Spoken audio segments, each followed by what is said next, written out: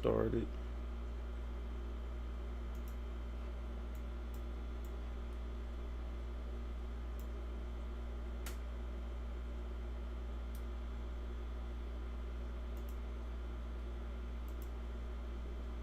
What's up, Ryu?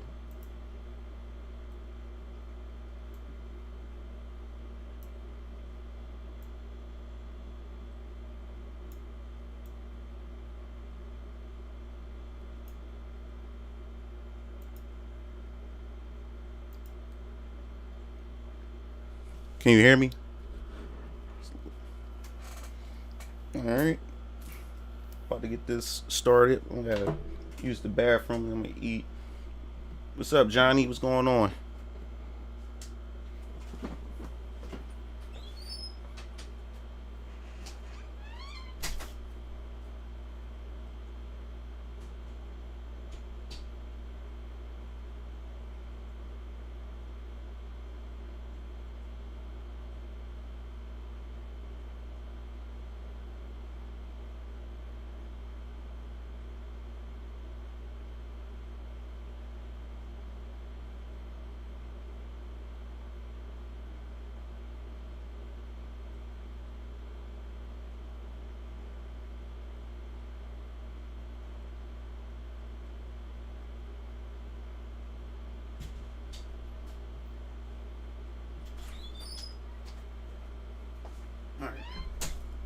All right, I'm back, guys. What's up? What's going on? Yeah, I just dropped my daughter off like a hour ago at school. Um, and then I just went to the store, got me a BLT for breakfast. So I'm gonna eat this while we watch the stream. Let me know if you guys can hear me. Is everything good? Alright.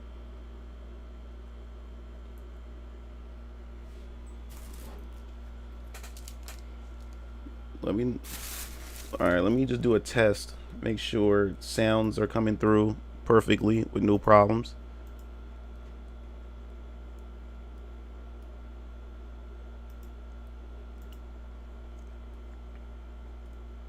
Let me see. I want to see if the sounds are okay. The sounds are good.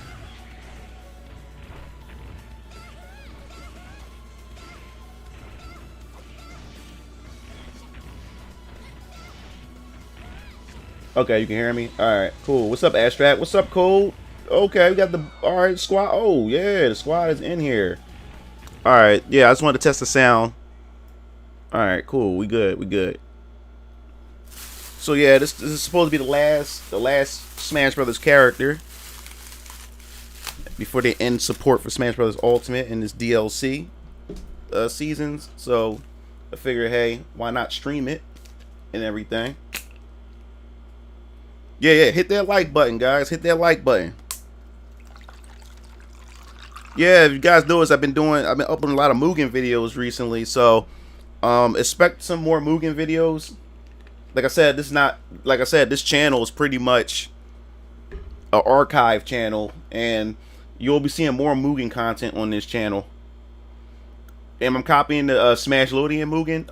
Yeah, yes, yeah. I'm gonna get the Nickelodeon. I'm not gonna get it today. I'm gonna today's DX Strike birthday, so he might get it today. I'm taking him to get a game for his birthday today.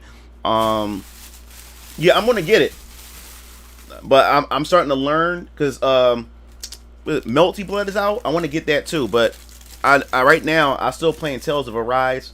Because I haven't played it for the past 2 weeks. So because I've been busy.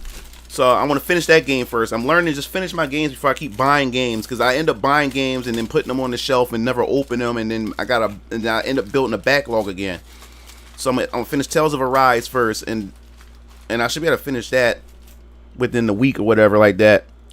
I'm almost done the game. But yeah.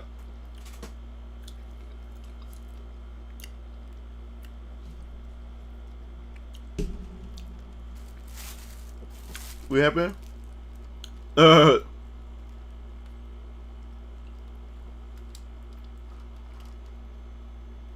Oh damn, Extract! I didn't know you was making you was working on Kazuya and Asuka.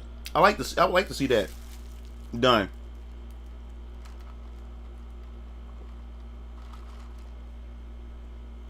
Yeah, but as far as Smash Brothers is concerned, um, this is what it is. It's ultimate, man. This is the ultimate Smash Brothers. Like Sakurai said, don't expect another Smash Brother game to be this big. Um,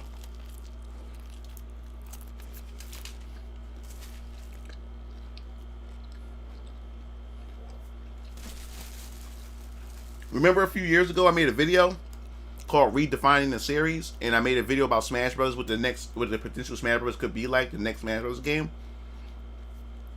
I believe the next Smash Bros. Game. I think the series needs a break. Let Smash Brothers Ultimate run for the next 5 years. Report Ultimate over to the next Nintendo console.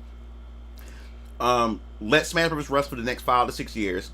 When a return, don't expect the big roster. I'm telling you right now. And I believe when Smash Bros. Return, it's not going to have third parties on its, because to me it's going to be like a reboot, in my opinion.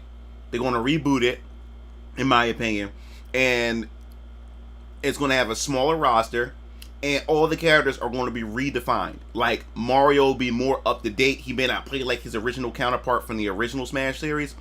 They'll probably get updated with more Super Mario Odyssey things. Link would most likely play much more different. He'll be more to his Breath of the Wild or whatever other Zelda game that may come out in the future. What's up, Shadow? Yeah, so I would expect a smaller roster, but a more defined gameplay where they're going to start shaking the gameplay up just a bit and give the characters more variety. Make the legacy characters, when they return, make them feel much more different. So they'll feel more like new characters than like, veteran characters,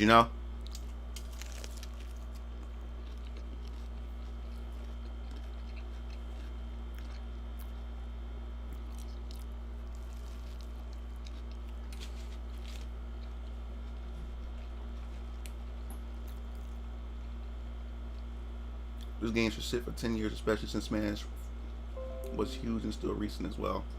Yeah, I think the Sakurai needs a break, and if anything, Sakurai may not even return. He may supervise. Jeez. Yeah, he may even just supervise. Who knows?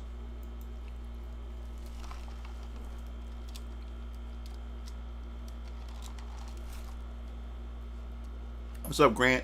All right, we got the squad in here.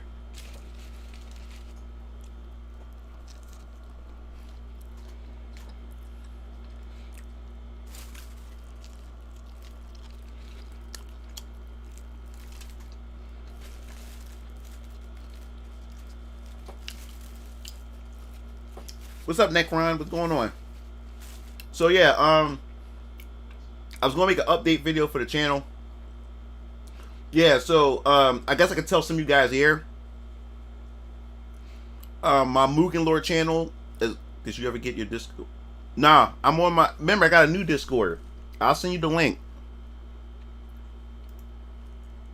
No, this is my Discord is up, but my account for that Discord is banned. But I'll give you the link to my newest Discord, so you guys can you can go there. So give me a second. Hold up. All right. So yeah. So I guess since some of you guys are here, I can tell you guys. Yeah, there's the invite link to the Discord. So if you guys, want to join it, you can join it. All right. So essentially,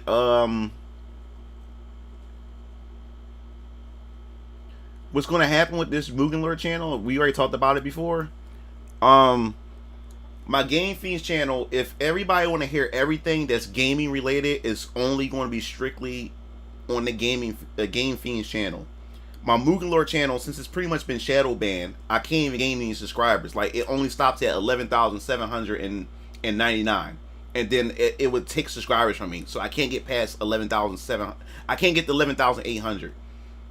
So this channel right here, I'm gonna just post Mugen stuff. I'm gonna go back to posting Mugen. Oh, here we go.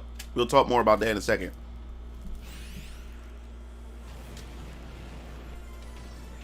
Here we go, boys. What the hell? Why? I hate when it does that.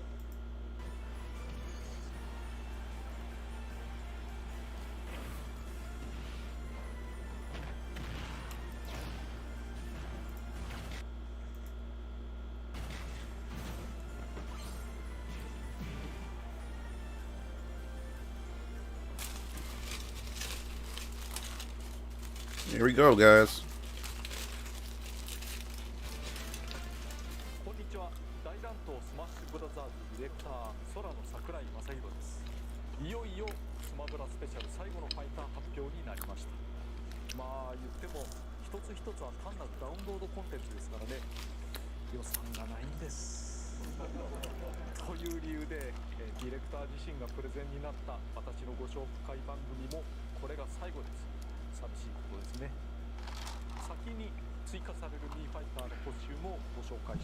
Oh, so they ain't going with a translator.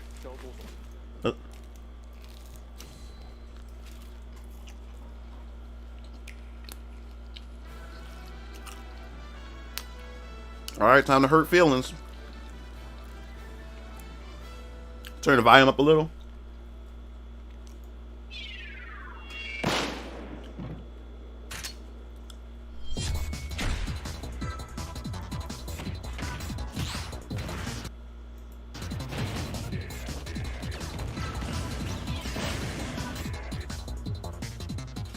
Okay. Are we going with this with first party?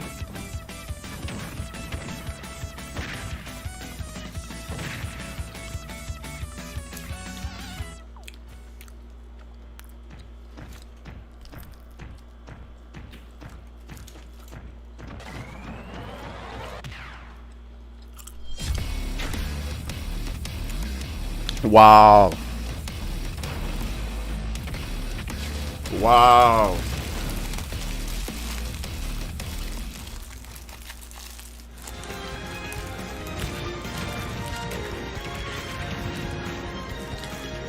So I guess that Kako Malo and Malo leak was to finally be put to rest.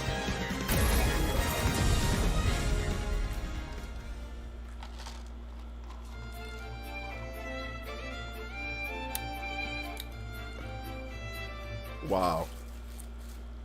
Alright. まさかのドゥームスレイヤー、ファンからはドゥームガイなどと言われますが、原作についてはここでご紹介することができませんが、FPS の始祖ですね。どんなコンピューター上でも動くとか動かないとか。配信日は10月19日です。この日最後のファイターが配信され、それでスマブラスペシャルの配信はいよいよ終了となります。2018年3月、最初のムービーが発表されてからの感情でも丸3年半以上経過しています。中学や高校を入学から卒業までできてしまうという。開発はスマブラ4から地続きに行われており、プロジェクトスタートから数えると小中学校を合わせた義務教育も終わってしまう長さなわけで、長い。それはもう筆舌に尽くしがたいいろんなことがありました。しかしこのゲーム業界である種のお祭りを提供し続けられたことは価値があったのではないかなと思います。しかし、いよいよ今回がラストです。最後の一人となる参戦ファイターをこれからご紹介します。こちらをご覧ください。People's gonna be happy and salt is going to be seeping into the surface as well. Nice.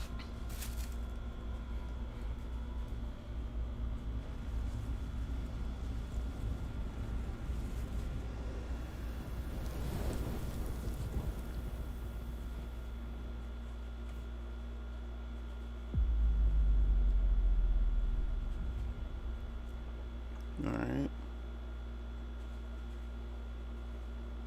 What? Oh, okay. That's just statues. I thought it was, that is dope. All them amiibos.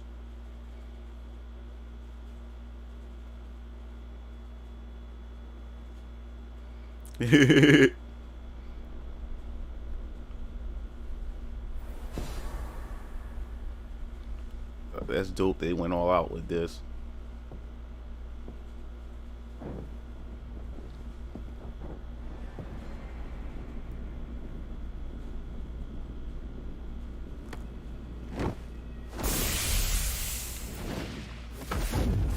A sword?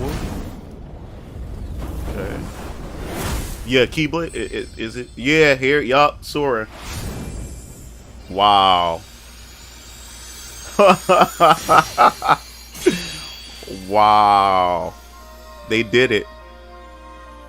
They did it. This is what everybody wanted.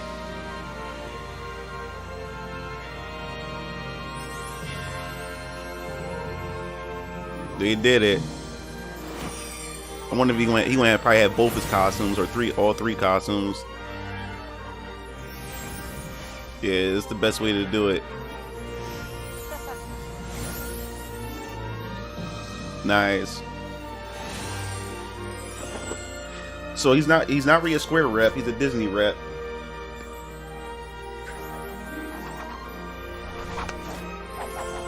Let's go. That's dope. He's finally here.えWell, yeah. 私ですら驚いてしまいますが、 Yeah, 企業 Sakura, you の got to explain this. 空の参戦です。私の会社名と同じだな。偶然ですが、ちなみに空とは英語で言うスカイのことです。これ、海外向けの親切な説明というやつです。まずは Yes. 原作のご紹介から。キングダムハ I ーツ want to hear the music. 2002年からディズニーとスクエア・エニックスにより展開されている作品です。ディズニーの各種作品の世界を股にかけ冒険するアクション RPG シリーズで、空はその主人公。シリーズは多岐に及びシステムや、主人公が変わることもありますが、 I gotta hear how they went through the limbs to get him in. がご協力を得てここに空の参戦が実現しました。なんと早速、スマブラでの空をお見せします。本当にいる。いや、この右の人ではなくて左の人、右の人マリオっていうんで。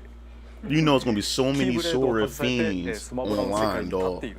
That's why I'm not gonna even really main them or use them, because everybody and mom gonna use them. Everybody and mom, cat, dog.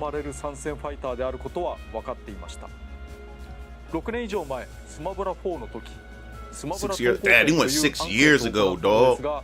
新規参戦希望キャラクターの中でトップだったのが空です。当時スマブラ投稿権の開催にあたり、生前の岩田社長と打ち合わせた結果、集計結果は伏せることになりました。 Oh wow. 上位の各キャラクターを参戦希望するユーザーが各メーカーさんに激しく要望してしまうことにより、各方面にご迷惑をおかけしてしまうからです。結果を発表できなかったことは申し訳ないと思っていますが、長きを経て今日の結果につなげられたことは良かったと思います。空の参戦がいかに難しくハードルが高いことか、事情を察することができるほど、分かってくれると思います。少なくとも他のファイターが1人増えるのとは意味合いが異なります。しかし今こうしてスマブラの舞台に立っています。私としても驚くばかりですが、いろいろなご協力を得て、参戦に至ったという次第です。ありがたいことですね。Wow, they need Sakurai. Come on, like I want to know what limbs, like what was the process. 例によって開発中のものなので、バランスは変わる可能性があります。またカメラは特殊なものを使っていることをご了承ください。これを言うのも最後ですね。今回のプレゼンでは空の声は英語になっていますが、日本語と英語が実装されます。ダウンロードコンテンツのファイターは趣向を凝らした個性が強いものが多かったですが、今回は比較的素直に誰でも使えることと思います。ただ個性がないわけではないです。むしろ高い方だと思います。まずは大雑把な特徴から。性質上空中戦が得意です。空ですからね。空中ジャンプも高いし、復帰できる距離もかなり長い。その分、挙動がふわりとしています。優しめです。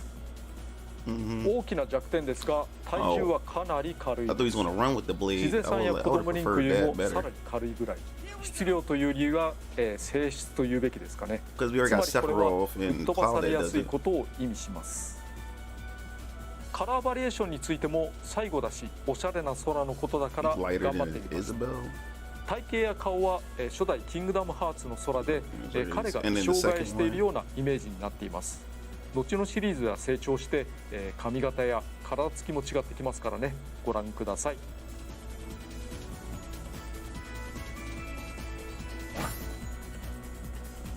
Dope. Kingdom Hearts Dream Drop Distance. Okay. Kingdom Hearts 3. Nice. 1P、2P、3P、4P のそれぞれが初代2、3D つまりドリームドロップディスタンス、あと、3風の衣装になると豪華ですね。Yeah, the music gonna be dope, man. それぞれで、ファイターのアートワークのポーズも変えています。原作の劇中においても、空のコスチュームというのは多彩に変わるのですが、特に基本となるシリーズの4つを抑えられたのは大変良かったと思います。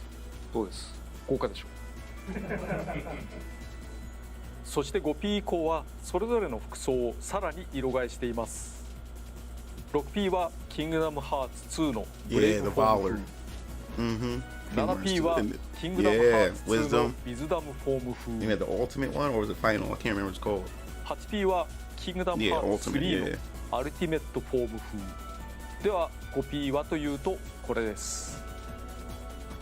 タイムレスリバー風、Nice, okay. ちゃんとフェイシャル、つまり表情も専用に持っている贅沢仕様です。これに伴いファイタースピリッツも5種になります。1、2、3D、3、タイムレスリバー。 DLC の中では最も凝ったコスチュームであると言えますね。では技の説明に移ります。映像配信も最後なので参戦ファイターの振り返りもしたいですね。お相手として無理やりにでも全員出していきたいと思いますのでよろしくお願いします。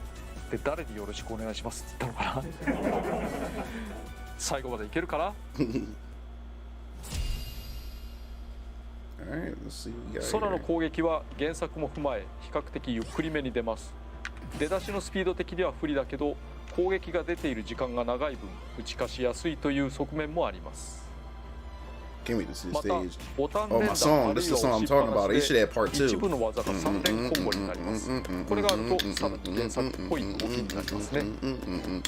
具体的には弱攻撃、横強攻撃、通常空中攻撃、前空中攻撃の4つが3連コンボになります。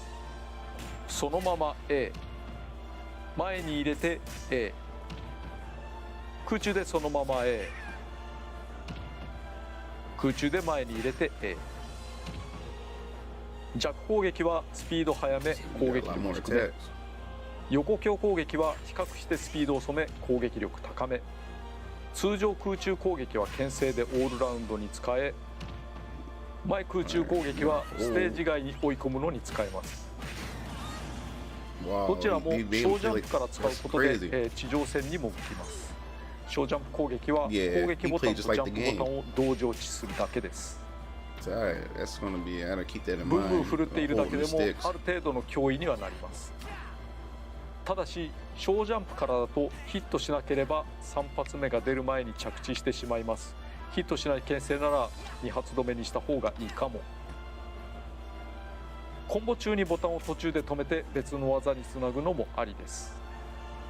ちょっと忙しいですが空中途中止めの急降下で地上コンボにつなげる手もあります。実はコンボと単発止めで相手の吹っ飛ばしが変わっていることがあります。これは横強攻撃コンボ一発目に注目してください。相手が吹っ飛ばないですよね。これは単発止め、相手が吹っ飛ぶ、威力も異なります。3連コンボ以外の技をご紹介します。まず上強攻撃、攻撃時間が長く連続ヒットします。見た目通り対空に使ってもいいですが、近ければ地上の相手を巻き込みます。また相手の蓄積ダメージが低ければ追撃を加えることができるかも。 Wow. 下強 He 攻 gonna be 撃。 combo crazy. 隙は弱攻撃単発より少ないぐらいで使いやすいと思います。そしてこの浮かせて引き寄せられるような軌跡を見れば使いどころはなんとなくわかるはず。先ほどの上強攻撃などコンボの起点になります。空中コンボなども通りやすいです。 Yeah, it's combos. 横スマッシュ攻撃。大きく振りかぶってから打撃する技で、普通に使う上では撃墜の主力技。空の特徴から持続は少し長めかも。 Yeah, this is. 上スマッシュ攻撃。キーブレードから放つフラッシュで攻撃する技。 A whole lot of it. 隙の大きさから対空攻撃に使いにくいところもありますが、攻撃範囲は意外と広いです。中心で当てるようにした方がわずかに大きめに吹っ飛ばすほか、結果的に相手がかわしにくくもなります。先ほどの下強攻撃と組み合わせるのも良いかも。 Nice. 下スマッシュ攻撃。小ジャンプから下突きをする技。ジャンプするので足元の攻撃を避けつつ攻撃することができます。また衝撃波を含む攻撃範囲は割と広めです。ということは一部ファイターに対する置き攻めにも使えるかもし You れ can ませ tell. ん Yeah, they ね。 put a lot into him. コチュームを変えてみました。次は空中攻撃。通常空中攻撃と前空中攻撃がコンボなので、後ろ空中攻撃からシンプルにバシンと叩きます。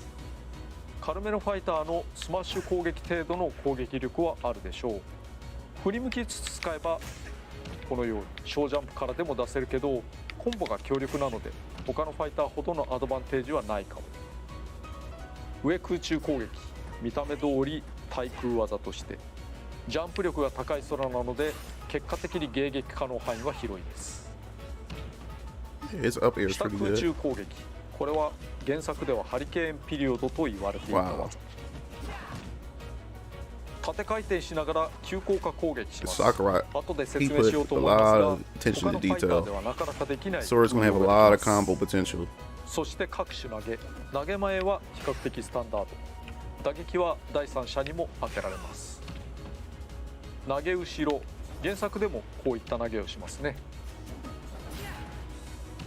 吹っ飛ばしが高い上、他者を巻き込むことができます。上投げ。条件が揃えば空中での連続攻撃にも使えるかも。 Wow. Whoa. 下投げ。威力は低めですが相手を引き離さないので各種コンボなどがつながりやすいです。そして必殺技のご説明です。またコスチューム変えます。通常必殺技は魔法。なんと3つの魔法 Yeah, が this was satisfying, right? 切 Yeah. り替えられています。 Nice. So, サンダガ、ブリザガ。 so you gotta charge it, or is it 蓄 directional 積ダメー base? ジ部分に常に装填されている魔法が表示されています。打つと切り替わると。打つたび Okay. に自動切り替えで次の魔法が装填されるので、使う側も対戦相手も次に出る魔法を意識すると良いでしょう。まずファイガー。 Is it まっすぐ randomly? 横に飛ぶ魔法でボタンを連打することで連射できます。止めると次のサンダガへ。球が大きめでリアクションが大きめなので中距離が得意な相手によく効きます。単発で放ってそれを起点にいろいろな攻めをするのにも向いています。 I wonder if it landed like the menu sound まっ effect. すぐ3つ目の前に落ちてきます。隙が大きく当てにくいところありますが攻撃範囲が広く、最初の1発に当てれば3発とも当たるようになります。 Yeah. 空中発動によるサンダガは地上よりも範囲が狭くなります。ただうまく当てることで画面外押し出しにも有効に使えます。相手の行動を制限しやすいのでハマれば強いですが、くれぐれも好きにはご注意を。次にブリザガ。攻撃範囲は一番狭いですが相手を凍らせられるという特徴があります。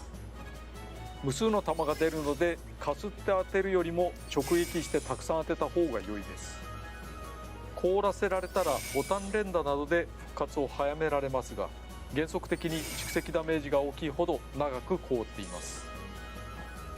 当然追加攻撃を与えるべきですが、強化中のダメージは半減します。できれば解除された時にヒットさせるのがお得。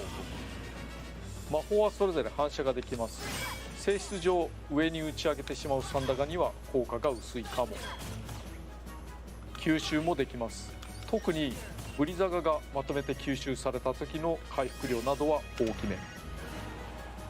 しまうこともできますが、まずサンダガは真下に落ちるため空中で使わないと意味がありません。ブリザガは粒子の中の一つしかしまえないので実質出番はないと思います。いずれにせよどの魔法も牽制に適しているので、反撃を受けにくい範囲でどんどん使うと良いでしょう。それぞれにヒットしたりかわした後まで考えられればおのずと戦法は広がることと思います。対戦中使いたい魔法に合わせておくためしれっと空打ちするのもありです。サンダが使いたいなーって時こうやって。ところで余談ですが、ウェアピールでも順番に切り替わる魔法表現になります。ストップが、エアロが、ケアルがと。ただし何の効果もないんですけどね、見てくれだけとはまさにこのこと。横必殺技はソニックレイブ。なんと3回右の方向に飛べる技です。最初は必ず真横に飛びますが、この技によってかなり柔軟性のある飛行ができます。連続で飛ぶのはスティックを飛びたい方向に倒すだけ。ボタンを連打すると2回目以降に近くの相手にロックオンして飛びます。この時の攻撃力はより高く、また移動距離も多少長いです。ただし自滅に注意。移動はピカチュウや月光河の上必殺技に似てますが、ロックオンによる突進はアバウトな反撃手段として有効です。使い分ければ移動にも攻撃にも頼りになる技です。高い復帰力を誇るのは言うまでもありません。相手に当てたらその状態を見て攻撃を続けるか間合いを置くかを使い分けたら良いと思います。落下のごまかしにもどうぞ。なお突進のたびに速度と距離が少しずつ落ちていきます。相手にヒットしたりシールドされても下がるので、相手の近くで隙をさらさないようにコスチューム変えます。上必殺技はエリアルスイープ。回転しながら上昇し相手に連続打撃を与えます。リンクの空中回転切りに似てますが、こちらは地上にいても上昇します。吹っ飛ばし力もそれなりにあるので、うまく当てれば上空の相手を撃墜できます。なお上昇中わずかに左右に動くことができますね。そして誰もが頻繁に使うべき重要なポイントとして、上必殺技後ジャンプの頂点では横必殺技ソニックレーブにつなげられるという性質があります。これはとても大事なのでぜひ覚えてください。画面のどこにいたとしても空中ジャンプ、リアルスイープ、ソニックレーブを併用すればかなりの追撃や復帰ができます。もう空は空のものと言っても過言ではないかも。例えば下空中攻撃、上必殺、横必殺、3つのうちの2つほど上昇要素があれば十分です。空中ジャンプで制空権を取ってからとか、空中コンボを空中ジャンプでフォローし、上必殺とか横必殺で戻る。上必殺から横必殺で締めるのは必ずマスターしてください。Everybody mom won't pick him. 空中コンボを Sakurai is insane. 適当なところで帰るっていうのも結構有効です。That's what makes him such a genius. 相手の復帰手段が攻撃系なら次にご紹介するカウンターを当てるのも良いでしょう。余裕で帰れます。It's a counter attack? 相手はそうじゃないかもしれないけど。He has a counter attack? 下必殺技はカウンターなのですが、他のファイターのカウンター技と性質が異なります。これが普通のファイターのカウンター。相手の攻撃はピタッと止まっていますが中断はされていません。こちらが空のカウンター。相手の姿勢が崩されています。これは原作にあったカウンターを再現しています。 Yeah, 相 it 手が does. 少し遠 It のくこ does とは覚えてお recreate くと it. 良いかも。例によって相手の攻撃力が高いほど相手に強い打撃を与えます。前方に対してカウンターするので後方からの攻撃は受けにくいです。必ずダメージを食らうというわけではありませんが、なるべく前で受けましょう。それと飛び道具などを受け流 Only from す the こと front. がで That's きま fair. す。多くの弾は後方に流してしまうために反撃にならないですが、 Oh 受 wow. け流し後に即攻撃するので近い相手の打撃にはなりやすいです。多人数戦なら第三者に当たることもあるかも。攻撃力は 1.4 倍ぐらいに増えています。なお受け流した弾は空に攻撃権があります。 Oh wow. 以上技をご紹介しました。全員きれいに登場させられたはず。 Yeah, he's a 皆様 good character. お疲れ様でした。皆様って誰？あれ、最後の切り札はと思うかもしれませんが、ここでは説明を省略してしまいます。自らの目でご確認を。なお、 They- 切り Don't 札 tell の me 名 they 前 got him だ in けお伝 there. えしておくと、鍵穴の封印と Don't 言い tell ま me す。 they got Donald Goofy in there, dog. 総合的に見てソロは非常に原作っぽい特性で動くことができます。お楽しみください。 See the stage. 次にステージのご紹介です。 Oh, Hollow Bastion. That's what that's going with. 坂巻滝の底から遠くに見えるのは Actually, I didn't know what stage they was gonna pick. Actually, but Hollow Bastion makes sense. Oh, it's a moving stage. ホローバスティオンです。キングダムハーツの終盤付近で登場するマレフィセントの居城。2ではレディアントガーデンとして再建が進んでいたところですね。昔はレディアントガーデンでホローバスティオンと化し、またレディアントガーデンとして再建されると。地形自体は比較的シンプルで、中央に板が1枚。ホローバスティオンの近くを巡回しながら戦います。原作地形が垣間見られますね。原作では難所だったこともあり、この地形を眺めながらいろいろ思い出す方もおられるのではないかなと。しかしこのステージ、単純にホローバスティオンを周回するだけではありません。制限時間が近づいたり、ストック数が減ることで試合終了が近づくと、 Okay, based on the time or stock. Yes. One of the different Kingdom Hearts characters. というように背景が原作でおなじみの心の中の世界に遷移します。これはダイブトゥーハートと言います。なんて粋な演出なんだろう。登場キャラクターもいろいろあります。お見せしていきます。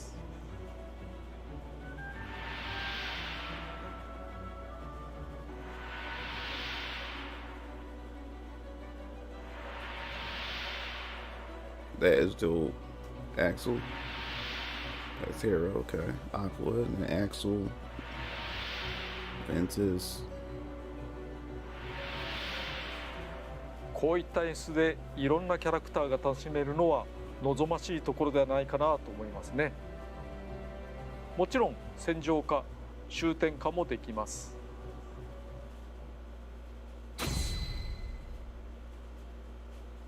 はい、それでは、恒例のお試しプレイに行きたいと思います。前回の和也の収録の時、実は CP の都合で近接戦闘がほぼ効かないっていうような状態になっていたんですね。なので、遠くの間合いからという攻め方をせざるを得なかったんですが、開発中あるあるで、どういう風になるかなと今回も、今回は体力制でやろうと思います。これだと、空の空中制動能力みたいなものはあんまり生きないルールなんですが、もしもこれでフィニッシュをするとちょっとだけ原作に沿った、素敵演出が入ることになると思いますので、できればお楽しみにしてください。では始めます。Alright, Sakurai, let's see はい、 what she's 今回 saying の相手 here. はこの2人です。因縁のある2人。読み込み早いな。とりあえず魔法で牽制をしたり、よしよしカウンター。 Yeah, hopefully, they got a lot of tracks. Of course, the original tracks, not the Disney tracks. 近いところで、ブリザがやっても第三者に邪魔をされるというのはもちろんありますね。忘れてた。コンボをキャンセルしてとかもやんなきゃね。痛い。 You just stop playing Sakurai. なんだかんだで一進一退の攻防ですけど、セフィロスだけがちょっとリードしてるかな。おっとやられた。空中攻撃ニュートラル。ダイブトゥーハート始まりました。誰かな。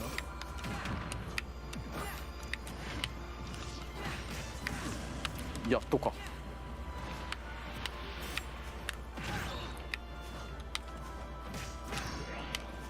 よーし、まとめていくぞ。ここだ。扉の中でじっとしていてくれ。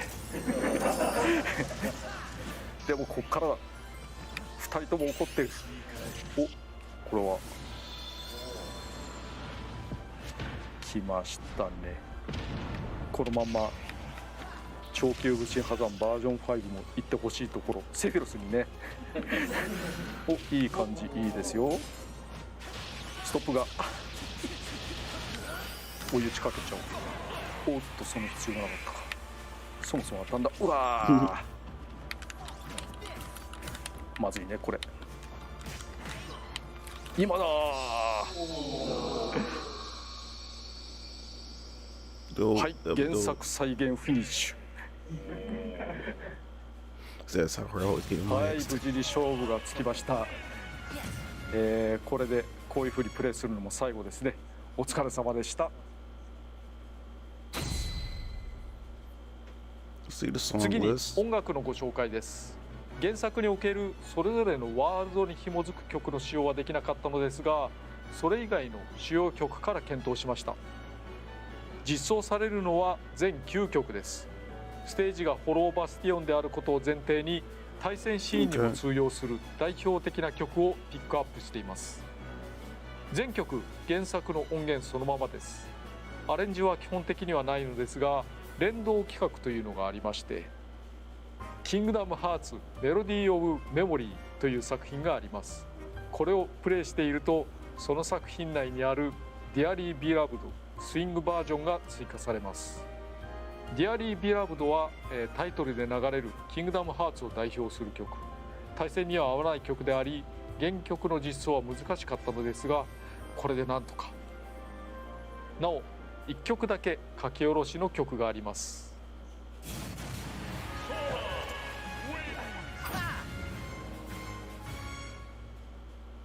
勝利時のファンファーレ、ハンドインハンドベースですね。ここはオリジナルの作曲家である下村陽子さんに書き下ろしていただいています。ありがとうございます。多数あったスマブラ用アレンジ曲もこれが最後になりましたね。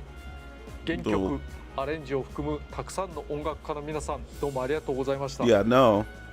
いろいろ仕掛けられてファンも喜んでいると思います。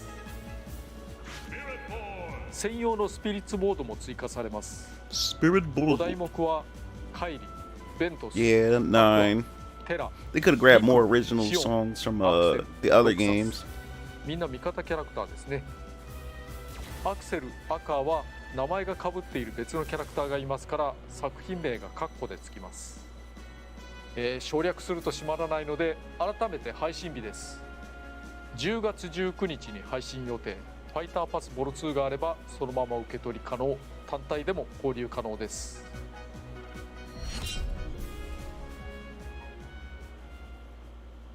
アミーボについてもお知らせします。残念ながら現物が手元にないのですが、まずスティーブのアミーボが2022年春に発売予定です。木工を見ましたが、まさしくスティーブ。どっから見てもスティーブ。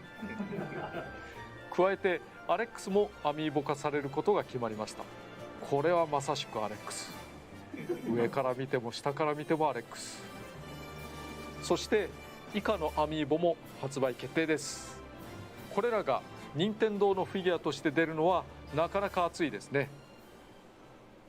ところで本番組の収録に伴いいただいた新情報があります。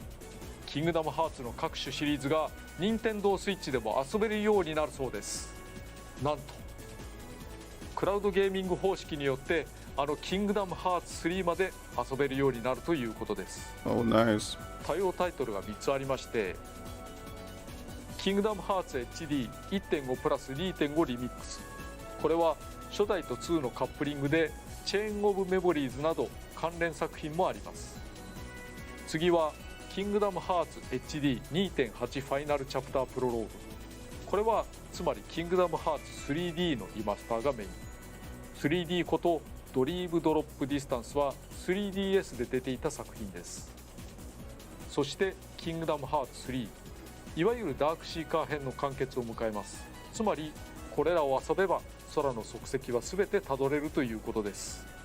私はこれらをすでに遊んでいますが、全部クリアするのはかなり骨太な体験になると思います。凄まじいボリュームで。 Nice. 配信時期については続報をお待ちください。というわけでいよいよお開きです。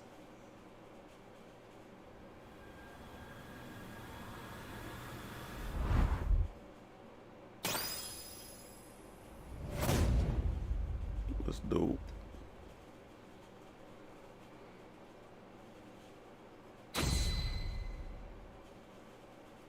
大乱闘スマッシュブラザーズスペシャルの最後の放送が終わりました。本当に終わるんだな。仕事を重ねていればいつかは達成できるということでしょうね。私のツイッターで今日の1枚と称してスクリーンショットを上げていますが、冷静に見るとたった1本のゲームソフトから取られているとは思えない振り幅ですよね。それだけいろいろ作ってきたということではあります。今までの大乱闘スマッシュブラザーズスペシャルの実績などを軽くまとめてみました。ご覧ください。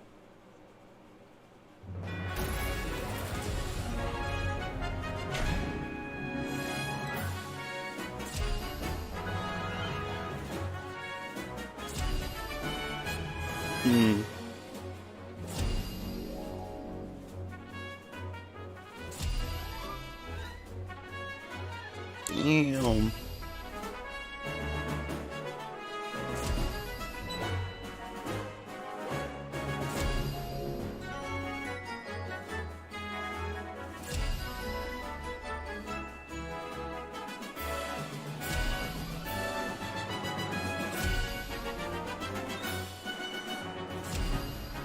Nice. 改めて見ると凄まじい数、ゲームのコラボレーション作品としては未曾有の領域だと思うのですが、それぞれのキャラクターには一つ一つに開発者や関係者、原作ゲームの世界ファンなどがいるわけです。それを一手にお預かりし制作をするというこの仕事は他では味わえない稀有で重大な仕事だったと思います。スタッフはもちろん広報などを含む関係者、原作に携わった方々、支持してくださった方々、楽しんでくれた方々も全て含めお礼を申し上げます。どうもありがとうございました。最後に、空参戦ムービーの完全版ゲームパートなどが加わったものをご紹介してお別れにしたいと思います。皆様今までどうもありがとうございました。 No problem, Zachariah. It's like saying goodbye to family, you know?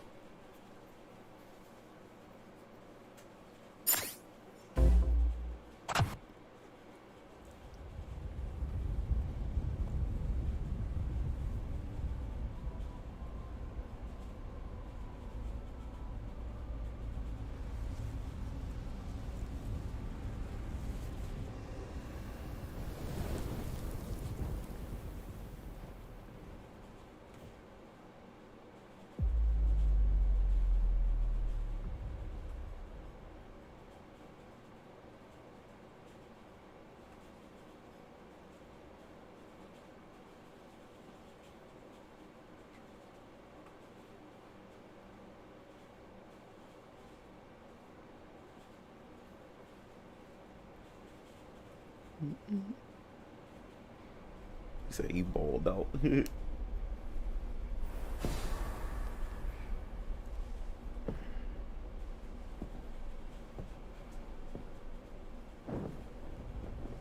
Yeah, they really did put a lot into this trailer. That's dope.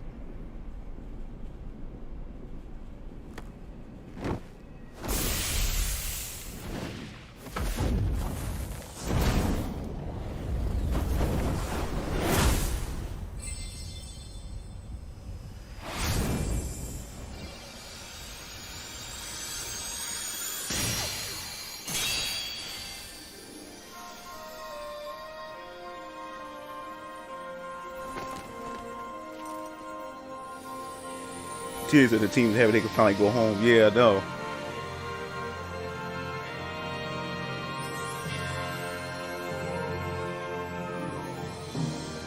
I wish they went into detail of how they made it possible to get them.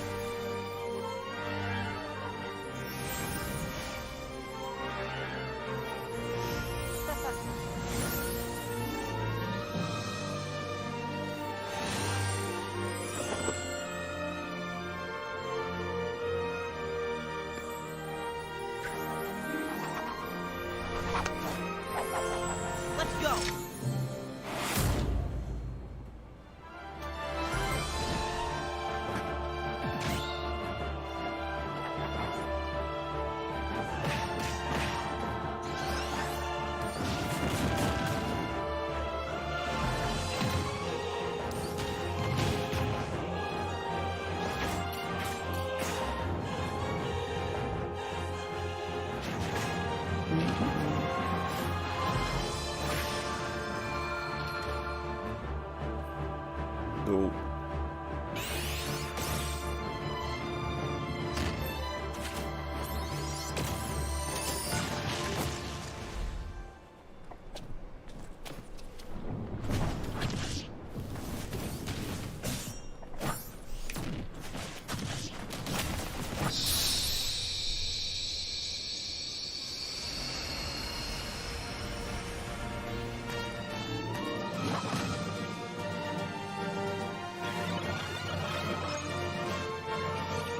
They know how to do presentations better than any fighting game. Because even the presentation they show the characters, it has like a story to it. Compared to most character reveals in most fighting games, they're just compilations of just like clips. That is dope.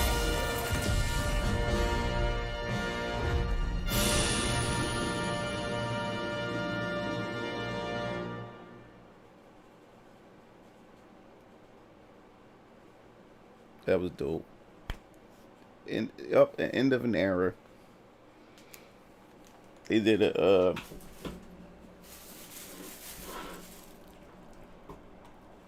one second, guys.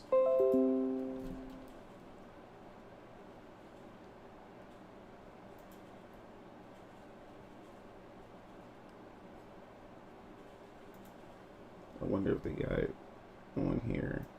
The actual trailer itself, so I can.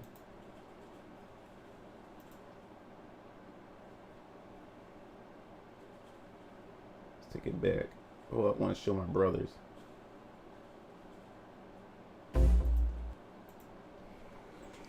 Ugh.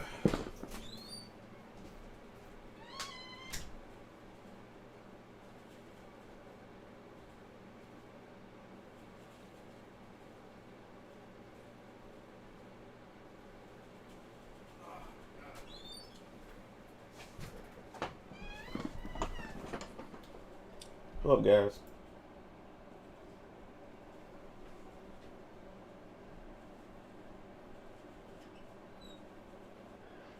One second, hold up.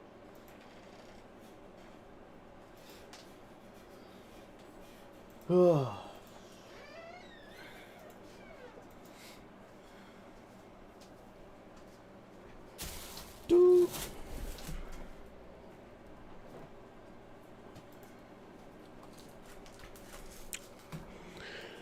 Whew. This is the end of. Oh yeah, happy birthday, man. After, just come with me when I get Angela and I can go to GameStop and you can get a game.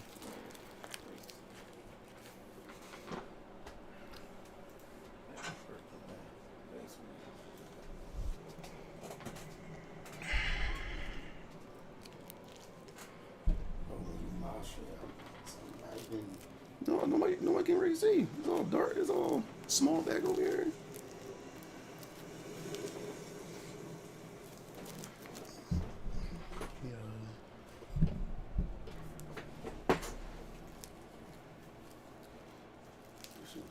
Yeah, no.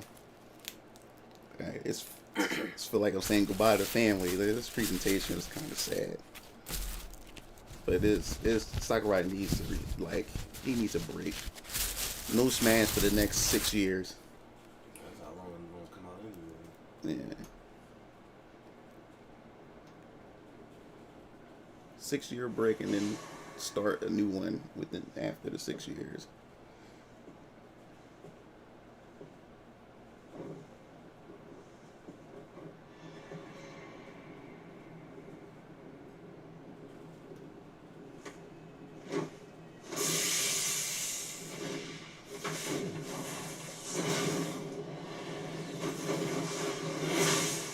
Babe, let's go!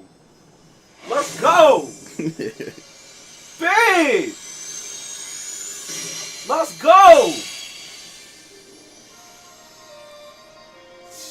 Yo! Light never gives out, nigga. Let's go! Babe! Let's go, man. See, now I gotta get back on Smash now. Hey! After all these dogs. Let's go, man.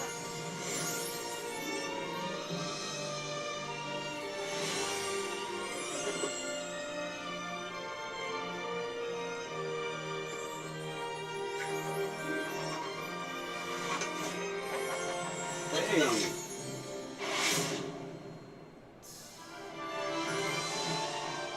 That Jones. He's combo crazy. Oh my god, man. Let's go!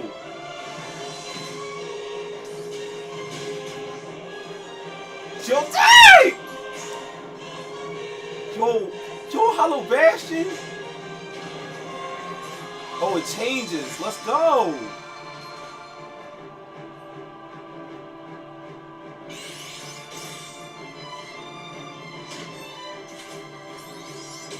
Oh my god.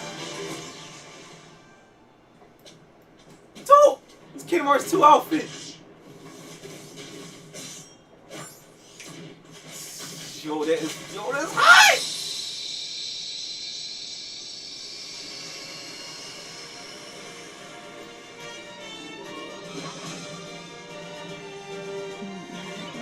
Yo, they gave us Kingdom Hearts 3 outfit! His Wisdom outfit. His, was it Steamboat Willie outfit? His Dream Drop Distance? Oh, that's dope, man. Dope. Oh my god, let's go! You know how long I wanted this, man? Yeah, dog. That's crazy. Yep, Sora's here. He's here. He's purchasable on the 18th of this month. So Yeah, dog. I gotta get back in the Smash. yeah, dog. They did it. They did it up, guys. Like that. That leak was real. That leak was real. Oh, Nova said happy birthday. Oh, thanks, man. Yeah, that leak was on point. That leak was definitely on point. So yeah, we're going to GameStop after I pick Angelia up. So if you want to come, we all bounce out together. Dude, man, on my birthday, man. Oh my god, that was freaking dope, dog. I'm almost about to cry, dog. Yeah, yeah, they did it. That's dope, man. Yeah, they put them in there, man. They put them in there. Like Sakurai didn't even really go through like the explanation of like what they said took. Oh, this was years in the making. They said, remember back during Smash 4, the poll that they asked the people who they would like to see in Smash during Smash Wii U. That poll you had to fill out. Oh yeah, that joint. And they said Bayonetta won, and he come out. Bayonetta didn't win.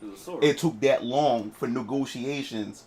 No. But Sora was pretty high on the joint. No, he was the highest out of everybody. Yeah. He was the highest, but yeah, that's how long the negotiation. They already had plans for Ultimate, so they had that negotiation took that long. Mm-hmm. Since the Wii U version, since the Wii U version, so they put Bayonetta in instead of like that, and then held him off for Smash Ultimate. So I was like, wow, yeah, that's crazy. Yeah, oh my god, that's they his combos is like like ridiculous on this joint. This dude. 本当にいる。いや、この右の人ではなくて左の人、右の人マリオって言うんで。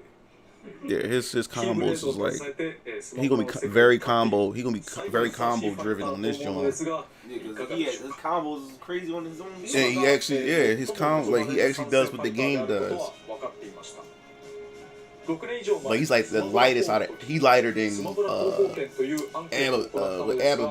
it Annabelle, whoever from Animal Crossing. He's like the lightest character because he's very floaty. But yeah, he was explaining about the ballot, the Smash ballot since the Smash Wii U joint. むしろ高い方だと思います。まずは大雑把な特徴から。性質上空中戦が得意です。空ですからね。空中ジャンプも高いし、復帰できる距離もかなり高い。He put a lot of work into him. 挙動がふわりとしています。優しめです。 Yeah, he put a whole lot of work into him. ですが、体重はかなり軽いです。 Yeah, his weight is like the lightest. Like, she's heavier than Sora. 性質というべきですかね。つまりこれは吹っ飛ばされやすいことを意味します。カラーバリエーションについても最後だし、おしゃれな空のことだから。 I remember Dante was high up too, but we know how that turned out. Yeah, and Doom Guy is a Mii costume. Yeah. But they gave him a full Mii Jones, so he don't look like a Mii. He's it's like an actual suit joint.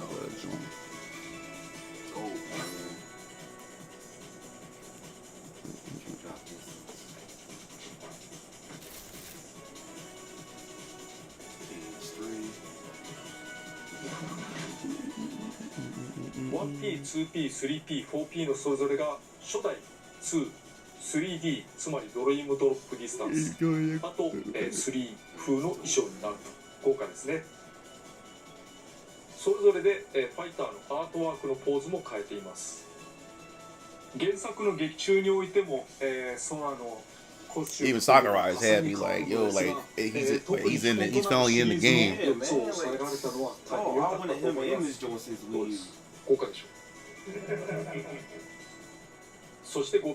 I'm just surprised that he's actually count as a Disney character. He don't count as a Square character. Kingdom Hearts 2のブレイブフォーム風。Disney got more rights to it. That's why we don't see him as much. That's why I'm like surprised Disney. And people also said that. That's why people was also saying that how it was another hint that he was coming to Smash because Walmart recently, all the Walmart's was playing Kingdom Hearts music, and he said normally Disney, when Disney have a promotion coming up, they always have the Walmart play their music and stuff like that. And because they also get shoppers when they walk in and hear the music that make them go buy the product or whatever like that. So they had Walmart had Kingdom Hearts music playing recently.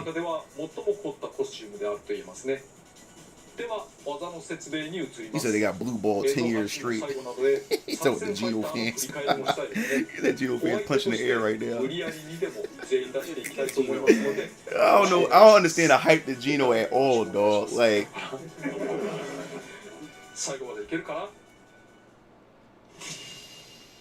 Yeah, his combos. I know everybody in manga will be using him. 攻撃が出ている時間が長い分打ち勝ちやすいという側面もあります。He got a hard hit and he had the light hit, the combo. He got to hold the button down or hold forward in the button. He'll do like a 3-hit joint like the game.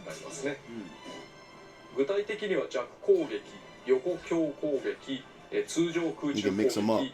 And then you can do them in the air too. So you do like the floaty joint when you float in the air combo. Yeah,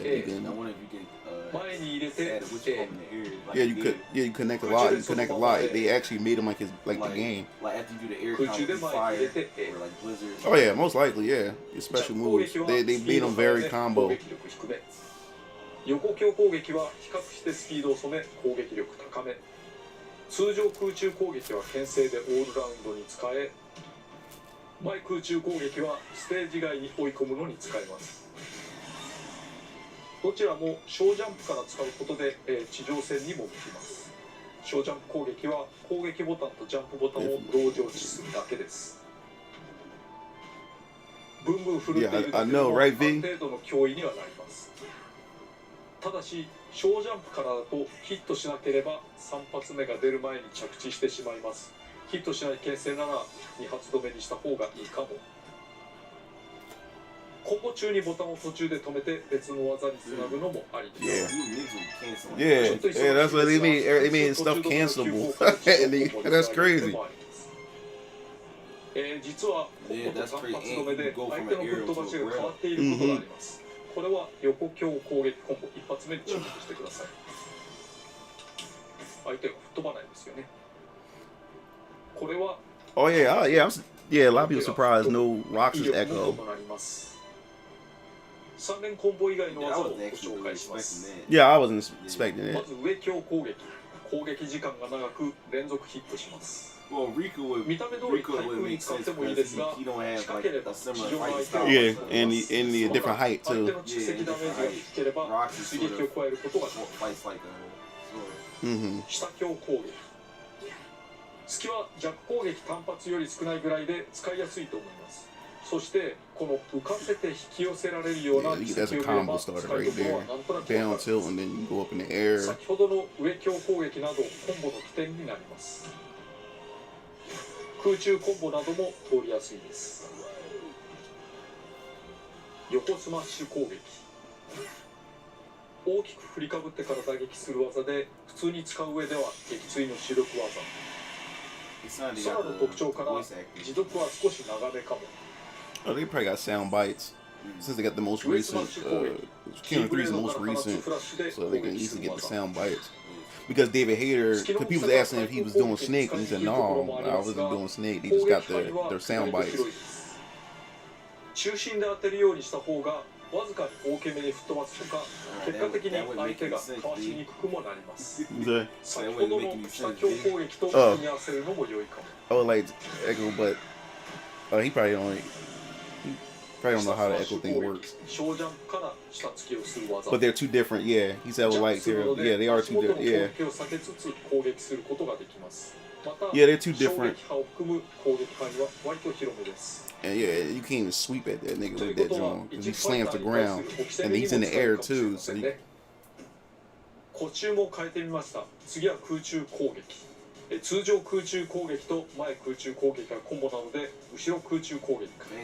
シンプルにバシンと叩きます。軽めのファイターのスマッシュ攻撃程度の攻撃力はあるでしょう。振り向きつつ使えばこのように小ジャンプからでも出せるけど、コンボが強力なので他のファイターほどのアドバンテージはないかも。上空中攻撃、見た目通り対空技としてジャンプ力が高い空なので結果的に迎撃可能範囲は広いです。下空中攻撃、 that's one thing. He gonna be hard for, like controlling the air because how floaty he is. You jumping too high, you gotta learn how to tap your jumps real light for 後で juggles. 説明しようと思いますが、他のファイターではなかなかできない運用ができます。そして各種投げ前は比較的スタンダード。打撃は第三者にも当てられます。投げ後ろ、原作でもこういった投げをしますね。 So, 吹っ飛ばしが高い上、他者を巻き込むことができます。上投げ、条件が揃えば空中での so 連続 that's 攻撃 no にも real 使えます。 Hayabusa. Like that people was holding on to that leak for a minute. 下投げ、威力は低めですが相手を引き離さないので各種コンボなどが That 使わ joint れや got すい。 mix-ups like crazy. That そ movie, して必殺技のご説明です。 niggas gonna be exploiting the hell out of that joint. It looks like he has good またこ recovery っちを downs. 変えま Yeah. す。通常必殺技は魔法、なんと3つの魔法があり順次切り替えられていきます。ファイガー、 Yeah, サンダガー、 and the magic rotates after you use it. It 蓄 rotates 積ダメー it ジ部分 randomly. に常に装填されている魔法が表示されています。打つと切り替わる。打つたびに自動切り替えで次の魔法が装填されるので、使う側も対戦相手も次に出る魔法を意識すると良いでしょう。まずファイガー、まっすぐ横に飛ぶ魔法でボタンを連打することで連射できます。止めると次のサンダガエ。弾が大きめでリアクションが大きめなので中距離が得意な相手によく効きます。簡発で放ってそれを起点にいろいろな攻めをするのにも向いています。三田川雷撃がまっすぐ3つ目の前に落ちてきます。隙が大きく当てにくいところはありますが攻撃範囲が広く I'm just glad the holy trinity of dumbass Smash ultimate character request of Terror Shutdown, Doom Guy, and Dante all got clapped. I didn't mind if Doom. The thing is, like, Doom Guy was never my choice, but I didn't mind him being in the game. I thought it would be a cool addition, but it wasn't the character I was vouching for. Like I said, Sora was a good pick to end it off. Like the only real character that I really wanted in Smash Brothers, like if I had to choose, if I really wanted, I wanted Chrono from Chrono Trigger. But I got all my characters anyway. But if I wanted to choose a character, I would like Chrono to be in the game.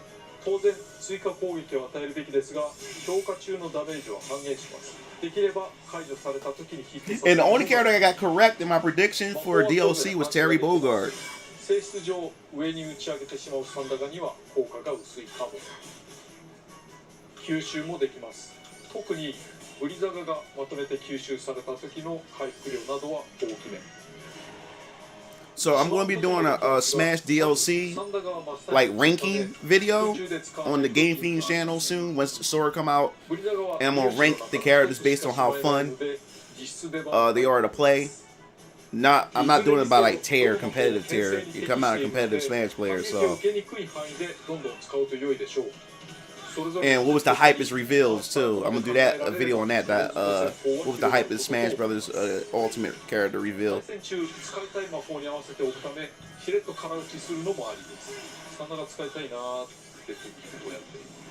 Well, outdated has nothing to do with anything, man.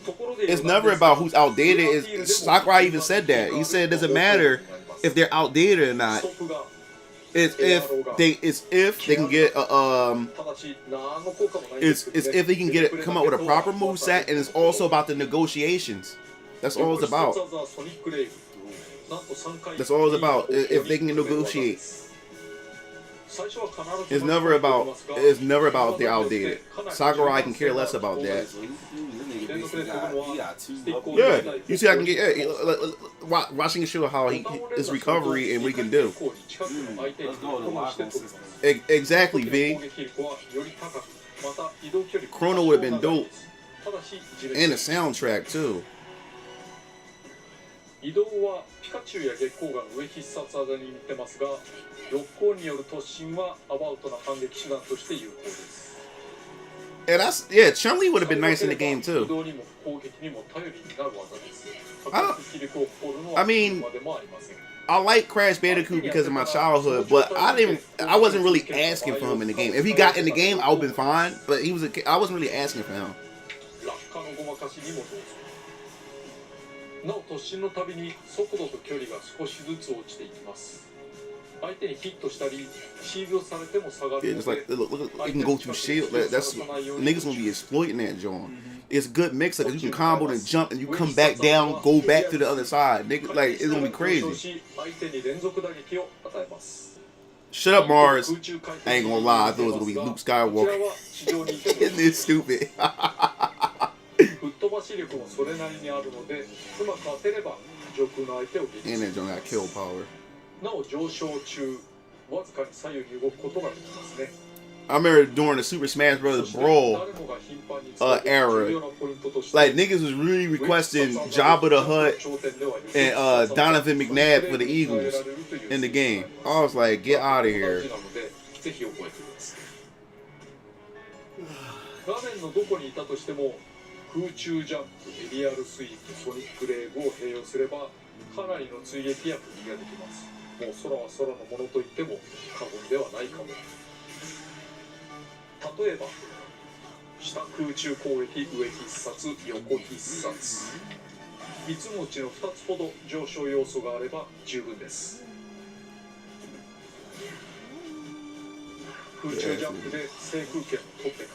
He said people dead ass still be asking for characters like Luke, Goku, and Iron Man. Dog. that would have been a nightmare for Sakurai. Sakurai did not want to go down that alley. Because because if you let Goku in, you know how many weebs, you know how big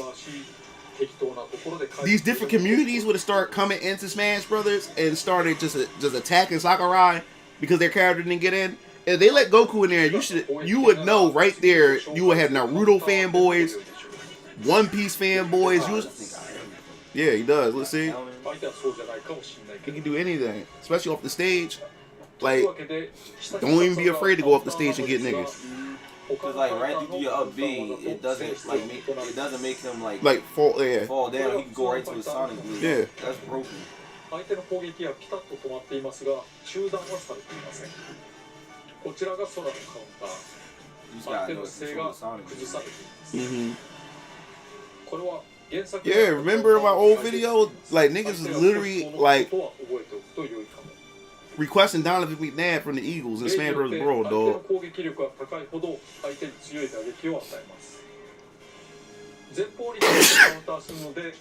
I'm not sure if a lot of you guys remember or not.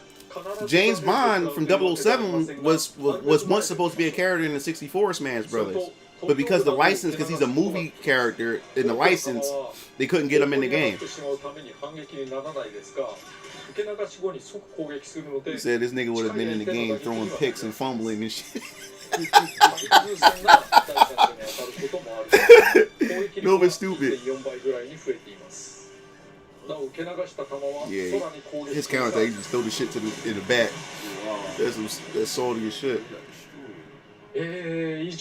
技をご紹介しました。全員綺麗に登場させられたはず。皆様お疲れ様でした。皆様って誰？あれ、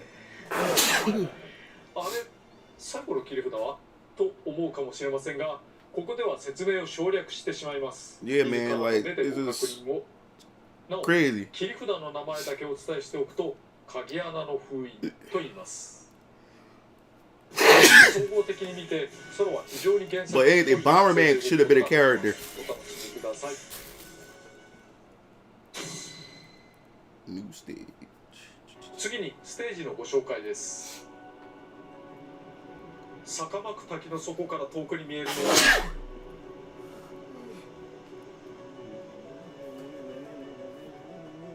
ホローバスティオンです。キングダムハーツの終盤付近で登場するマレフィセントの居城。2ではレイディアントガーデンとして再建が進んでいたところですね。Yeah, so this is a tournament legal 昔はレ stage. イディアント There's ガー only デン one でホ platform. ローバスティオンと化し、またレイディアントガーデンとして再建されると。地形自体は比較的シンプルで、中央に板が1枚。ホローバスティオンの近くを巡回しながら戦います。原作地形が垣間見られますね。では、難所だったこともあり、Yeah, people still don't get that. It's a nightmare. It's licensing nightmares. And the reason why you won't see anime characters in here because working with anime characters and getting the license is a pain in the ass. Because they can literally stop you. They can literally stop you from hosting tournaments and everything if their characters in it. If they feel as though they don't want you to host a tournament because just their one character's in it, they can stop it. This is a nightmare to work with. He said somebody must have talked about you. Mark stupid. なんて粋な演出なんだろう。登場キャラクターもいろいろあります。お見せしていきます。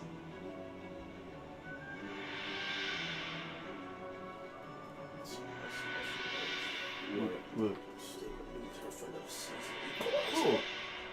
Get the fuck. Who watches that? Who watches that bullshit? I'm telling you, that's why I say it's an agenda, dog. こういった演出でいろんなキャラクターが楽しめるのは望ましいところではないかなと思いますね。もちろん戦場か。But it's also not like Sakurai just pulled James Bond out of his ass because he likes the character. It was based off the popularity of the GoldenEye. Yeah, GoldenEye really sold 64 consoles. That's why they wanted to pull him in there. 前回の和也の収録の時、実は CP の都合で近接戦闘がほぼ効かないっていうような状態になっていたんですね。なので、遠くの間合いからという攻め方をせざるを得なかったんですが、開発中あるあるで、どういう風になるかなと今回も今回は大陸セリアのと思います。これだと、空の空中聖堂の Yeah, that's what I think they only got was Kingdom Hearts 1 もしもこれでフィニッシュする music と、ちょっとだけ because they 原作 couldn't に use 沿った most of the stages because most stages are remixes of Disney stuff, と思いますので and then the original music is Square. And you know how Square is with their shit when it comes to their music because you barely got shit for Final Fantasy. Barely what? Yeah, and then when Sephiroth came in, they threw in like 4 new tracks, and then they just Dragon Quest they only gave 8. Yeah, like Square, that's how the Square is. This Francis got so many good songs. Yeah, so many, and they had so many good original songs. Yeah, exactly. Yeah, From, they only got 9. They only got 9 Kingdom Hearts tracks. From part 2. Yeah, but you know how Square is when it comes to that shit. That's why I wasn't really expecting much. Only 9 tracks. Like SNK was like, "Yo, Sakurai, take what you want." They got like 50 tracks, I think. And Konami's the same name with Castlevania. Castlevania had like 30.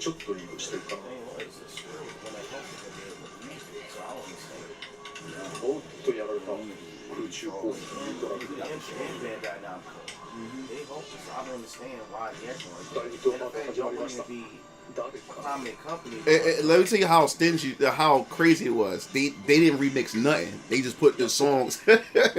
You know how Sakurai always remix some of the tracks. You know, have remix versions of Smash. No, for Kingdom Hearts, they didn't remix shit. They just took the tracks from the damn game and put them in, which is fine. I like that anyway.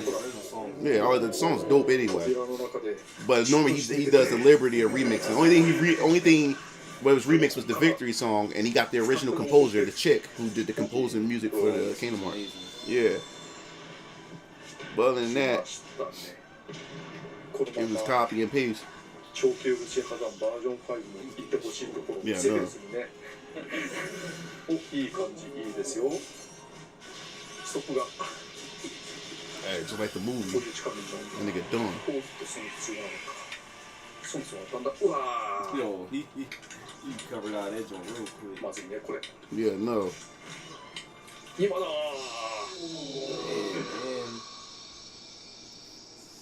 はい、原作再現フィニッシュ。So I finished just like the original game. Oh yeah, I know that they slowed it down. これでこういう風にプレイするのも最後ですね。お疲れ様でした。I can't even hear what this victory joint was. Yeah, he's gonna play it. He's gonna play it. 音楽のご紹介です。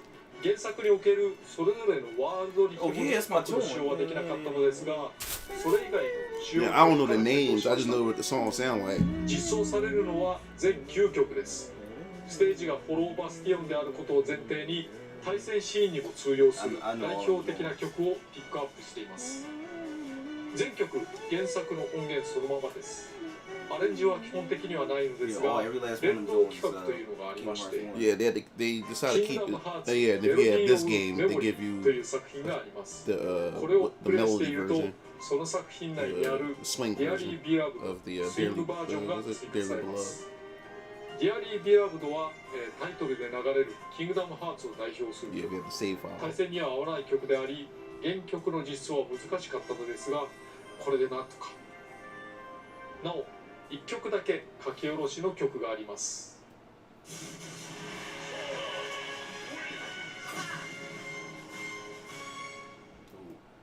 勝利時のファンファーレハンドインハンドベースですね。ここはオリジナルの作曲家である下村陽子さんに書き下ろしていただいてい So ます。 basically, ありがとうご Sora ざいま puts す。 the light, Sephiroth the dark, and 多 Cloud 数 in the あっ middle, たスマ aka ブラ the 用アレンジ曲もこれが Bomberman 最後にな Chun-Li りま with し the たね。 great guys characters. 原曲アレンジを含むたくさんの音楽家の皆さんどうもありがとうございました。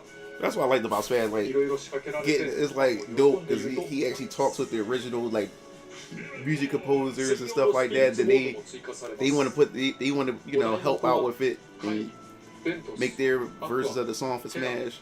リク、シオン、アクセル、ロクサスみんな味方キャラクターですね。アクセル、アカは名前がかぶっている別のキャラクターがいますから作品名がカッコでつきます。省略すると閉まらないので改めて配信日です。10月19日に配信予定。 That's pretty much it for the what you call. Oh, so yeah, is that I saw a chick playing that game, that RPG with the twin, the brother and sister, that RPG. You Young Souls? Yeah. I saw this chick playing on live stream yesterday. So the game's out. I didn't even know it was out there. It was just I seen her yesterday. She was playing it I think on the stream. I know it come out this month, I think, but I don't know if it's out. What's this? Unsighted. That's for the Switch.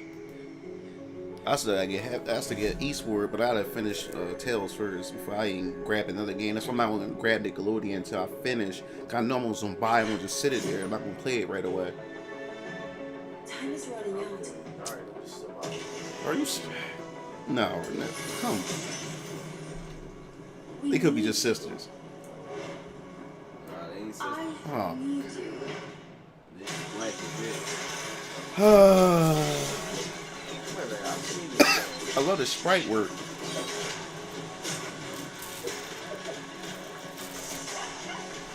I hate when sprites is like it's not really clear enough to see how the character looks. Like, Yeah, I know what you're talking about. Yeah, that's like it moves nice, but I like the sprite work is really detailed in my character. I always wanted to make stuff like this. These games are hard to make because it's sprite work. You gotta sprite everything. Kev, don't start. Do not start, man. Not on stream. They put me on there before they leave the front, so I don't understand. Before it's too late.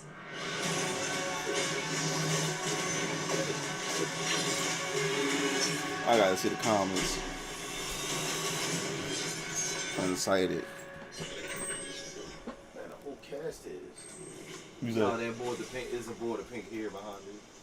I know this. He probably soy based. That one behind him is. Said when you cannot find your waifu, you clone her several times. Stupid. He said, I don't like any game with a black person. Might as well try it once. I just said, no, I don't have any game with a black person. Might as well try it once. But why is the score the quality of an AA movie trailer? AAA movie trailer. Robo lesbians. Pretty much. Go Robo.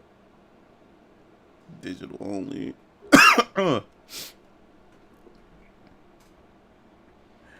Nah, he said, have I played? He said, have you played Returnal yet? Nope, not my kind of game. Don't care for it. Warnal. I ain't gonna lie, man. That what you call 'em.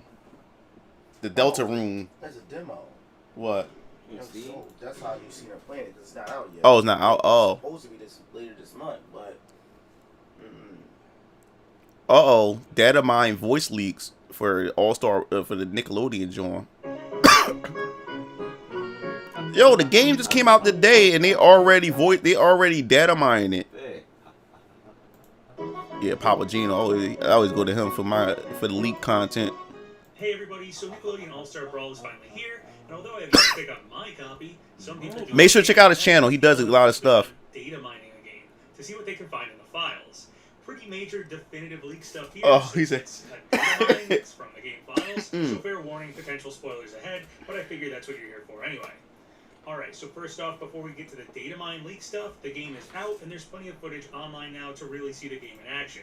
So feel free to look that stuff up and check it out for yourself. We got to look at the menu of the game, and I'm actually shocked that some have unique renders of the characters for a lot of the menu icons. It's really great looking. Even some renders from some of the background characters in the game, not just the playable fighters. It's all very, very cool. Although we do not have voice lines yet in the game, they do have these cool dialogue windows with great references to the characters in the shows, so check those out as well. Also, we finally got Nigel Thornberry's artwork for the box art style game main screen. Not sure why he wasn't here before, but oh well, there it is. And of course, we now know for sure the starting game's roster. It was in fact the TOF League. Just a rough estimate, but from the look of it, you could fit about 12 more fighters here. So we know 2 more are coming, and then more as legitimate DLC down the road, so potentially 10 DLC characters maybe? We will see. Alright, so with this starting roster, the Toph leak is totally They confirmed real, they gonna and do like Kel's Power talk Rangers, they about gonna quickly DLC or photoshopping help. Toph Yeah, because they they not thought sure. Ren and Stimpy would be separate Well, fighters was totally bogus. the thing was what the developer said was Remaining two fighters, the two fighters scribbled out shut up. here were Garfield What the and developer Shredder. said was, Shredder because of because the normally what placement Nickelodeon after does the is Ninja when Turtle companies come to them and want to make a because game, tiny bit of the character's shoes are Nickelodeon, slightly they treat their visible. even their And own those IP as shoes shovelware and when it comes to wide games, stance because they're not really delivery into the for Shredder. gaming thing, so they Plus, the just give them a character's small name has to be budget relatively and say short, do what the like hell Shredder. y'all want, whatever like And that. Garfield was the guest at the last They fighter, said that mostly they due didn't to expect the Garfield leak, response from which the the other internet character when they writers revealed the seemed to line trailer, up because perfectly there for was ever since it was the doubts for Disney remake. DLC. Well, But once one of the Nickelodeon mods saw over the everybody official hyping this Nickelodeon trending on Discord Twitter, they said, channel "Yo, we recently had this green same light regard DLC." leaks. So The now release they put see an the seriousness inverted of it, target or whatever on like that that. by deconfirming So, specific leaks on the I spot. think for this And I've also game, said, I've only stretched the most of truth the DLC is about going one to be leak. All the others from were like either we'll probably have like discounted 2 or 3 entirely different, didn't address. from 3 or My 4 hope is that no additional more actual leaks happen, so I can franchises, continue but to then the dump rest out going to leaks probably be because that's a lot from more fun. franchises Well, already now that there. the game is Because I have a in feeling it's going to be a public, sequel, but the data sequel's miners going have to be checked out much the better, files. a bigger We can budget, confirm our because they didn't suspicions about expect. They these might actually last back two them, mystery yeah. characters, whether or not it's correct. Here's what the data miners have found regarding the two mystery characters. There are in fact files with an image of Garfield in the game and an image of Shredder. These are just images and not renders of the characters, but they are in the game's files, probably as placeholders. I don't know, I'm no data miner or even game design expert. Maybe they use them as references. Yeah, they'll eventually I do don't know, that. but they are in the game I want them files. to look like And both of these last characters seem to have They'll internal probably code eventually do names, that once so they get likely they are in the fact money. the last They'll do that. They'll probably be almost like the Garfield's last code thing name they'll is do. Orb, They and want to try to get Shredder's all the is characters out, Cheese. stages, and then And then after go these through and character start images were discovered in doing the the other files, stuff. Rep wrote this. Silver lining of all this is that the only this is supposed stuff to leak people it right will find here. is content that was explicitly meant for base game. All proper DLC stuff is very much designated for a separate area/branch and isn't slated to start until ... now, basically. So if there are any doubts that these images don't confirm the last two characters, what Rep said pretty much confirms to me these two have been discovered and the cat is out of the bag. Garfield's out of the bag. yeah, I know The Mars. stage is also in the game's files, and it looks like this. Seems to be some kind of dream stage, I'm guessing. Garfield does do a lot of That sleeping cat after litter? all. Also found in the game files are apparently a few alternate unused costume textures for a few of the fighters. Helga, Reptar, and Sandy specifically. So maybe all costumes could happen in the future. Looks like they were sort of planning them at one point. As it stands right now, the characters don't even change a different shade of color when multiple people choose the same fighter. And that can get very confusing very quickly when playing mirror matches or dittos or whatever Nick's fighting game same Yeah, fighter so and same they fighter. gonna be slowly putting this shit Maybe we should together. call them Right. Arnie's after Arnold's weird cousin. Anyway, another really interesting thing found in the game files is a long list of unused audio clips for a ton of characters, many of which are not playable or even in the game at all in any form. These seem to be announcer tracks for when the character could be selected on the roster. Here's the full list of all the names of non-playable characters that also Yo, have audio Vlad, files we just for I the was just talking announcer about in the Vlad. game. Tommy, A few of these are alternate audio for Slayer, characters that are Sokka, playable, such as oh my Ren and God, Stimpy, but they have Rocksteady. announcement files for them Yo, being the announced Skulker, separately. Rocco. For instance, there's an announcement for the Teenage Mutant Ninja Turtles, all of Tom them Pickle. Plankton. one character altogether. Mr. The only one Mr. of these names I Krabs. wasn't sure of at Zuko. first glance was Yo, Zuka, Jet, but I Katara, think it's likely Jimmy, referring to Jet Ira. Fusion from Jimmy Neutron. I don't know if any Yo, other they got Jet some- they got characters somebody from from Foot Nickelodeon Clan, shows, but correct me if Eliza. you think it's referring to someone They got else. Donnie. Rocco. Now, before you get really excited about this Donatello. gigantic list of characters and how they could be a ton of DLC or something, Where here's Timmy what at, Brett had man? to say about these unused announcer files. I'm pretty sure Yo, the they don't got announcer voice Timmy in lines there? were What's going handled like on? Smash, where they were given a ton of names to cover all feasible bases. Those lines in full aren't put into the Unity That's all they project missing itself. is Timmy. Only man. the relevant ones for characters actually playable/functional. There's an entirely separate working area for WIP and workspace files detached from Unity in full. And do not give those voice lines much thought. They're just covering bases. When the fuck and was not he part of be-all, Nickelodeon? end-all Talking about confirmations of what Garfield. can and cannot happen. Yeah, he been part of Nickelodeon for some time now. Yeah, he had a CGI show. Well, had a CGI Yeah. show. But yeah, I stopped watching Garfield after his cartoon. Yeah, I never seen recent Garfield stuff. Characters, some of them real, Oh, they got some of them Squidward. fake, some of the characters will get in the game, some won't. Raphael. Yeah. Oh, yeah, So They were saying that it doesn't mean all of them will be in it. Is that they just name all of them just to cover their bases. So if they ever, because Nickelodeon, y'all can grab whatever y'all want. So they just started just doing announcements just in I case. don't think the list of There's a lot of- characters is like the a lot of DLC we should characters expect or in anything franchise. close to that. Yeah. Anyway, here's the unused audio tracks in action for these characters. Angelica Pickles, Avatar Roku, Barnacle Boy, Barnacle Boy. Yeah. Mermaid Man, Casey Jones, Barnacle Boy. Chucky Finster, Cindy Vortex, Dark Danny, Oh, bad. Yo, John mentioned that. They should put Dark Danny on there. Donnie Thornberry, Yeah, I want to use Eliza Thornberry, in the background. He can probably be busted. Like if they did put him in that joint, he'd be like unorthodox. Unorthodox. Vlad, dog. That's what I want to use. Now who's Vlad? He's what's it? Danny Phantom's villain. Oh. He's a vampire ghost. Jet, He's the first. Jimmy What the fuck? A Neutron, vampire ghost? Yeah. What the fuck? King Boomy, That shit sound broken. He was broken. How you be a vampire and a ghost? Metalhead, Mr. Krabs, Like, that's why I saw. This is why these communities be out of control. Like the game didn't even simmer yet. My nigga Ralph. Yeah, Ralph should have been in there. Yeah. And they mentioned Donnie in there too. But it was kind of hard, like, cause you didn't want the base roster to be filled with turtles either. But Soka, cause you should have had at least one turtle. You should have had Shredder. Avatar And characters in there. you could have had, yeah, you could have had one. You could have had a turtle, Shredder, April, and Casey. Cause you get that's variety within the turtle franchise. And then DLC, each DLC you drop, you put one turtle in it. Mutant Ninja Turtles, At least space it out. Vlad Blasphemous, Prince Zuko, I'll definitely. Okay, so while this is likely just leftover data from when they had the announcer record a long list of possible characters. But Jimmy's on the I think list, it's worth noting the but he's not in characters the this list game. that are He's from gonna probably be. series He's most likely be don't have DLC. No, I'm talking game yet, Timmy, as it's very man. likely those series were. Well, I knew they was gonna put Jimmy on there. Oh, I was talking to. roster. He's asking where Jimmy and Yeah, Timmy. yeah, man. Where's Timmy at? Yeah. What the hell? He a legacy character. Development, if they wound up I on think what this they're gonna list. do is they saving There are characters only that you 3 really series out want, there make that them don't have DLC to any make players sure in the you game buy right them. now. And only Because 2 Arnold series himself that should have been in the Yeah, game. Arnold not even in the roster. Yeah, Arnold himself. Even though I like Helga, Arnold should have been in there. Arnold's not even Ickis, the red monster from Real Monsters. He should have been in there. Rocco should have been in there.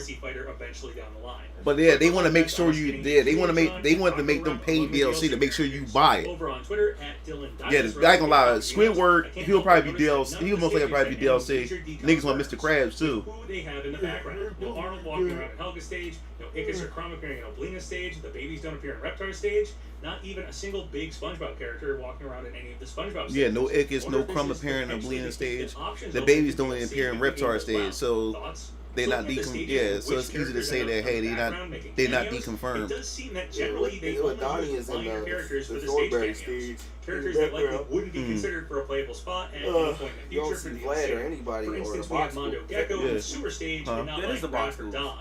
Or how the Yeah, that's Rugrat right. babies The box are in the group's right background of there. Reptar It's a stage. weird. Seems these types of He's, characters What he are look like? left out on He's above purpose that in case the green, devs decide to make window. any of It's them right there. DLC Box characters. group. Oh, I don't And it's know just a that. theory, though, of course, but it's pretty interesting. Alright, so there we Yeah, go. he's a A very stand-up intriguing villain data for mine Don- where 2 characters that yeah. just What's missed up, the PJ? cover base game are basically confirmed to be Garfield and Shredder. We were right. So Yeah. expect to see them added to the game in the near future.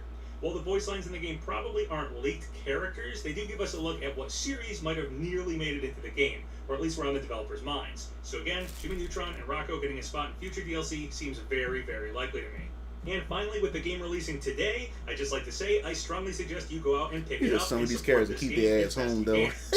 Whatever state the game is at Nova once, said some the of these devs characters seem keep determined their to ass use home, DLC though. and the additional time and budget they've been given to polish this game and make it something truly special. Yeah, again. they're gonna polish If you want it. this They to one day be did. the Power new Rangers did a good platform fighter job. of your dreams, The go out and studio buy a that did the copy Power and Rangers support game this game with sales. with the Alright, sales. that's everything I wanted to I talk think about this video. game is gonna. Thoughts or comments about anything I talked This game's about? gonna shock everybody, and you know the guys. You know the Smash community, because they gave them a early copy of the game.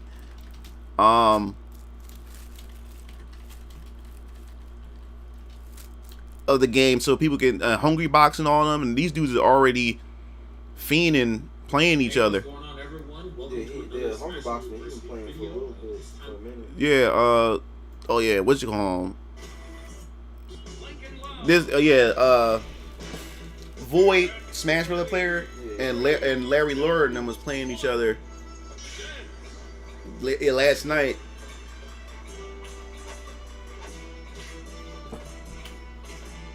He's one of the later Nickelodeon characters. Yeah, and his sister Lucy, they polar opposites to each other. Like I don't know any of the new Nickelodeon stuff. I've been zoned out of Nickelodeon by this time. He's after like Timmy and yeah, he's the Ness of the game. Yeah, because them yo-yo combos I seen Armada do, I was like, yo, this joint is He got bat, he got water gun.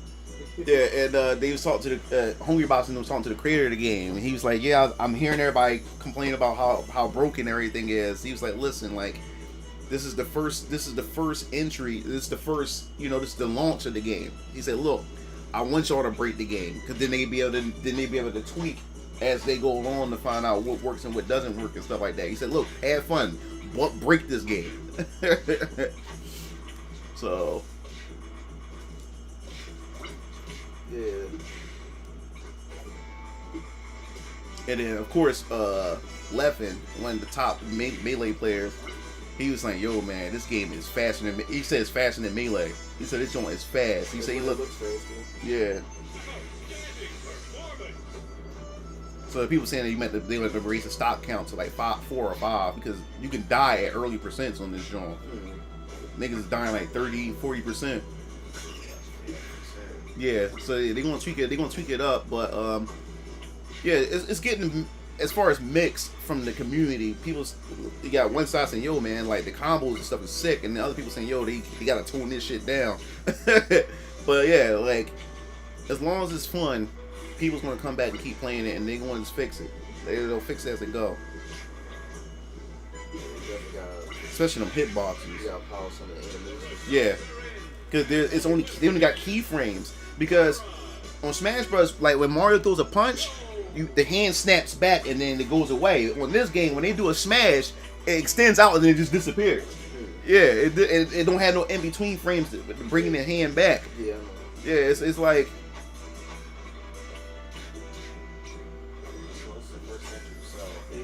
Yeah. One, I think it was also rushed. They didn't have enough time either. Because I think it was like a last minute thing too. That's the thing. There's no marketing. They have no marketing for it. I mean, for it to like with anything that's supposed to be coming out, so they can take their time. And what did Nickelodeon want? Like far as for their market, what thing did they have coming out during this time? Well, Nickelodeon's gonna be hosting some special thing, and they have this as a tournament joint, a promotional joint.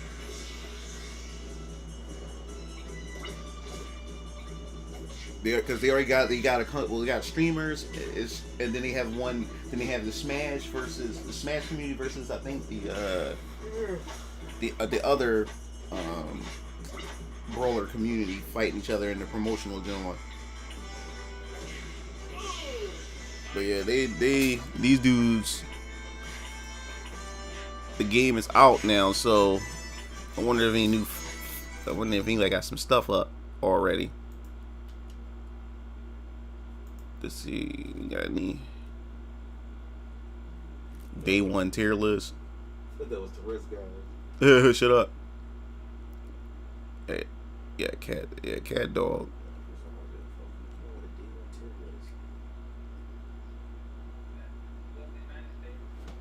I still can't believe G4 is back, like, but on YouTube though. Adam Sessler, that was my boy. Swing Christ dance songs. Powder Toast Man. What is up, Panda YouTube? I really like the menu theme. Yeah. Yes, and that's how we just are okay with it. Can we just pretend? This is pretty much just on the Switch. Basically. Pro Smash players. His fault. Get him, Gert. Gert's so annoying. So, are you a zoner? Yes. Garden is so like I gotta Gert more. I got a Gert spam. Yeah, they playing the Switch version. Oh, I see what you mean. Controllers. With It's hard to get out of them, right? It's not bad, but it's not like the other ones either. Yeah, they are. Dude, his Nair is broken. It's massive. It's so good. But they said they designed it. They didn't design it specifically for the game controller because they designed it with all the controllers in Keep mind. destroying my garden. Boosh. No. Boosh. No. Hello, Gert? Yeah, get him. And plus, this game don't rely on C stick like how Smash Brothers had or whatever. Because each attack got their own individual button. Smash Brothers only had two buttons. Your special, then you had your punch, and then the other two buttons was the same thing, jump. This one is like three or four attack buttons. Let's go. The dash dancing, I'm just standing in place. I'm just gonna spam C-stick. Good call. No! Alright, I want to try. I think this guy's actually really good too. Powder Toast, Powder Toast, man. No, it's but the character itself back in the day, he was just a dickhead. He fly backwards. It was just stupid. That whole cartoon itself was just stupid. The log, the toy, like how you advertise a log as a toy? Like, I would be surprised if was it if Ed Daddy didn't get that concept with Prince. oh, I didn't think about that. Because they got the kid at the same time on his face. All this game had to do is do really good, and then I think Cartoon Network will make do another That's what I one. was saying. Hopefully, dog. Dog, Cartoon Network, he's bigger, man. That roster will be Characters, nuts. dog, it's gonna be so many characters you wouldn't want to pick. Like, it's not gonna be funny. Yeah, dog. They gonna have every generation. Yeah, dog. They better not put them punk ass what's that joint? The Thundercats Roar. They'll probably put the players on there. Yeah. Well, yeah, especially if. Remember, Thundercats Roar, that joint even go past episode 1. Oh yeah. Or no, that don't even start. They didn't even have a pilot. So basically, that shit don't exist. So the last they would either get the classic or the remake joint. Right. That's a lot. You know.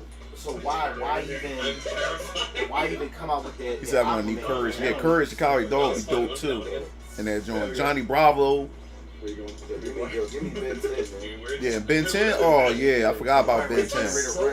Oh yeah, I forgot. Yeah, I like to use him too. Generator Rex. Yeah, the game is ridiculous. Dexter, Like, I'm not saying it's a bad thing. It's just Samurai like Jack. I'm used to any. Yeah, dog. Power Girls gonna be Yeah, dope yeah, too. Like, and you're like, and you still play Melee, so like that's a compliment? Question mark. Oh, compared to Melee, it's really fast. Yeah. You know they came out with a part 2 to the River City It's a Girls. little weird. I get that. I still gotta get that. Yeah, it's not out yet. But part 2 coming out. Yeah. You see the trailer to that joint? Yeah. Yo, that joint. I'm getting that joint, dog. Wait, hold up. The first one was No, I gotta get the first one now. I gotta get the box. you get the box now, yeah. Man, if I'm gonna pick that up, River City Girls.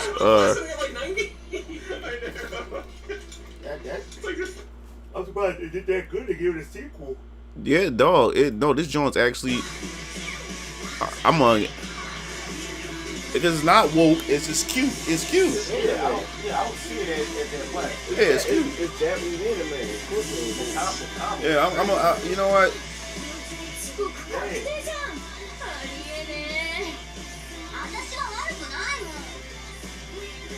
I like the soundtrack. Can you buy the physical joint? I'm gonna order it.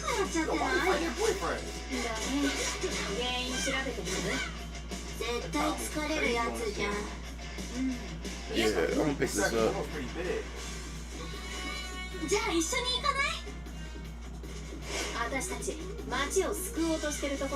Combos are sick.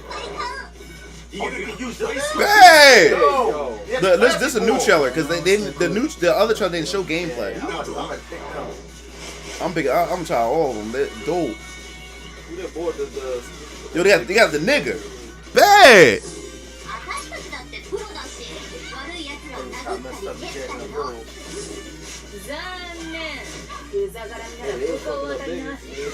You can beat up chicks now too.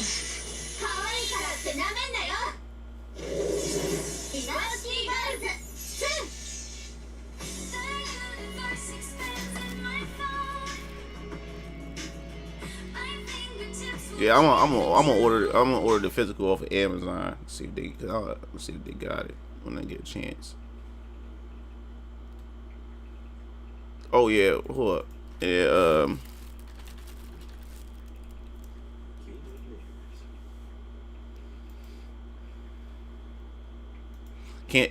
I saw the latest build, man. It looks really good. They polished the hell out of it. they polished the fuck out of Yeah, it. like a 20-minute. Yo, this track is whack. Chick rapping on this.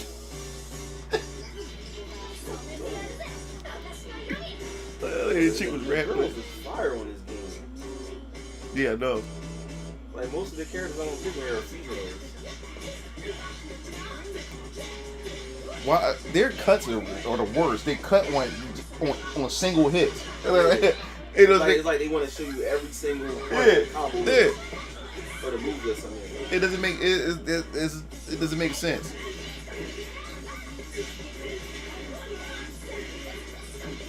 But at least they show you extra combos, man.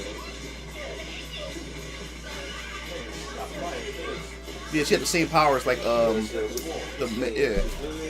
something like that.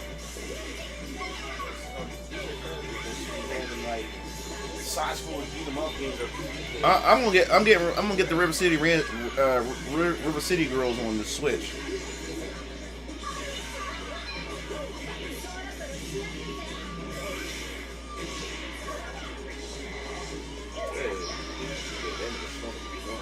Yeah, the stomach done. Yeah, she look dope. The chicks on this, their designs is like sick on this joint. All right. Oh my god, I literally was about to cry when he should. Yeah, I know. Oh my god, I get back in that game, man. Yeah, me too. That game, oh my god, dog. You know how many years people wanted him since Wii U. They've been holding out. That was one's best kept secret they kept for that long. It's crazy.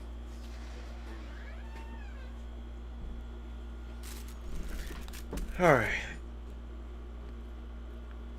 Yeah, this was a beautiful stream, man. Sakurai did his thing, man. Sakurai definitely did his thing.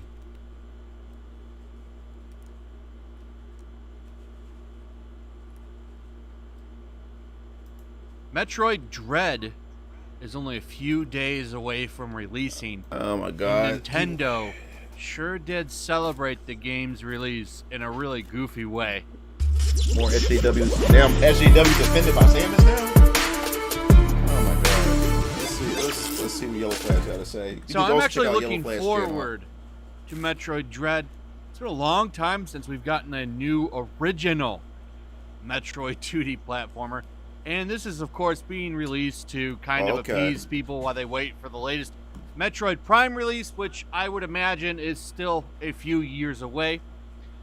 Looking forward to this game. Reviews are positive, and it looks like fun. I'm sure it'll be a great game. I like Prime is they had to push it back. Remember, they had to start development over because they had to get Retro Studios Nemesis to do kind it. of So they had to start like over. X from And I don't think Prime 4 is coming out into the really next do anything Nintendo about console, it. which is fine. That should be a long to see how that works in a Metroid game, but yeah, I'm looking forward to this. Also, on top of this game coming out, I think today they're going to release the final Smash Brothers fighter. So you have two kind of big things. Cups decided to have some fun with this, and they put this tweet out. As you can see, Solid Snake is following behind Zero Suit Are you Samus. serious? People getting offended by this? And they made it even funnier by adding eyes. Like, oh. Because, I mean, who wouldn't want to look at that if they were behind her, right? You know, I'm sure it looks very, very nice. And surprisingly, there's, like, no meltdowns about this. I'm kind of shocked. So, failed to load tweet. They deleted it. Now, from what I understand, this tweet was up for 2 hours. About 2 hours this tweet was up, hanging around, and people were mostly making memes. I don't know if it wasn't up long enough for the Puritans to get to it or what. Usually they're immediately on this stuff. So I'm a little shocked and surprised. And I'm even more shocked and surprised that Kotaku doesn't say anything. Because, you know, if it just been Solid Snake and someone was looking at his butt, they would praise that.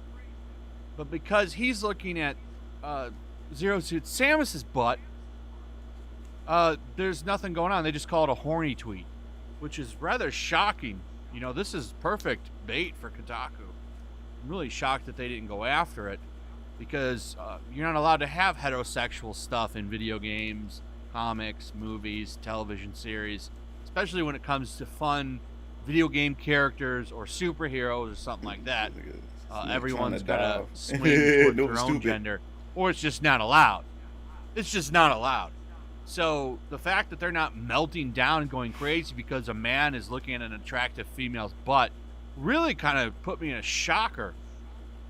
And nothing, they're not mad about it at all. I was really blown away by that. These people get mad about little, like, long legs. It's very, very weird. They even talk about hentai in this article. They should have left this tweet up. But, you know, Nintendo's a very conservative company. So this is obviously Nintendo France. So maybe they were... Alright, let's see. Well, let's go back to the channel. But yeah, let me explain. Like I was talking about earlier. Yeah, so what I was saying about the channel, I'm going to be uploading more Mugen content here on the channel. Like I said, if you want to see all my gaming content and stuff, go to the Game Fiends channel, which I'll post in the link in the description.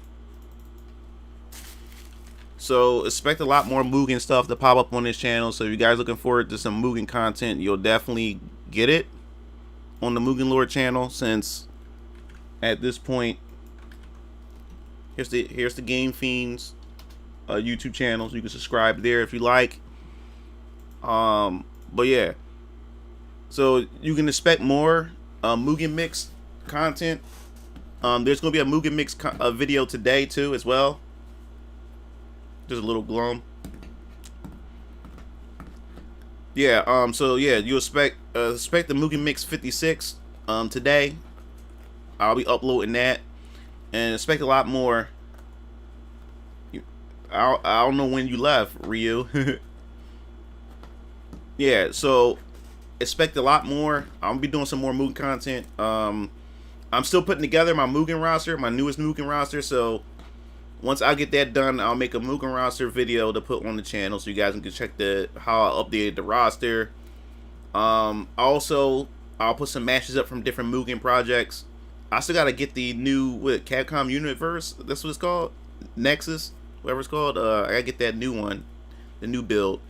So I'll put some content up on that. Some Card Saga Wars. Everything, you know, everything of the sort, you know. So expect some more Mugen content here on this channel. But yeah, so I'll be doing live streams, Mugen content, and updates on this channel. So you guys can always still come to the Mugen TV and Mugen Lore channel. But all my Capcom Nexus, yeah. But if you guys want to hear my thoughts on the Final Fantasy VII Remake, and oh yeah, by the way, speaking of Final Fantasy Remake, we played the go ahead, PJ. You said, oh, Mugen Fades will come back. It's definitely gonna come back. That's all gonna be on this channel. When we'll live stream some more Mugen Fades and stuff like that. Also, once I get a screen pack that can host a bunch of characters, you guys can also send me links to characters you would like to have in that roster, the Mugen Fade roster. So in the Mugen Fade roster, you guys can send me characters. I'll put it in that roster, so I can upload matches, or we can when I live stream the Mugen Fades, you guys can be able to request the characters you'd like to see match up and fight and stuff like that. What to say? I was about to say something else. Yeah. Speaking of Final Fantasy, we was playing Final Fantasy Origins. The new beta came out, and man, me and my brothers enjoyed it. They added multiplayer to it, so it's a Dark Souls multiplayer Final Fantasy based game. And I'll post the gameplay footage on this channel, so you guys can go check it out. I'll probably post it sometime this week, so you can at least get an idea of what the game is like. And we're gonna do a video about it, giving our thoughts on it on the Game Fiends channel, so you can go check that out. But like I said, if you ever went to the Game Fiends channel, please check out the link that I posted a few seconds ago. Go to that channel, subscribe to it, so you guys can always get updates when we cover different games and everything. Cause like I said, I still want to get that lifted off the ground. I love talking about video games. I love gaming, and I don't want to be stuck in one box. I don't want to just be stuck with just Mugen. I want to branch out to different things. So but I want to separate the channel, separate it from the channel, or whatever like that, and just have the channel go back to strictly Mugen again. And of course, you know, streaming. This will be Mugen and streaming. So you guys will have the Mugen content on here. You guys can constantly check it out and stuff like that. So there's a lot of stuff going on. Yeah, so I have there's gonna be a lot of stuff going on with this channel moving forward as far as Mugen's concerned. So yeah, Mugen is not dead. Mugen's not going nowhere. Some more in T real quick. Okay, welcome back, V. Yeah, I was just letting everybody know what's going on before I'll log off the stream, because I got some stuff I gotta do. And then eventually I'll pick up my daughter from school. Go to GameStop. It's DX Strike's birthday, so I'm picking. I want to tell him to pick out a game. Somebody. Thanks. Thanks for the subscribe. Welcome to the channel. But yeah, that's what I'm gonna do. High ass jump. Yeah, so that's what I'm pretty much going to do with this channel. Back to Mugen content and just streaming and all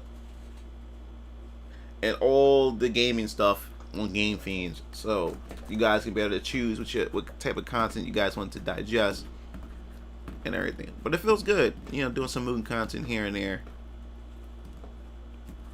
Oh, thanks, Chris. Yeah.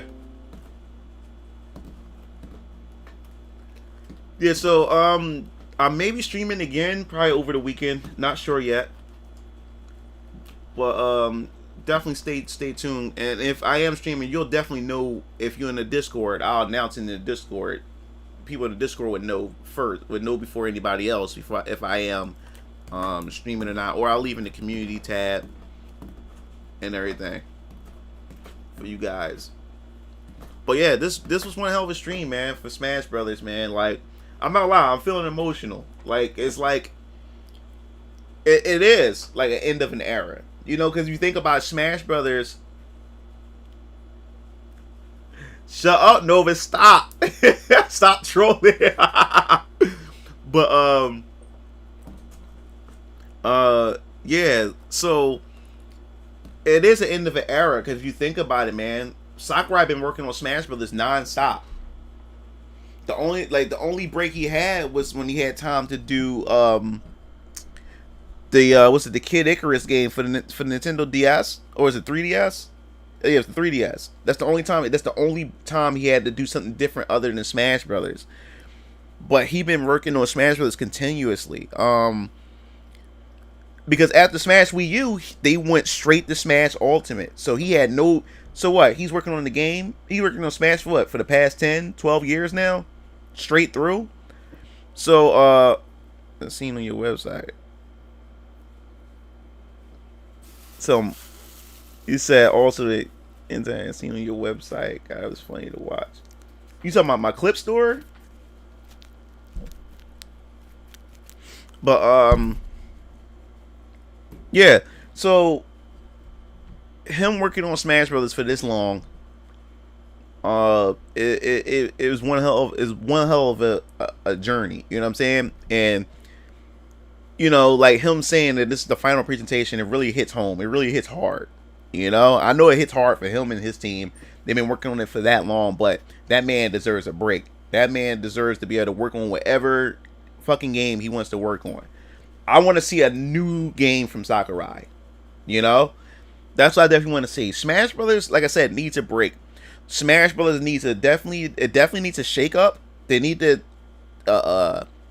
tread new grounds, because even though I enjoy Smash Brothers, I noticed that the time that I played the duration that I played the game, it started to wane, because it feels, even though it's a new game, it still feels the same. It doesn't feel. It started to lose its freshness to it, and I don't play them as long. Like I said, the longest Smash Brothers games that I ever played for the longest time was Smash Bros. 64 and Smash Bros. Melee. I put hundreds and hundreds and hundreds and hundreds of hours in those two Smash games. And then Brawl I played pretty long, but this is but once Brawl came out, I was in college. So I didn't really have my friends from home that I could play locally with and everything. And plus, this was during the time I was, I'm starting to go through different things in my life and stuff at that time. So I didn't really play Smash Brothers for too long once Brawl came out. And then Smash Wii U, I think it's the shortest I ever played. Matter of fact, I played the Smash Brothers 3DS longer than I played the Smash Wii U, to be honest. And that's a shocker. I'm not really we're going to the game. Man's finna retire. Well, I watched. Did you see the Harada and Sakurai video? Sakurai got his own podcast. No, not Sakurai. Harada from Tekken. He has his own show, like his own podcast, and he invite different developers and people onto his podcast. He had Sakurai on there recently, and he still talks about he still wants to make other games. Yeah, but that's the thing. Like, I never really Wii U Smash Bros. Never really played. I didn't really play it that long. I don't know. The Wii U one, to me, in my opinion, was the weakest of them all. To me, was the weakest. Even though they had the characters that I liked, the characters that I wanted, it was the weakest of them all. I don't know, but something about the Wii U one that I just couldn't. It didn't stick to me. But then Smash Bros. Ultimate. Oh man, I played that. I still play it. I don't play it as much because I'm not gonna lie. When Smash Bros. Ultimate came out, right after Ultimate, so many other games were coming out that took my time too. That I had to divide my time up. Cause every time a Smash Bros. Game came out, it wasn't really like big high profile games that I enjoy that came out during the time around the release windows of a Smash Bros. Game. So I would spend more time and investment in a Smash Bros. Game. But when Ultimate came out, even though I put a lot of time in Ultimate, there's a ton of other games that I just enjoyed playing, like that I divided my time up into. But now that it's over, I'll definitely be doing some live streams to Smash Bros. Now that Sora is out, I'm gonna try Sora, but I'm not gonna main him because I know everybody and their mom and everybody and their cat is going to be using Sora. But I think that was one hell of a character choice to go out with, to end it off with, because it was something that I didn't think was possible. You heard I'm even eating my own words right now because I said Sora is never going to happen, and I'm only going to say Sora was never going to happen, not because I didn't want him to be in Smash Brothers, not because that I didn't think he was a good choice for a character. Is because I understood the hurdles that it would take to get a character like Sora in Smash Brothers, and what lengths was Nintendo willing to go through to get Sora in Smash. That's the only reason why I said Sora would never make it in. So I do eat my words. Sora happens to be in the game, but now that you look at it, it seems like Sora was always in the cards since Smash Wii U during the Smash ballot. So it took that long to get him in there. So yeah, if you take it around that time to get Sora, then yeah, it would be possible if it to work some things out to get him in the game. Then that would make sense. Then I would understand that him getting it in. But yes, that is a good note. Even though I like Kingdom Hearts, I'm not a big Kingdom Hearts fan, but I do respect and I do like the fact that he's still in the game. I think that's pretty cool. Hell with Dante, I don't care about Dante. Dante do not belong in Smash. Dante would be nothing but another Bayonetta, a character with a bunch of moves. He'll be busted as hell. Dante don't need to be in Smash Brothers. Hell with Dante. He do not need to be in Smash Brothers. I can't. No, he don't need to be in Smash Brothers.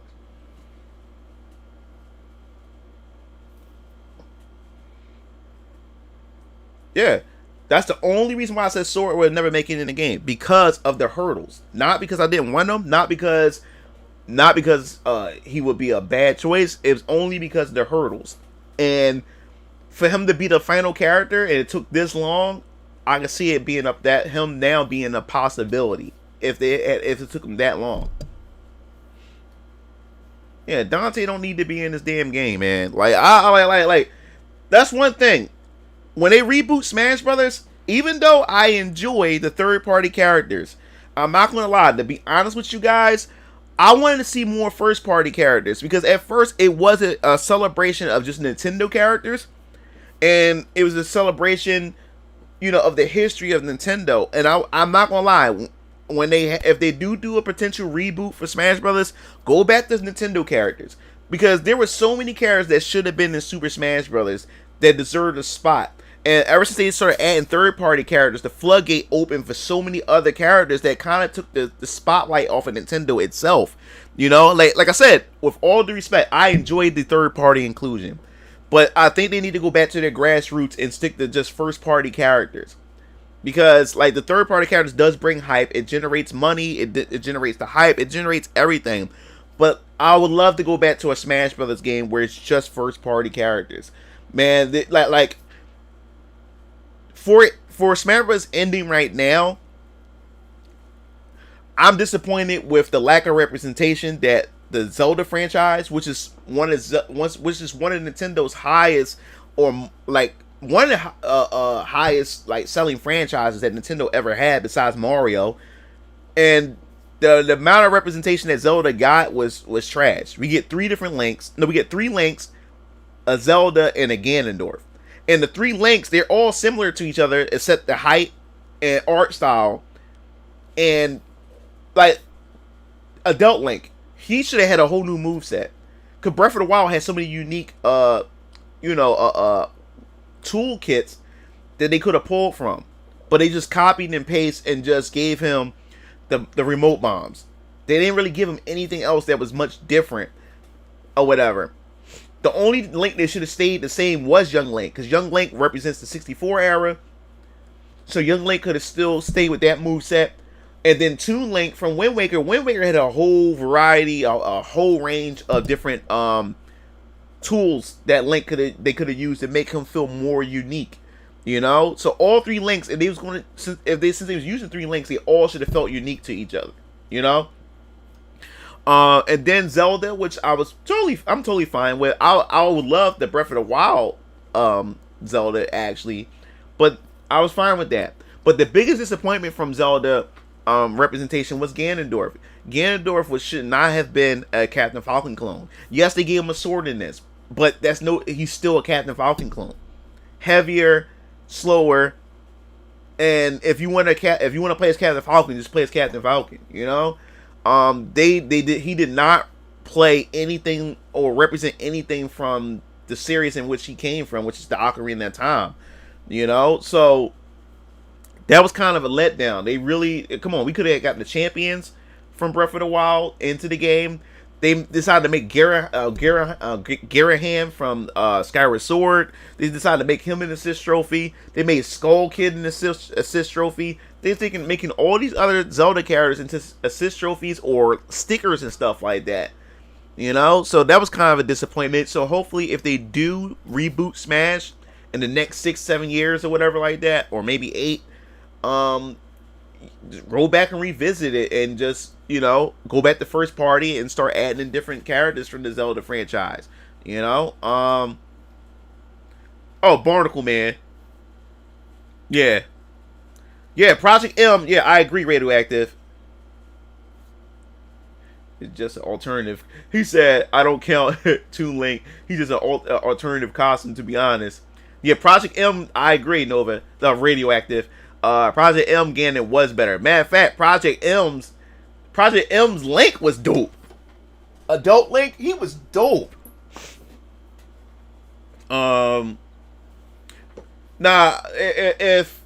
If they was gonna put another Sonic character, it should have been Robotnik. It should have been Eggman, because that's another thing that Smash Brothers lacked was villains.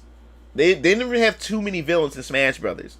They need to balance out the villains. If they was going to add another Sonic character, it should have been Eggman inside of like a mecha or something like that.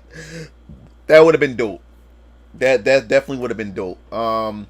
In my opinion, Sonic should have played more like Ice Climbers, which what I mean by that is Tails should have been following Sonic, and his recovery should have been Tails carrying him, flying him upwards back onto the stage.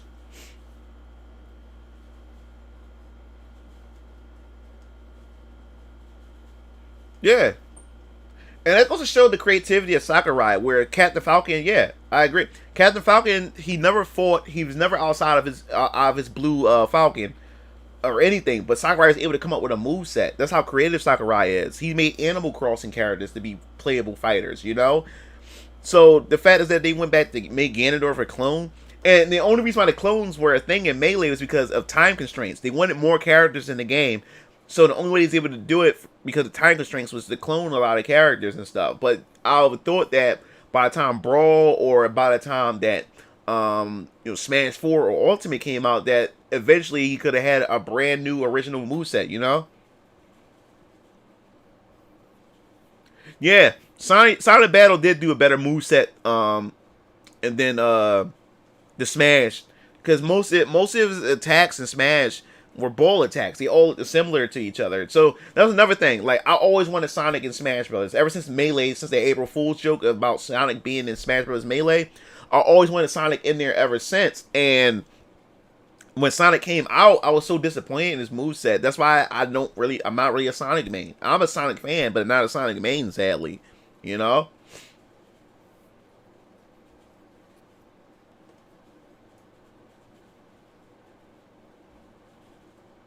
Yeah, that's the thing about Project M. Like, playing mods is the fact is that it's a mod. It would never be a legal thing. Not legal, but it would never be a licensed game. You know what I'm saying? It's just a fan game. And when it comes to fan games, I really can't get into fan games. I know I love Project M. Don't get me wrong. I played the hell out of it, but I never really invest much time because it's not the real thing. You know. No, man. I wanted, and that's another thing. I wanted Mega Man in Smash Brothers ever since 64, but I don't like his moveset in Smash Brothers 4 at all. I don't like his moveset. I don't like the pellets. He feels stiff and awkward. I didn't like his moveset at all. And that was another thing. I wanted to be a Mega Man main as well until I saw his moveset and how he played, and I tried him out. Don't like him. That was another disappointment.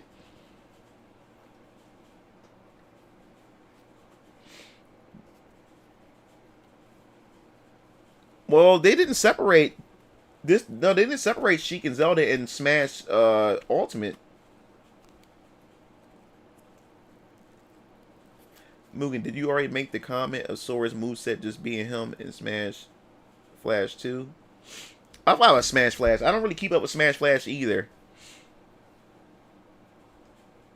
Yeah, no, they are. Fan games are often better than the officials. Yeah, I agree with that. Yeah, most definitely. Because the fans, I mean, fans know what they want, you know. I forgot all about, Sora was in Smash Flash. I forgot Smash Flash 2. I forgot all about that.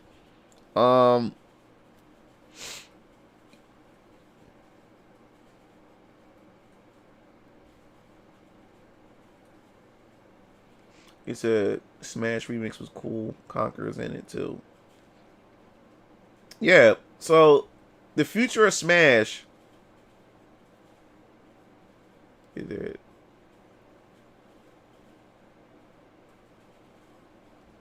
Oh yeah, they are separated. Well, I'm thinking about Brawl. I don't know why. Yeah, because she can't turn into Sheik. That's right. Yeah, she can't turn into Sheik in Smash Ultimate. That's right. You're right.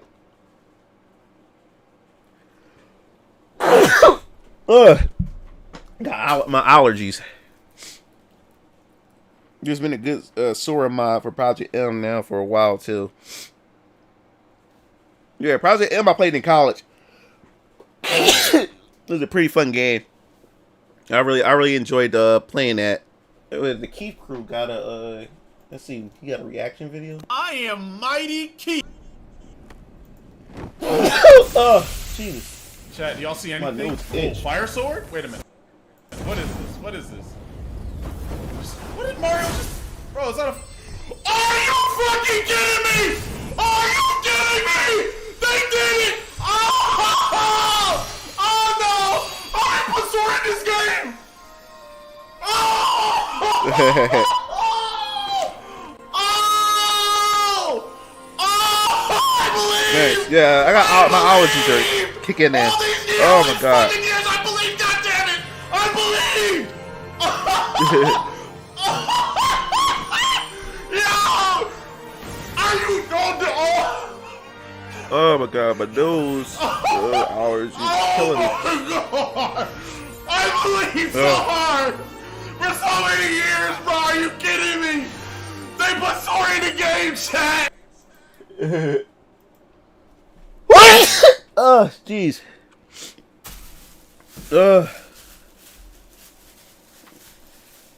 One second, guys. This allergies. Jesus, man. Oh.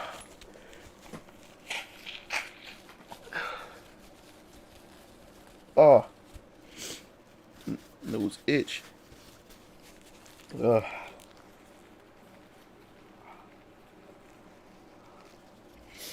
Woo.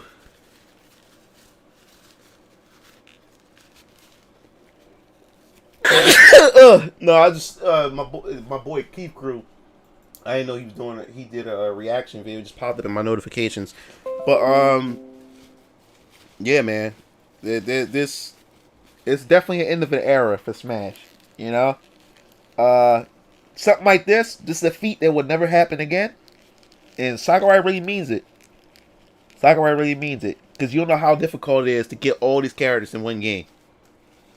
Definitely. And since Smash Brothers have gained so much notoriety and respect, and it became a franchise to be honored to be a part of, other companies wanted to take part in it. But the amount of licensing and Sakurai is such a respected developer as well, you know? And we don't even know if Sakurai is going to... Jeez. Oh my god, he can't... I hate allergies. But,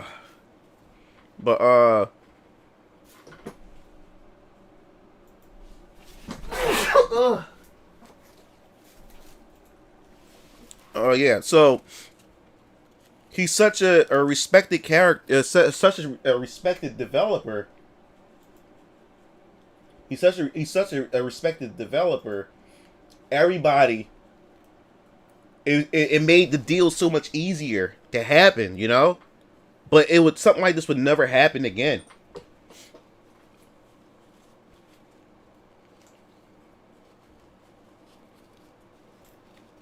Yeah. That's something that would never happen again. Especially if within the next 6 and 7 years of a next Smash Bros. Game, we're not even sure if Sakurai's gonna be in the middle of another game. We're not even sure if he's gonna retire or not. You know.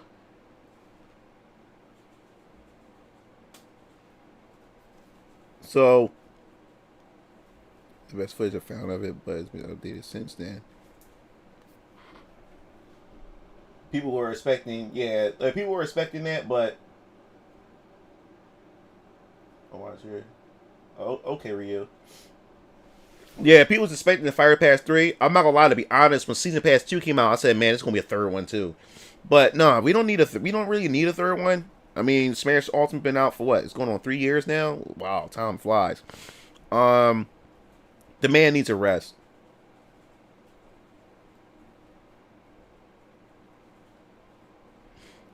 Yeah, that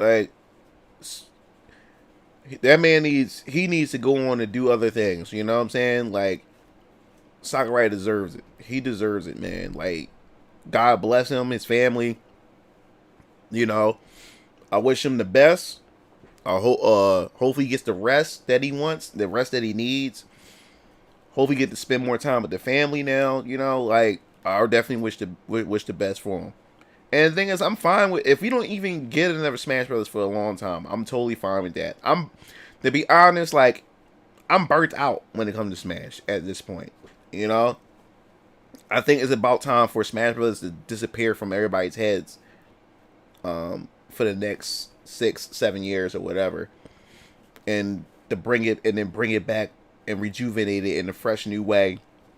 Go a bold new direction with it, and see if they can get a new audience, a new crowd, and by that time, I'll be in my 40s. If they do another Smash, if they do the next 6, yeah, I'll be like 40, 41. If they wait that long, I'll be an older man. Hopefully, probably another kid, a family and stuff, like a big family or whatever. So that'd be one way to make this grown man feel like a kid again.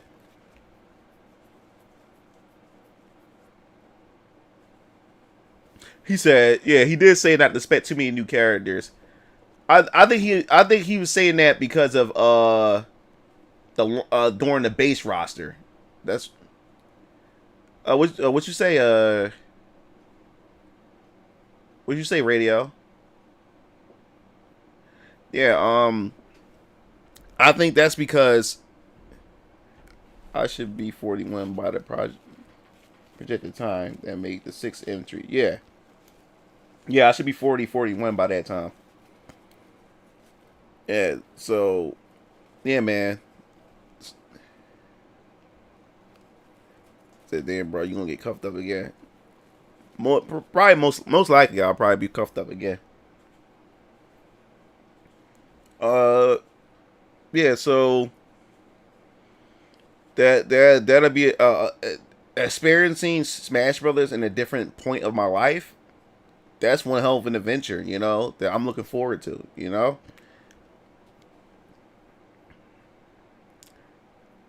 I kind of find it shocking that Smash hasn't gotten it. Oh, yeah, I read that. Yeah. I mean, like I said, I'm not really a big Koei Tecmo fan, so it didn't really bother me much. Yeah,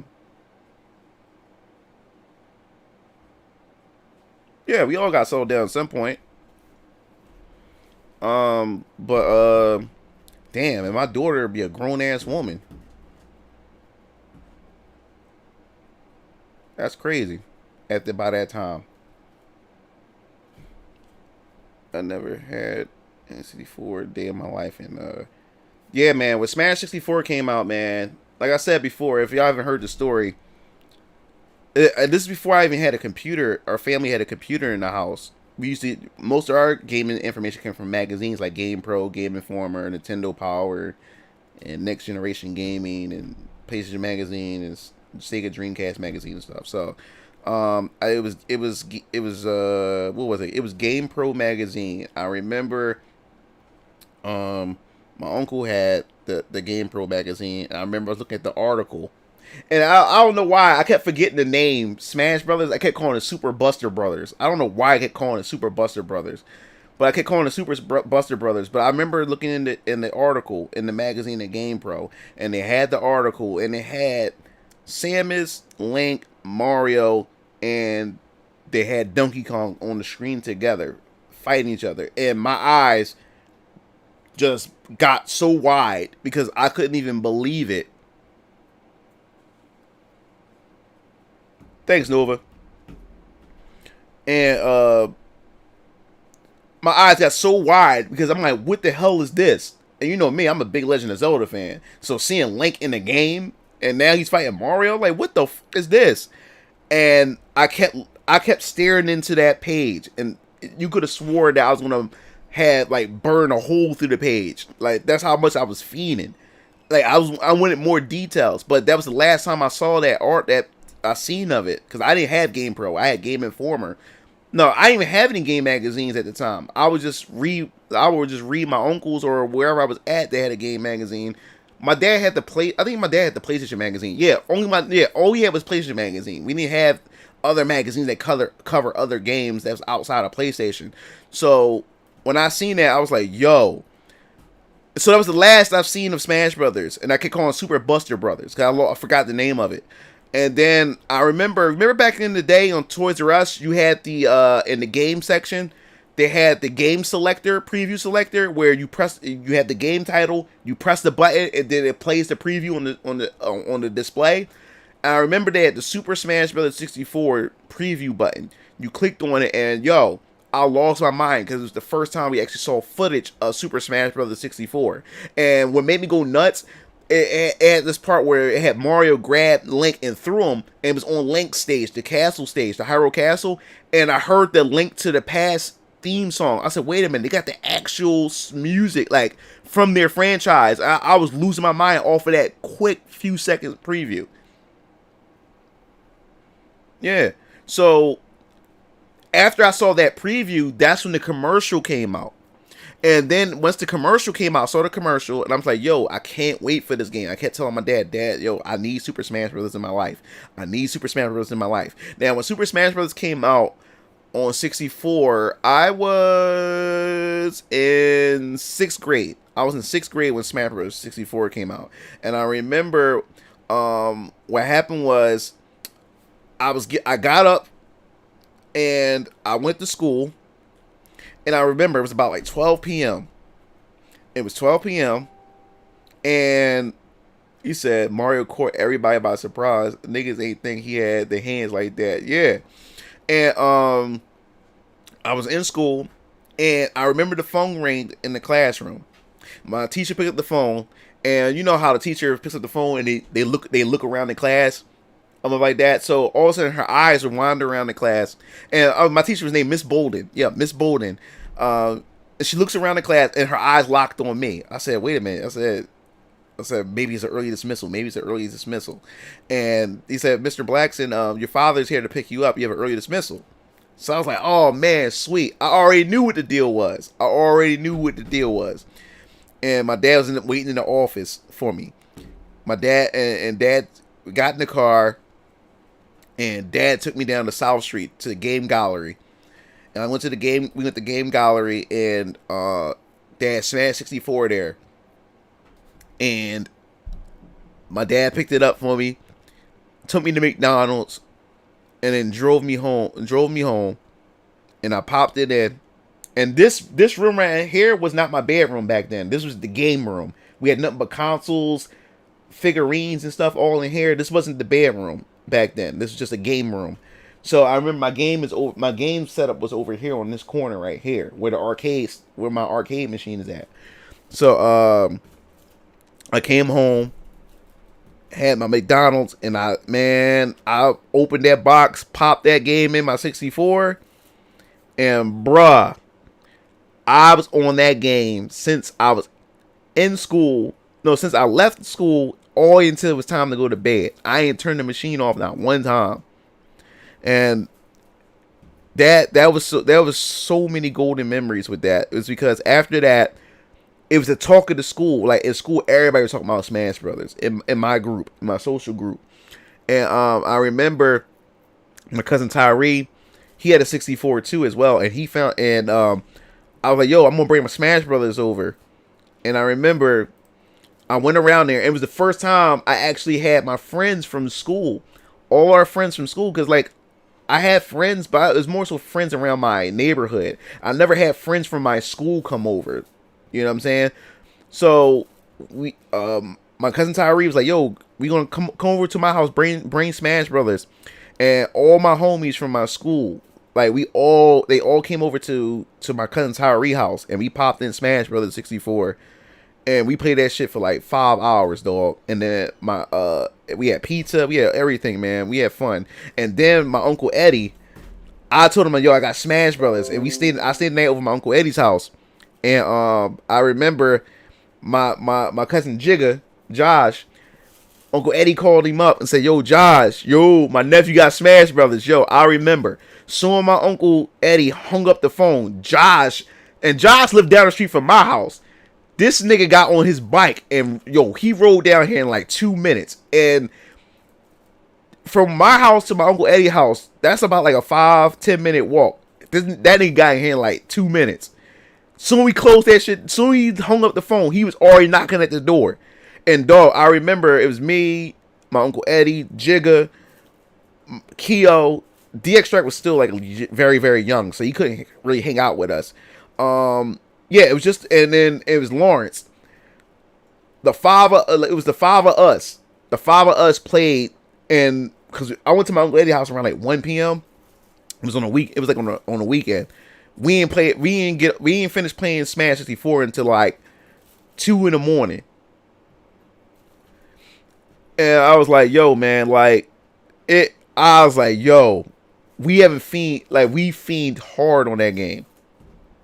We fiend hard. Like I'm telling you, when I say that I was such a Smash Brothers fiend and a fan, I was a Smash Brothers fan, dog. And we played with items back then. But as I started playing more and more, because I used to play against the CPU a lot too, and I noticed when maybe stop playing with items was because I always wanted to practice against the CPU, but we always used to play with items on. But I noticed the level 9 CPU was no longer a challenge to me, and I noticed that every time items would appear on the stage, the CPU would stop fighting you and go towards the items, and then you're able to just smash them off the stage because they ignore you and go after the items. So I wanted a challenge. So what I did was I noticed I said, what happens if I turn the items off? They would just be more aggressive towards me. And ever since that happened, I started playing with items off. That's what got me into it. He said your brother have a Keyblade in the room. Oh, dope, man. Yeah, man. And Willie said, Willie straight to the crib and all them feeds. Yeah, and that's what made me. That's how I got all. That's what made me stop playing with items. Now, this is the thing. My father and them at game night, they would keep items on. Only I played without items. Everybody else played with items on. He said, but then again, mainly AI do be weird. Yeah. That's what. Yeah, that's what made me stop playing with it. That's what made me stop playing with items. I noticed that the AI fights you more aggressively when there's no items, because the AI would only go after that. So, like, say for instance, they could be fighting you, and if a heart appear on the stage, they would stop fighting you and run for the items, or they would walk towards the items. They wouldn't attack you. And when I started noticing that, I just turned items off. I never played with items ever since. I don't even play with items in Smash no more. But my father and all of them during game night, they all still kept items on. And at that time, at this point, I was like the best player in Smash at game night after a while. And I was undefeated in Brawl in college. I won every tournament in Brawl, in Smash Brothers Brawl in the college. Won every tournament. I was undefeatable. I had an undefeatable record in Mansfield University. No one can beat me. It got to the point because we would win. You would win gift cards to like Walmart. What's that gas station? Can't remember. They sell fries and chicken and stuff like that. I can't remember. Sheets gift cards. I would win. I would go there, and I knew I said, yo, a new game is coming out, and if a Smash tournament was around during the time a new game was coming out, I would go there and knew I was gonna get money. Yeah, I was undefeated. And it got to the point where they wouldn't allow me to compete in the tournaments after that, because it was a guaranteed win when I walked in there. And I ain't gonna lie, because there was no items. There was no items in these tournaments, and there was only 2 players that was there that actually gave me the work. But I always came out on top anyway. But they was the only 2 I had to worry about that was going to stop my winning streak. But end up beating them. Yeah, I won every tournament at my school, at my university. Yeah.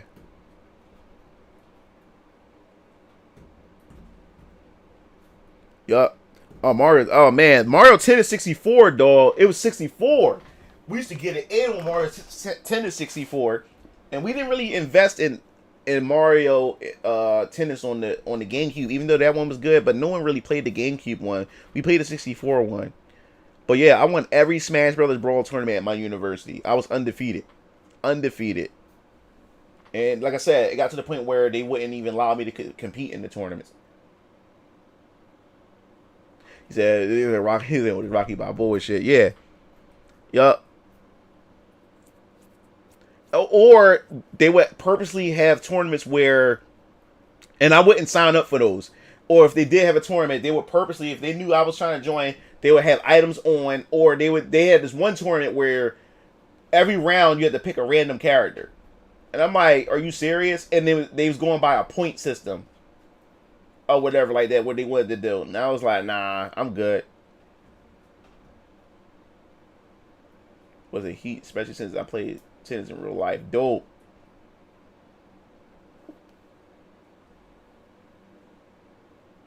My first Mario Tennis game was Virtual Boy. I still got it. Mario Tennis for Virtual Boy. That was actually where it originated from, Mario Tennis. I still got my Virtual Boy.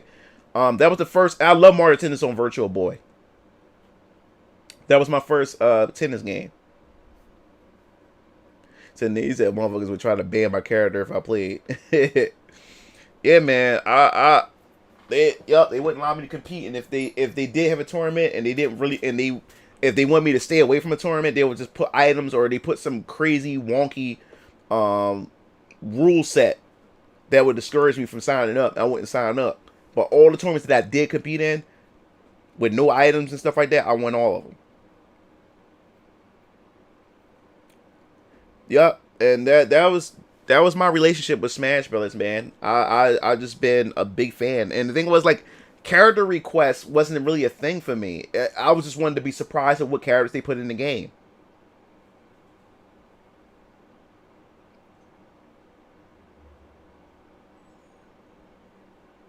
Now, I never played I wanted to play the Mario sports mix, but never got around to it. But that's what we need.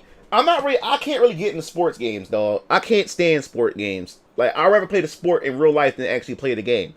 Now, if the only way I play a sport game is if you have, like, cartoony or anime characters in it, or whatever like that. Like I said, if they made an actual Mario basketball game, arcade type style basketball game, like as an actual title for the consoles, I'm copping it. They need a Mario football. They need a Mario boxing, and they definitely need a Mario basketball. They definitely need and a Mario dodgeball. That's what they need. Exactly what they need.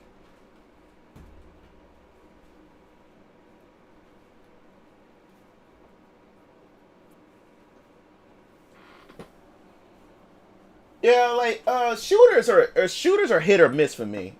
It depends, you know. Shooters are hit or miss. It very well depends on the type of shooter it is and the gameplay mechanics and everything like that. That depends. It really does.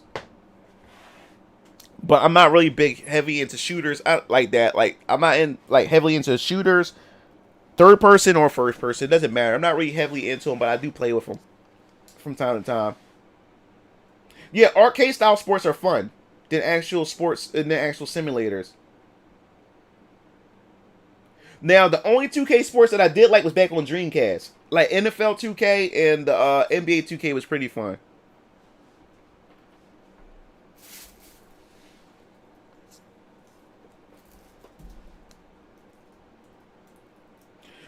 The first-person shooters are fun for me in VR. For my Oculus Rift. Like, they're fun in VR. Because they're more interactive.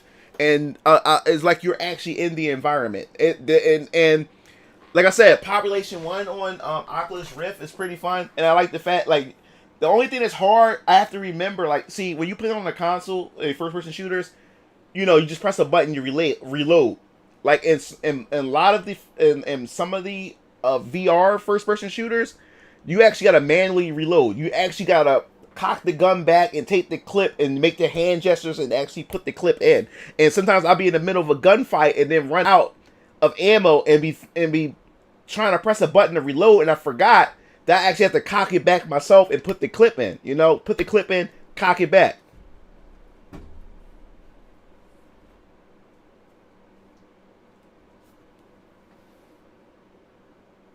More time playing by Forrest. I can't. To be honest, I can't get into Call of Duty. Like, the only Call of Duty I had was Call of Duty Ghosts on the Wii U. So you just finished crying. What? Because of Sora? If it was up to you, who would you have had for the final Smash character? Chrono from Chrono Trigger. He would have been for me. Yeah, DX Strike was almost about to cry when Sora was revealed. So I understand, DJ.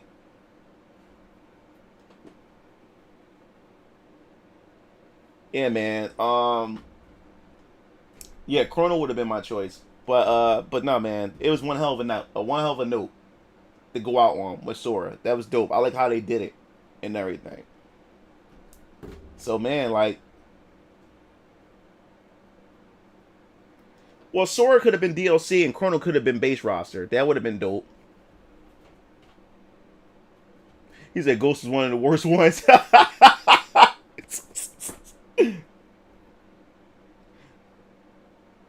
No, Chrono Cross, like, I didn't really play much of Chrono Cross because, like I said, like, my cousin had Chrono Cross. My cousin Miles, he had Chrono Cross. He let me hold it, and like I said, when people let me borrow their games, I don't really play it much because it's not my game, and I know I have to return it pretty soon. So that's why I don't really invest in games that people let me hold.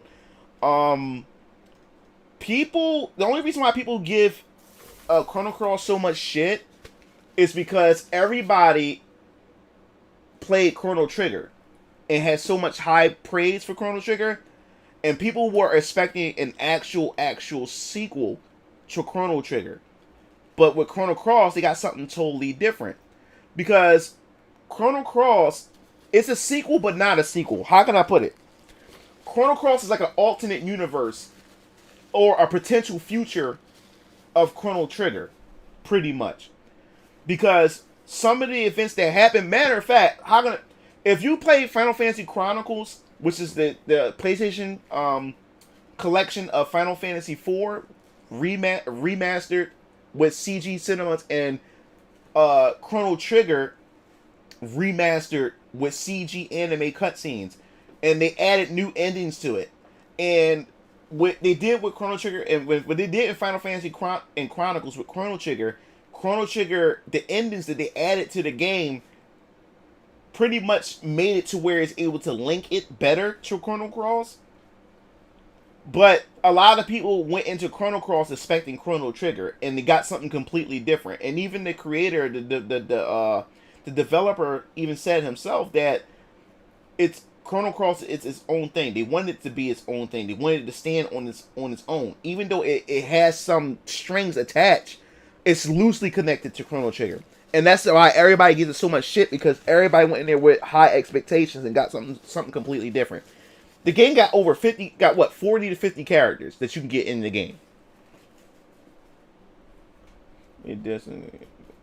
And Chrono Cross is definitely unique. The battle system, everything. It was so much for me to wrap my head around. Like I said, I didn't invest much time to it because I borrowed it from my cousin. I wanted to see what the game was like, so I didn't really spend much time.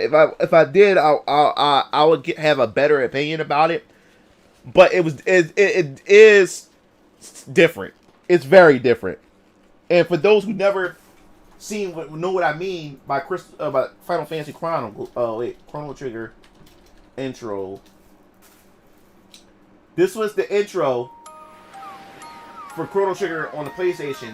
When they remastered it, and they added cutscenes to it, and they did a good job on it, man. Like Chrono Trigger, yeah. So they added more endings, newer endings to it to link it together. Allergies, man. Yeah, that's my boy Chrono, man. I wish he would have been dope in Smash.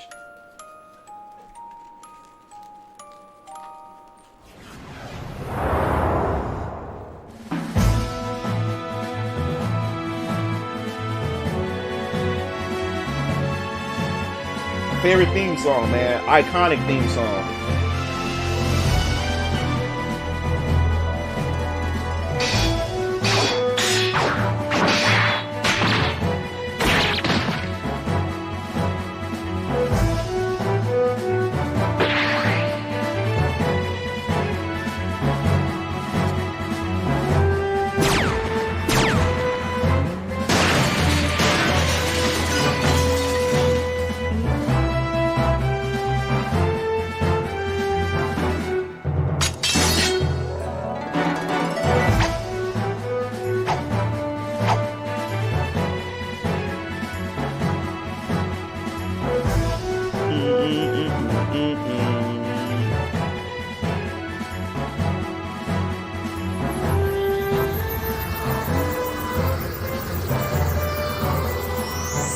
Yeah.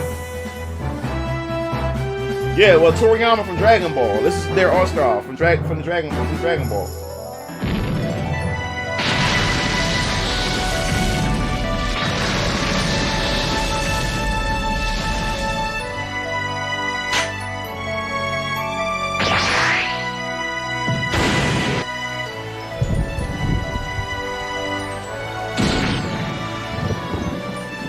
man. This could have been the final smash. Like, it would have been dope.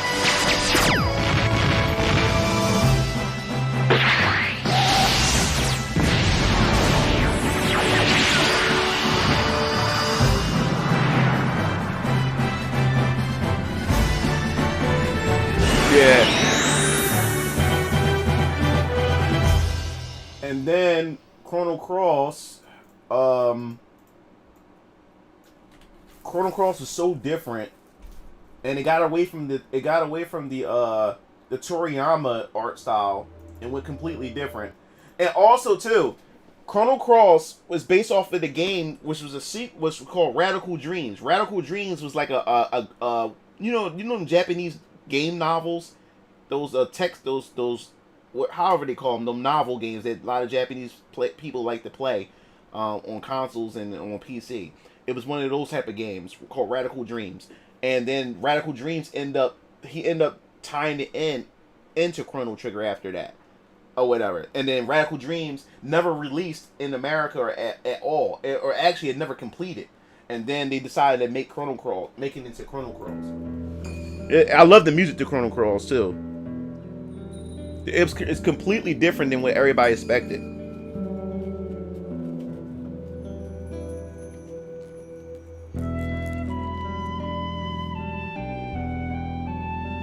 Yeah, Lavos, yeah. I love this theme song. Chrono Cross, that man, that flute, and then it goes into the violins, man. I was like, yo, dog. Love this theme song.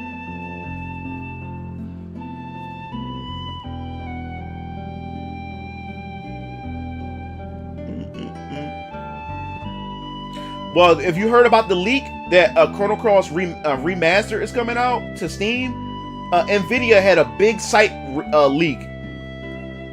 Final Fantasy IX remake as well.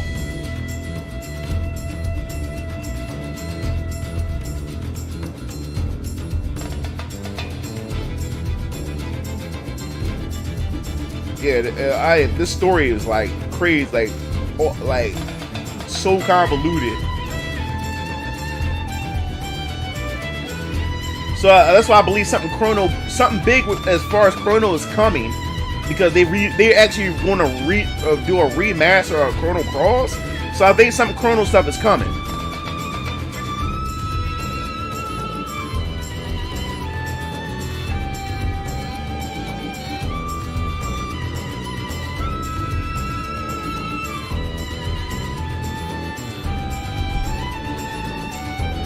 I love this song.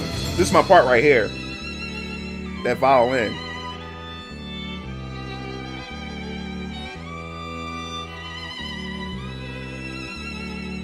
Yeah, Luca from Chrono Trigger. She found her, adopted her, and Luca died protecting her. Luca dies, and she died in Cross.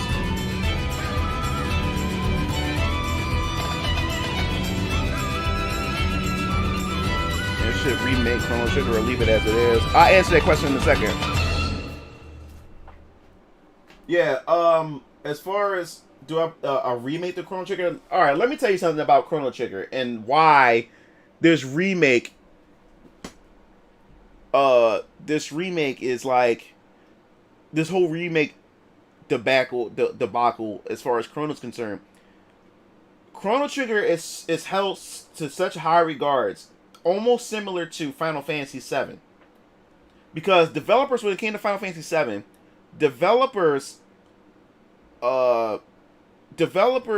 were afraid to remake Final Fantasy VII because it's actually Final Fantasy VII is lightning in a bottle. How can they go back and remake such a title that's been held to such high acclaimed?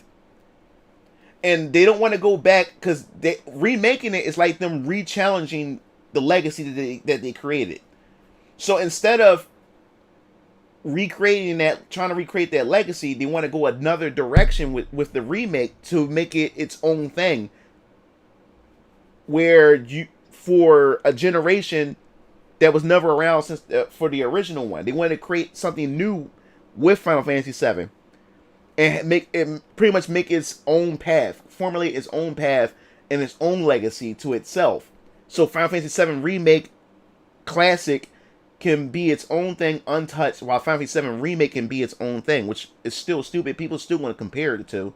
I think Chrono Trigger is in the same spot. How should you approach a Chrono Trigger remake?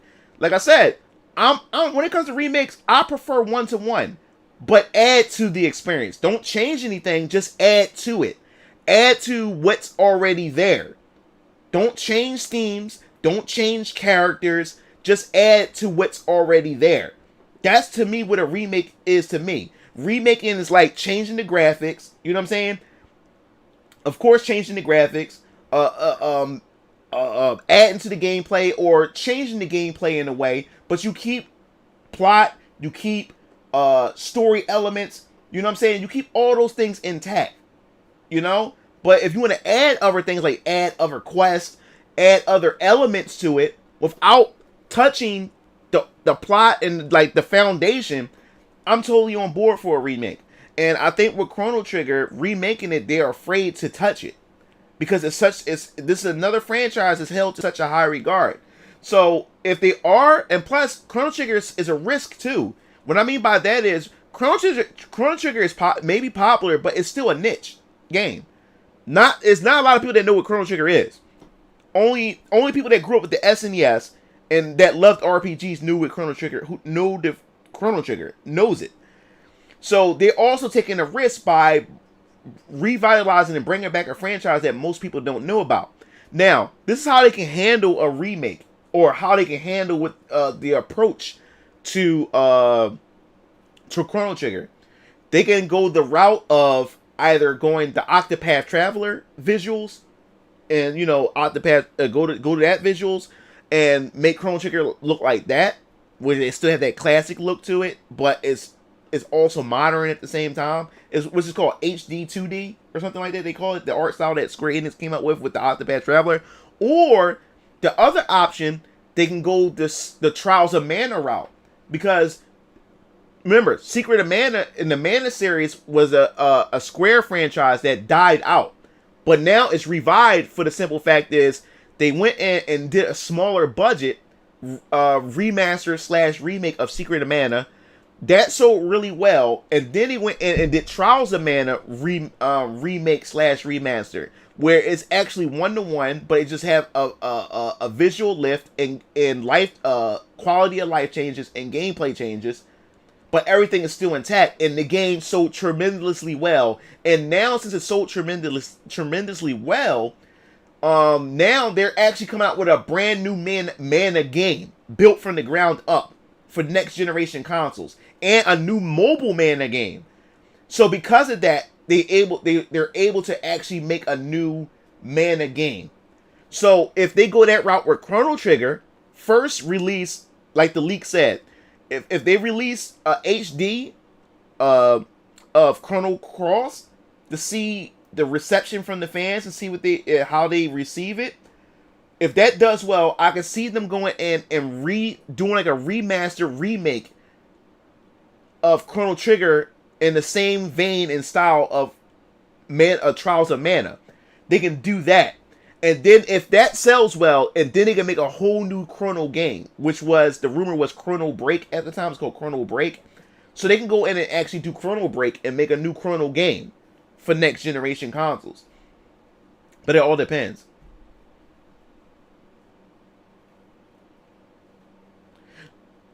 If it does well, we can possibly get a proper Chrono 3. Yup, exactly, V. And that's why I think that's what would happen.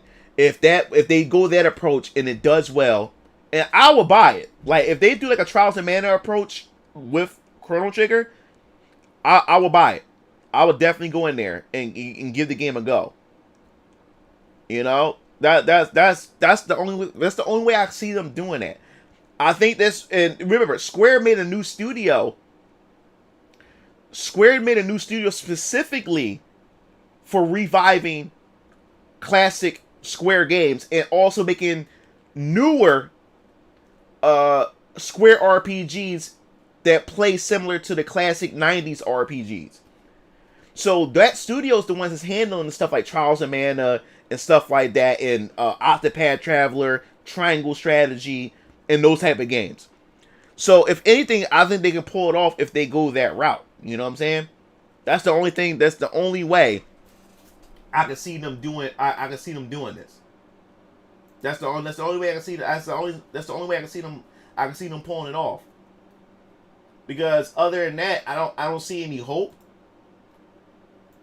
I don't see any hope of it. But I think for the fact that possible leak for the Chrono Cross HD, I think something Chrono related is going to come. Where they remake 1-1 while expanding and cleaning things up. Yeah, RE2 was a perfect example of a remake. Now, I'm not gonna lie, they did cut some content from RE2. Cause it's a lot shorter than I remembered. Yeah, I'm kind of worried that that it won't be turn-based, but I don't know. If Square, when it comes to these type of remakes, they kept everything intact and faithful. So I think it will be turn-based. Now, the future Chrono games may not be turn-based. But if they was going to do Chrono Trigger, they'll probably keep it turn-based. Because turn-based is still there. I mean, look at Dragon Quest XI.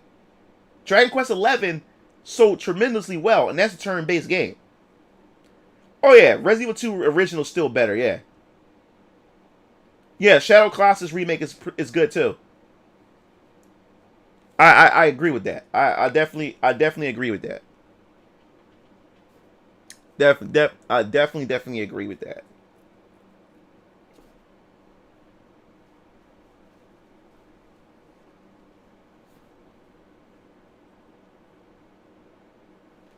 Yeah. Like I said, I'm not really an action, like, I like action RPGs, but the reason why I like the action RPGs back in the day, they were rare occurrences. Now today, everything's an action RPG. Like, I love my turn-based. And I love, like, the turn-based, like, Arc the Lad, where you had, like, a radius that you could move your character within, and then you know, and you end your turn and stuff. I like that type of turn-based or RPGs as well. But I love back in the day, the Mana series was one of those rare action RPGs where they were rare occurrences. That's why I enjoyed them so much. But every RPG today is an action RPG. That's why I was afraid when I first saw Final Fantasy VII Remake. When they first had the first trailer, it was action. It was an action RPG. I said, why? I'm like, why are they making, like, when are they taking the Final Fantasy franchise and making an action RPG? I thought Final Fantasy 15 was just going to be just like a one-off thing. You know what I'm saying? But then they went that route, and I didn't really like the Final Fantasy 15 gameplay. And I said, they're going to ruin it with 7. But then they did something really well. They blended turn-based a bit with the action. The action in Final Fantasy 7 Remake is actually really good. I actually enjoy it. They actually did a good job with it. I like it. If they can continue that trend, I'll be on board with it being an action RPG, the Final Fantasy franchise, if they improve upon what they have with Final Fantasy 7 Remake.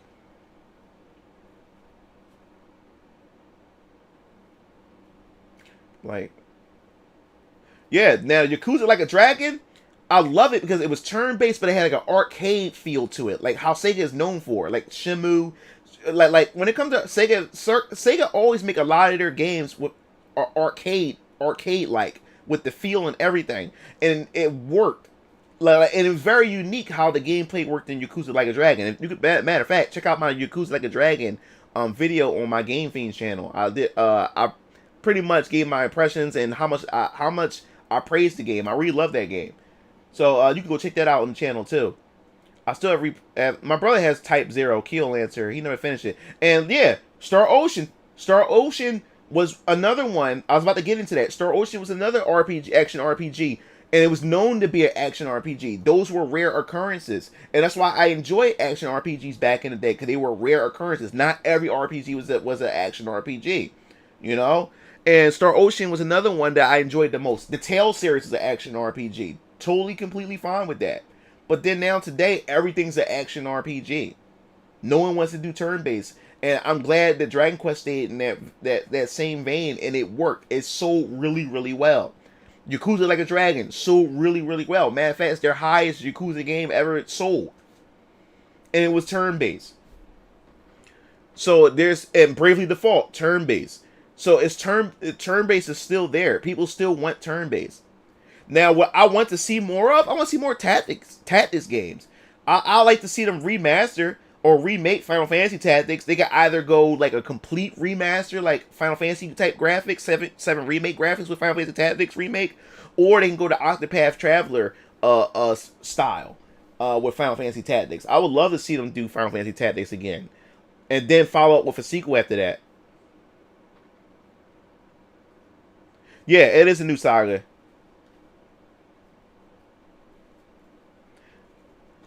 Yeah, I still haven't played I still haven't played Renaissance of Fate. I still haven't played any of those games yet.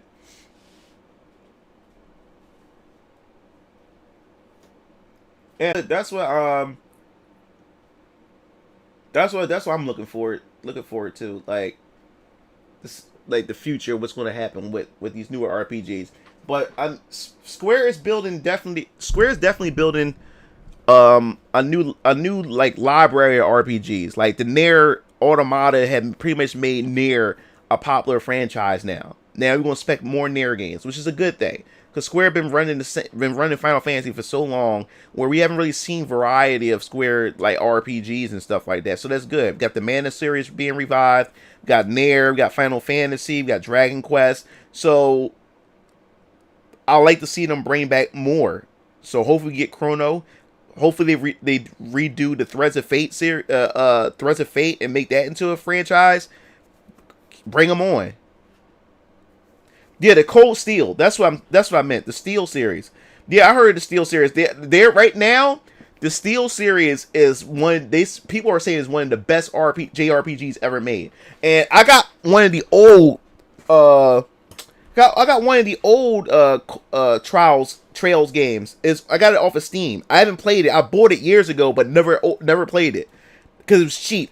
And people was saying it was a pretty good. It looked like a pretty good like RPG.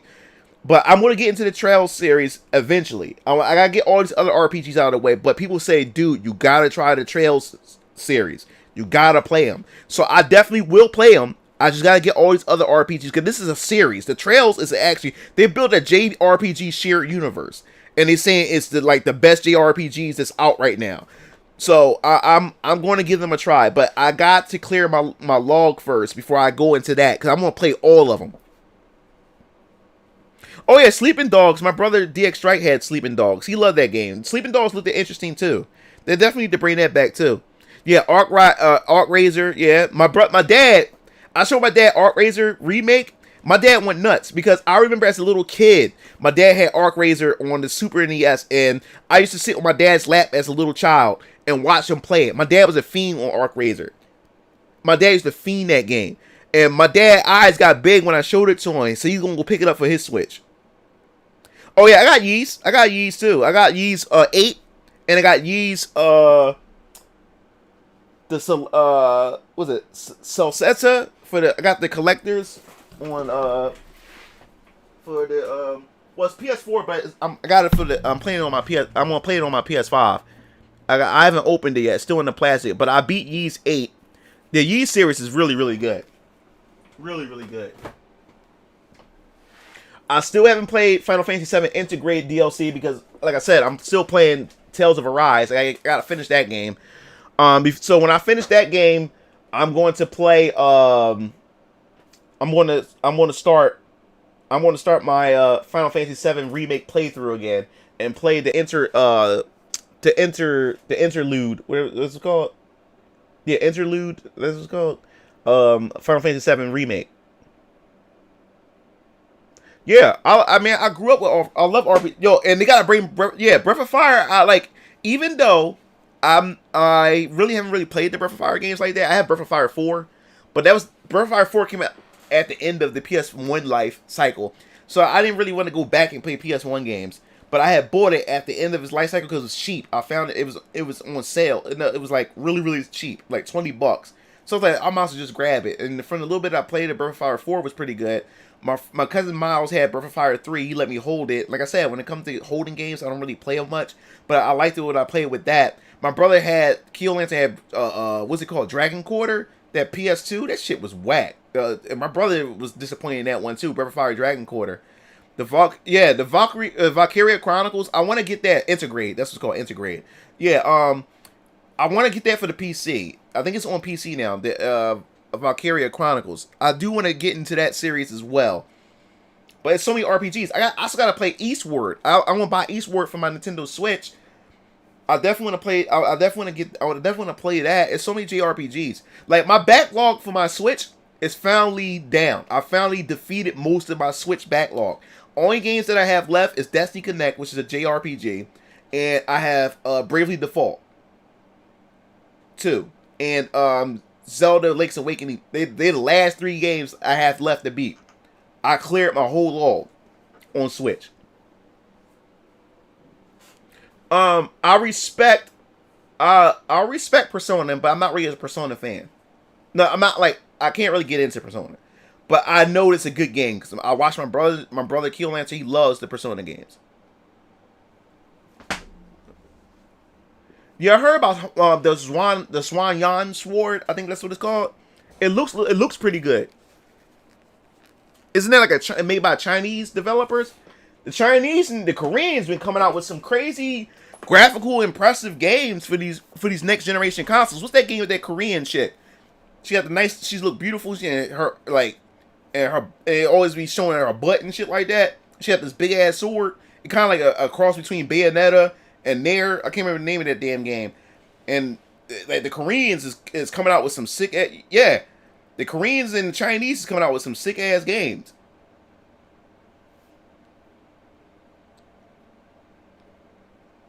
Yeah, the Deus Ex, they're not bad at all, actually. I had Deus Ex Machina for the Wii U. Never really got a chance to really get into it. Project Eve, that's what it's called. Yeah, the Koreans, man, the Chinese, like what's that other Chinese game with the monkey, the Goku, the monkey?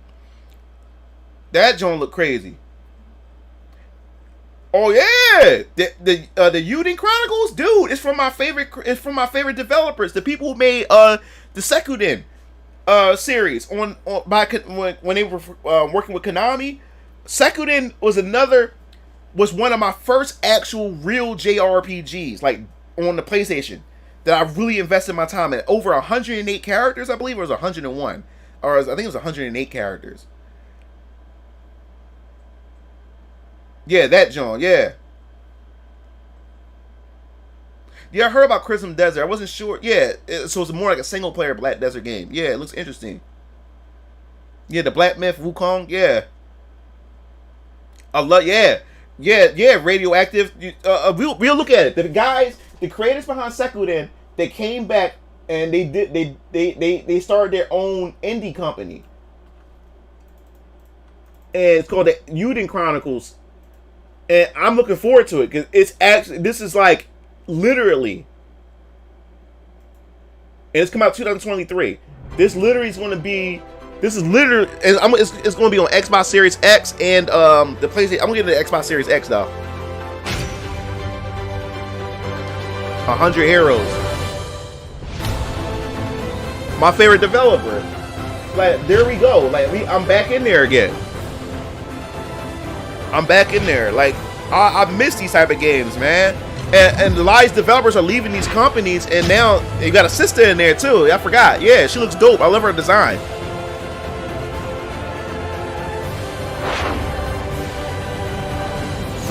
We got a brother in there too. I forgot. Yeah, we got a brother and we got a sister in that joint.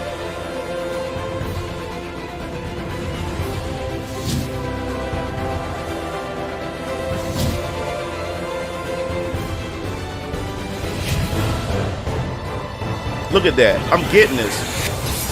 This looks dope, y'all.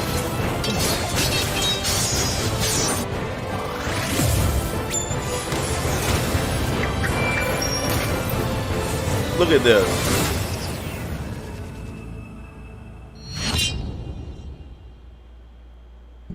Yeah. And you know me. Oh, and they come out with a side game too.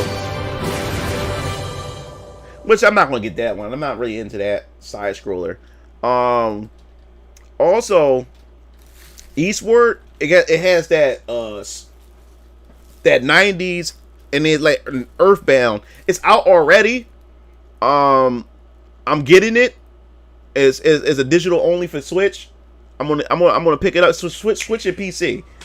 I'm gonna get it for the Switch. I'm looking. After I beat Tales, I'm either gonna play this next or Final Fantasy VII. Go back to replay Final Fantasy VII remake so I can do the DLC. The integrate. Yeah, I'm definitely gonna get this. And the music is beautiful.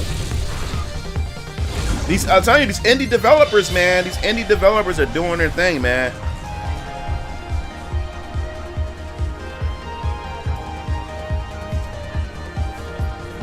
Yo, what's up, Radio? What's up?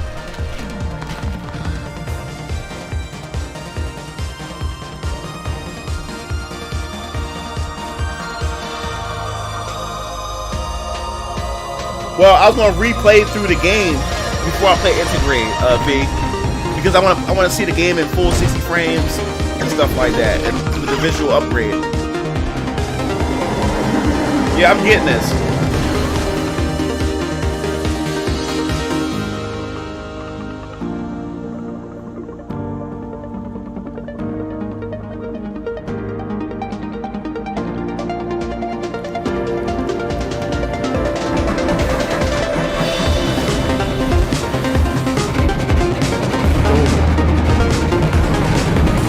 And this is a small team of developers.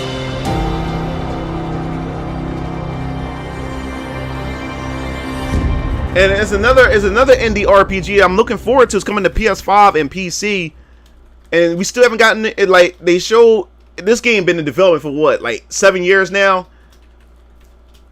I'm still waiting for this one. It's coming to the. It's probably on PC. It's still coming to PC, but now they're doing the They're now doing the it's coming to PS5 now as well. So I'm still debating, should I get on PS5 or the PC. Yeah, a lot of Japanese developers are stepping their game up, but no, this game looks really good. This is another RPG. Indie developers.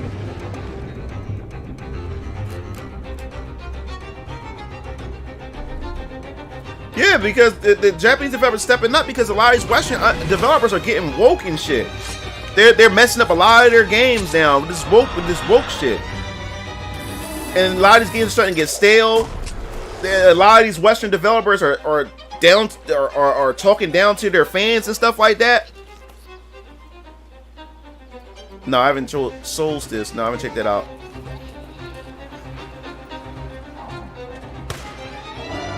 Yeah, I want this John, man. This game looks really, really interesting. You can craft weapons and stuff.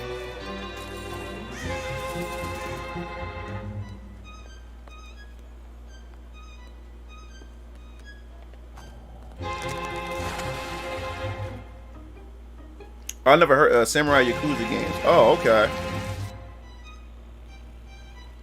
Yeah, that's why Japanese developers. Same thing with like I said, with Hollywood comic books and cartoons. Japan's been kicking ass, and because remember, for the time, Western developers was kicking Japanese developers' asses for over a decade, and ever since ever since the Xbox and then came out, and then the PS3 and stuff, Western developers started just coming in, kicking ass and stuff. Cause a lot of games that was meant for PC started coming over to consoles, and Japanese developers couldn't keep up with their games. But now Japanese developers are they're learning. And they're giving the fans what they want, and they're not being held to this political correctness bullshit, So that's what's going on. Yup, exactly. And that's what's going on right now with Japanese developers. They kicking ass right now and taking names, and I'm really liking it, Like, even with the Yaden Chronicles, you got 2 black characters in there. And Japanese developers, when they add black characters, they're actually unique characters. It's not woke shit. They're in there, and their color has nothing to do with anything. There's no woke the ideology. They're part of the cast. And no one looks at them for their color or anything. They're part of the cast. Yeah, they're also the Korean Seal, yeah. Yeah, now You know, the rumor is that they just acquired. Microsoft is acquiring a new studio. I'm still thinking. This is my opinion. I still think that Microsoft is going to get Sega. I still think that. And hear me out on this. Hear me out with this. You know what would happen if they get Sega, right? Not only will Persona will be an official exclusive to Microsoft, now they have a whole library of games. A whole library of games that's exclusive to Microsoft. And not just that, Microsoft can now have Sega market the Xbox as a Japanese console in Japan. They can market it as a Sega Dreamcast too if they want to.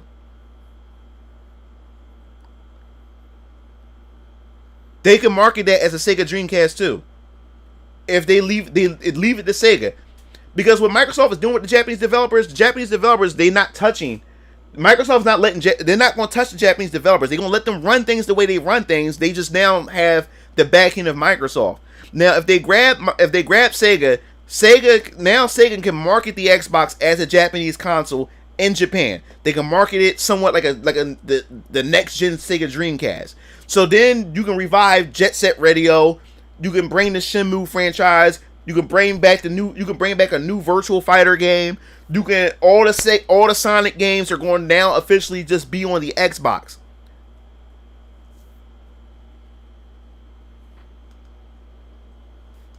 Okay, yeah, I think that's what they can do.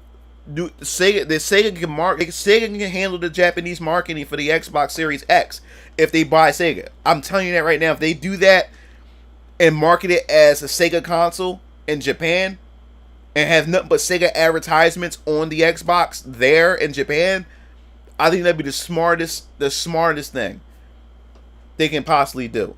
And now you have to, in order to get Persona, you would have to get an Xbox.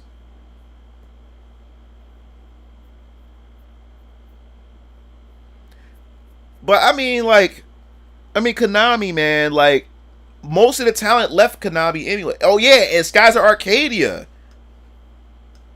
I got Skies of Arcadia. I love Skies of Arcadia. Exactly. Like, Konami's not the same Konami no more, man. Like, buying Konami, you would get the franchises, but most of their talent left already. Because Konami don't even know what to do with their franchises, because most of the talent left and started their own indie companies. That's what the developers of Yaden Chronicles, they left Konami years ago. They got their own company now. That's what a lot of these developers are doing now. They're leaving these companies, and they're just taking their passions, and now they're creating their own indie company, and they're creating RPGs based off their franchises that they made when they were once in with the company. You know what I'm saying? Yeah, Konami was the truth back in the 90s, bruh.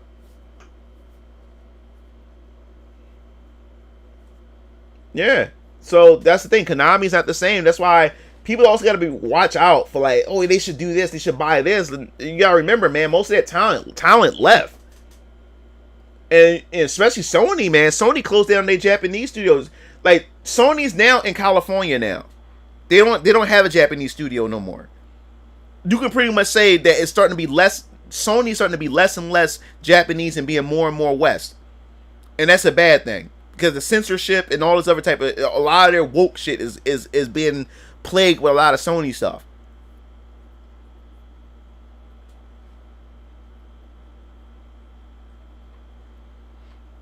Oh yeah, Bloody Roar would be dope.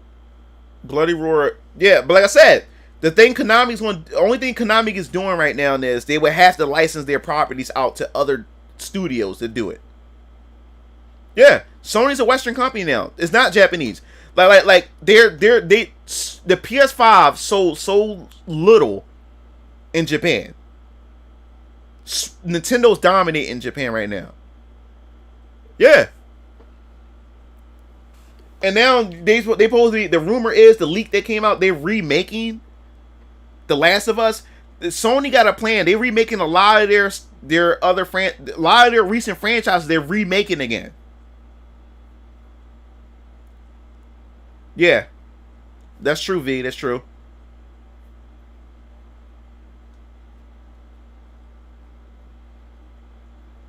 Yeah, and that's why that's exactly why they Sony is the way it is now. They're not the same. They're not even Japanese, in my opinion, anymore.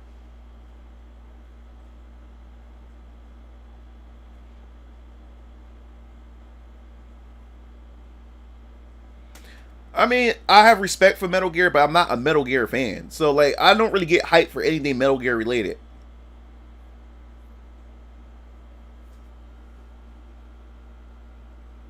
Yup. Because you know, Last of Us is coming out with a TV show on, I think, AMC, I think, and from the script, that shit woke. It's just complete woke.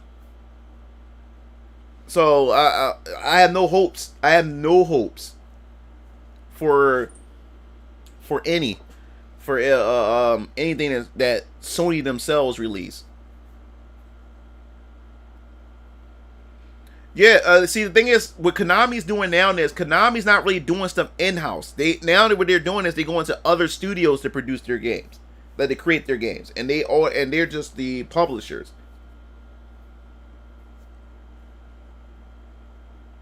Oh, HBO. Okay. Right now, man, like, as far as the console to get right now, Xbox, like, I got both, but if somebody asks me what they should get right now, unless you're buying the console because you're looking into the future, yeah, Last of Us getting a TV show. Yeah, they announced that a year ago, and now more information is coming out with it. And like, Xbox got a lot going for it. That Game Pass, you can't beat the Game Pass, man. Game Pass is a deal. It's really Netflix of games. Yeah. Even so, if you can't afford to pay $70 a game, get Game Pass, and eventually those AAA games is going to fall into Game Pass. Just get the like I'm telling you, and I'm going to be honest with you guys. I prefer the DualShock 4 over the PS5 controller. I'm gonna be honest with you guys. This does not like when it comes to like fighting games or games that's action heavy, like Final Fantasy VII Remake, the Tales series and stuff. This does not feel good at all in my hands. This does not feel good at all in my hands. I like how the design looks for the PS5 controller, the DualSense controller, but I do not like how it feels when it comes to playing aggressive action heavy games at all. The DualShock 4 feels so much better, so much more comfortable. I prefer the Xbox Series X controller over the PS5 DualSense. I don't like how it feels. The Steam Deck, I want to pick one up eventually. I do want to pick up a Steam Deck eventually. But I do not like the DualSense. I don't like how it feels when it comes to playing like games that you have to really... It's very action heavy, you know, that you have to actually keep pressing like a lot of pressure on buttons. It doesn't feel good on the hands at all. And the Xbox Series X, that's why I'm starting to think like, yo, I should have got Tales of Arise on the Series X instead.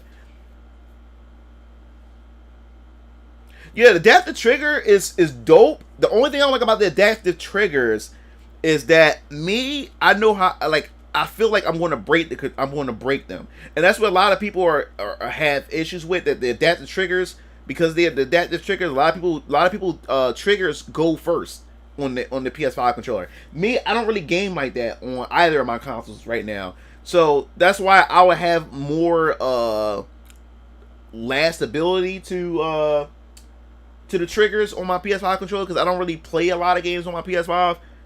But people who constantly play their PS5 and fiend on their PS5, their triggers go first. Okay, yeah, the official. I love the DualSense. It does feel unique when you play the Astro Playroom game. You can when I had to shoot the water, I think it was. I can't remember. They actually had pressure where I actually had to press it really hard, because it was actually giving me force feedback. You know, so it's actually pretty good. But yeah, man, like they need to. I think they need to do like a retouch up or a refined version of the PS5 controller. They already supposed to be releasing a new a refined PS5, making it a little bit smaller. They supposed to be doing. And did you hear about the rumor? They already supposed to be doing a PS5 Pro. They're gonna be within by 2023, I think, or 24.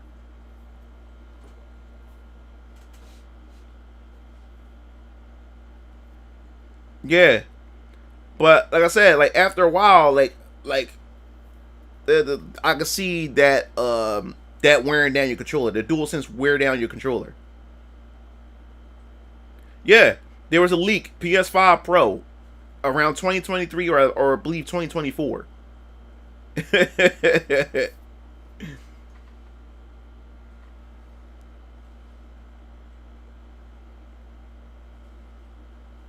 Yeah. The PS5 and the Xbox Series X, this is going to run for the... I'm telling you right now, this is going to run for the next 8 years. I'll give it 8 years. The PS5, and so expect some mid-generation upgrades. I'm telling you that now. But yeah, that Pro, I don't put it past Sony. Don't put it past Sony. Yup. That was leaked out a while ago.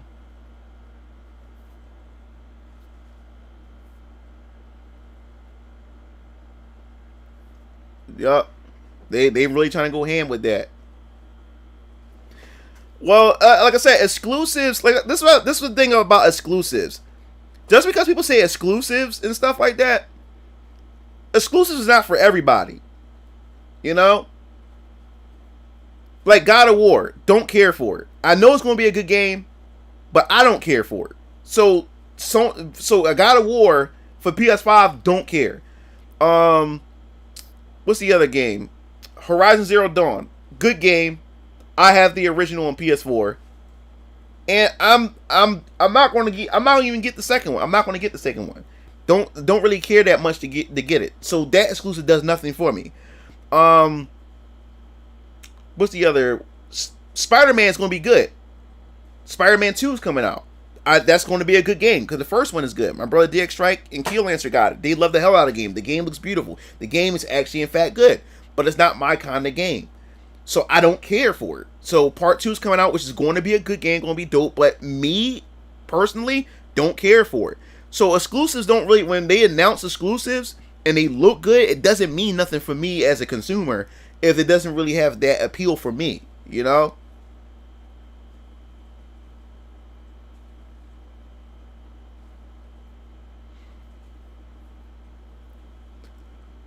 Yeah, so that's why when people say, "Oh, the exclusives line up, man," like, yo, Sony doing their thing, but when just because exclusives are good doesn't mean that that's everybody's taste. You know what I'm saying? So hearing these games, seeing these games, don't really care for them. Yeah, they all. What's up, Neji? They all the same. I agree. Most of these new, like I said, but there's a lot of these modern Western games like God of War. Did we need a God of War game where the camera is back view, where it's behind Kratos' back? There's a lot of these modern games. It has the behind the shoulder view. Like, what do we need that shit for? A lot of these modern games, they all feel the same. It's like they all borrow the same gameplay mechanics. They tweak it just a bit, and just have a new story, new settings and stuff like that.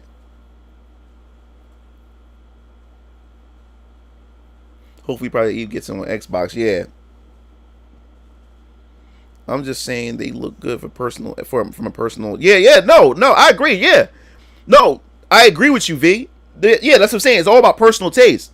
See, for me, it does nothing for me. You know, it does nothing for me, but it does something for you. Yo, I'm doing good, Neji. I feel we may get another gameplay change after the Norse era of God of War ends. Yeah, I think so too. I agree with that. Had the same form and they keep repeating it over and over. See, that's the thing. Like that's what happened when you're a AAA studio. See, AAA studio as they make millions and millions and millions of dollars, they can't afford to take the risk. They can't afford. I wouldn't say they can't afford. They want to avoid as much risk as possible, especially where a formula for a particular genre has been figured out and has been proven to be successful. They would just stick to that formula, and they won't, because it guarantees them money. So why? And that's the thing. Why break away from something that works? You get what I mean? So that's the problem with AAA. That's why indie studios are the only ones that's taking risk, that's trying different things. And yes, it may be a hit or miss, but you at least you're getting a different experience. Because you remember, like back then, gaming back then, especially in the 80s, like the late 80s, early in the 90s, and like the early 2000s, gaming was such an experience because you didn't know what you were going to get when you got a game. You dived in there and you just say, "Hey, let's see what the developers got for us." You know what I'm saying? Got for me, and we go in there and we play. You know. And it gave you such a unique experience, and you walk away from it with some memorable moments. Now every game got charged health. All you gotta do is run, hide behind, take cover, charge health. A lot of action games now got behind the shoulder camera views. Then a lot of games are now take cover behind walls and stuff like that. And then don't talk about first person shooters. Everything's either a Halo or Call of Duty clone. Yeah, that's why I don't really game much. Gaming doesn't have that same influence. I'm always will be a gamer. I love gaming, but it doesn't. Besides me being a father and being an adult now with more responsibility, gaming still doesn't have that hold. Because like I said, what proves that I'm still a gamer, when a game really has my attention, I don't care how busy I am. I would squeeze it in my schedule to make sure at least I'm going to play that particular game that I'm fiending on. You know? But it's very rare that a game gets me to that point. A long time ago, it was no matter what. I was just playing the game for hours, you know? Yeah, I agree, V. Yeah, I agree, Neji. They won't take that risk.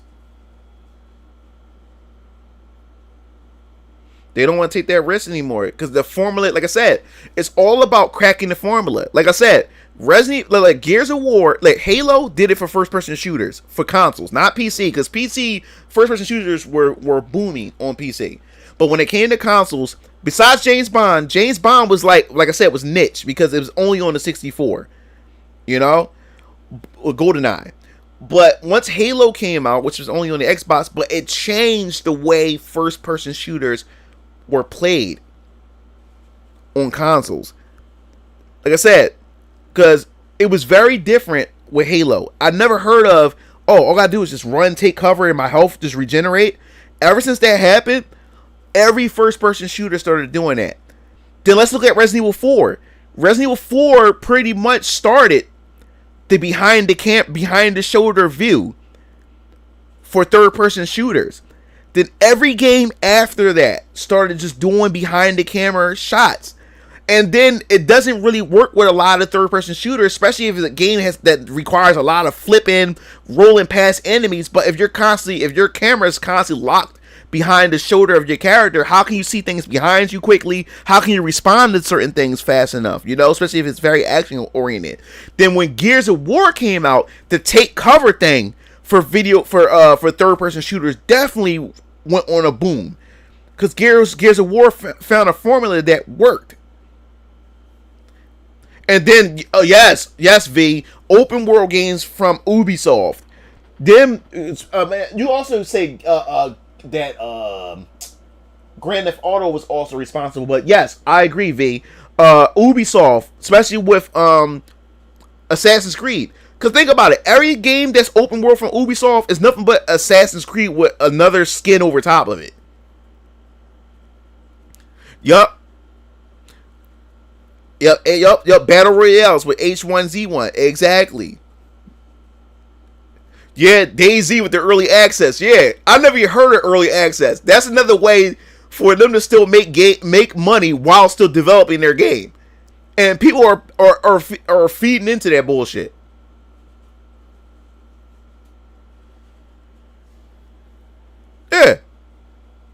Dizzle.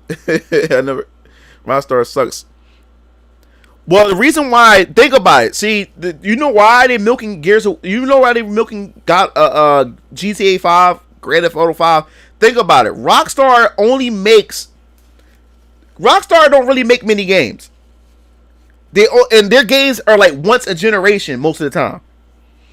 Like all Rockstar really has was the Max Payne, Grand Theft Auto, and they had the Red Dead. They only have those 3 games. And Grand Theft Auto is a game that's like once a generation. So it takes time for them to release a new Grand Theft Auto game. That's one thing I say about Rockstar. Rockstar takes time with their games. And then once they throw them out, these games last a whole entire generation and still makes money. That's how they're able to get away with it. So right now, Grand Theft Auto 5, the reason why they keep putting out so many different versions and re-releases of Grand Theft Auto 5, because right now they're working on Grand Theft Auto 6. And Grand Theft Auto 6, if the rumors are true, is going to be one of the biggest Grand Theft Auto games. So that's going to take years.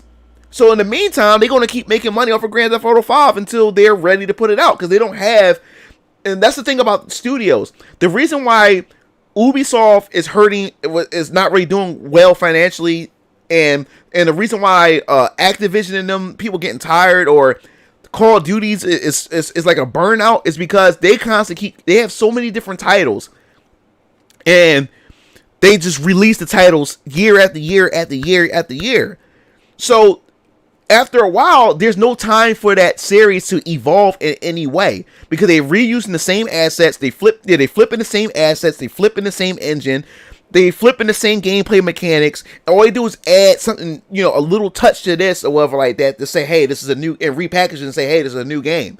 So with Rockstar, they take years to develop one game, and that's why when their games come out, they make millions to billions of dollars, because that game actually offers a brand new experience, because they take years to refine it, to do all these different type of things. That's why Grand Theft Auto would never be a different Grand Theft Auto title would never be a yearly experience.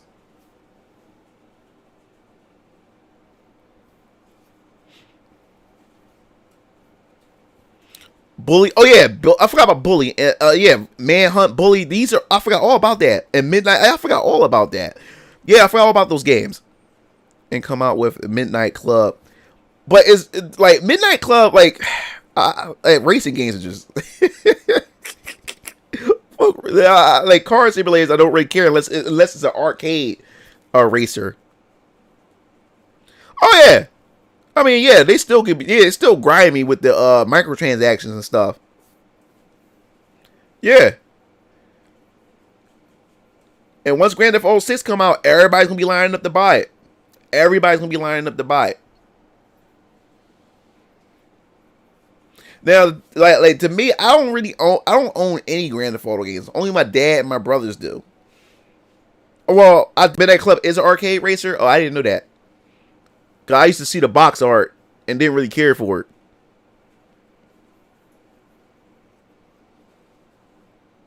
Yeah, so they just cycle the little franchises they do have, Rockstar. But other than that, man, like gaming just haven't been the same for me. It haven't been the same for me at all. And that's a shame.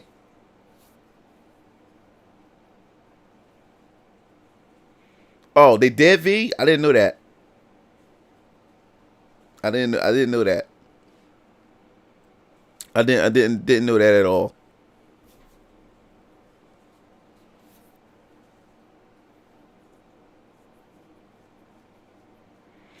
Yeah, man, I've been getting back into my RPGs, and all I play is RPGs and fighting games, because I do want to get KOF 15, and I do want to get Melty Blood, Type Lumina, and what else? Whatever fighting game. And I can't wait to see how Dungeon Fighters is going to be.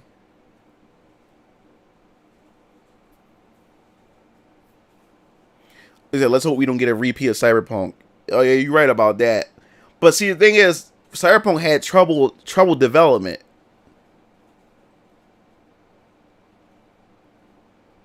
Since the beginning. No, I think it's going to do good. I mean, it's the hype that's surrounding any fighting game that was never a seller is going to be a seller now. Because we live in a different era of fighting games now. Because now we have Discord communities. Everybody's so connected now. Rollback netcode, all these other type of things. Like I said, Samurai Showdown made the most they ever made. This Melty Blood is going to make the most that any other Melty Blood ever made. And this King of Fire is going to make the most that any other King of Fire has ever made. Because we live in a whole totally different time now as far as fighting games are concerned.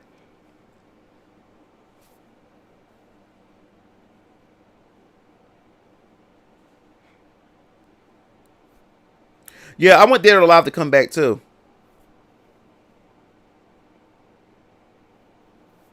Yeah, it haven't been a success, but I believe it's going to be a high success this time around. Because Samurai Showdown wasn't a high success, and now it is here in the West.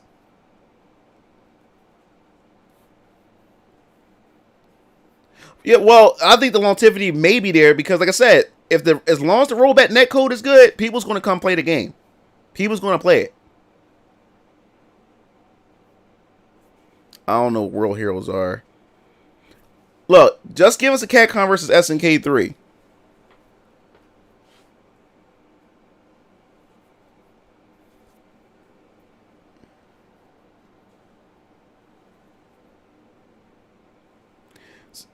Yeah, now that you think, yeah, Animix, you may be, you might be right, man. They may send, no, I don't know, man. I don't know. They could. That's if they bend the knee.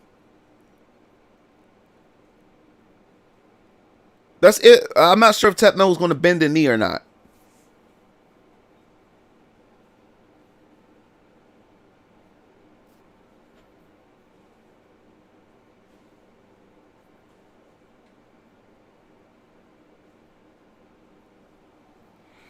Yeah, so, but I do want a Never Dead or Alive game. I think they're working on a new one, in my opinion. I think they are.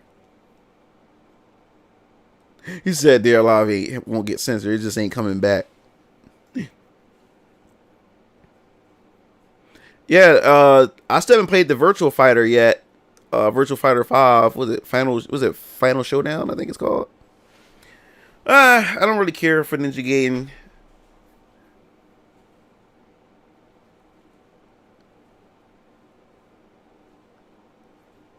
So you're going to go outside and kill Wookiees. I think they'll take it much more serious the next Dead or Alive game. Because they cut support for that quick out of nowhere. Because I think they realized they made a mistake. And I think they're going to go back to the drawing board and do it right. Well, I think they're going to do a Virtua Fighter 6 if this Final Showdown, which does good or not. That's what I think that's about.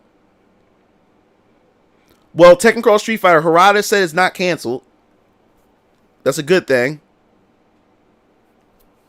No, Neji is not canceled. It's not canceled. I did a video on that. That was a Harada came out and said it's not canceled. That was a mistranslation. It's not. What do I think of the free Marvel vs. Capcom 2 with Maximilian and stuff? I think it's a good idea. That studio wants to remake some classic games, and Marvel vs. Capcom 2 somehow appeared to be the game that everybody wanted, and I love. Nope, it's not being canceled, Neji. I did a video on my Game Fiends channel. That was a mistranslation error, and Harada came out and said that on Twitter. That was mistranslation. Yeah, Fakuran was used for, it was a GOT model. Yeah. But yeah, free Marvel vs. Capcom 2.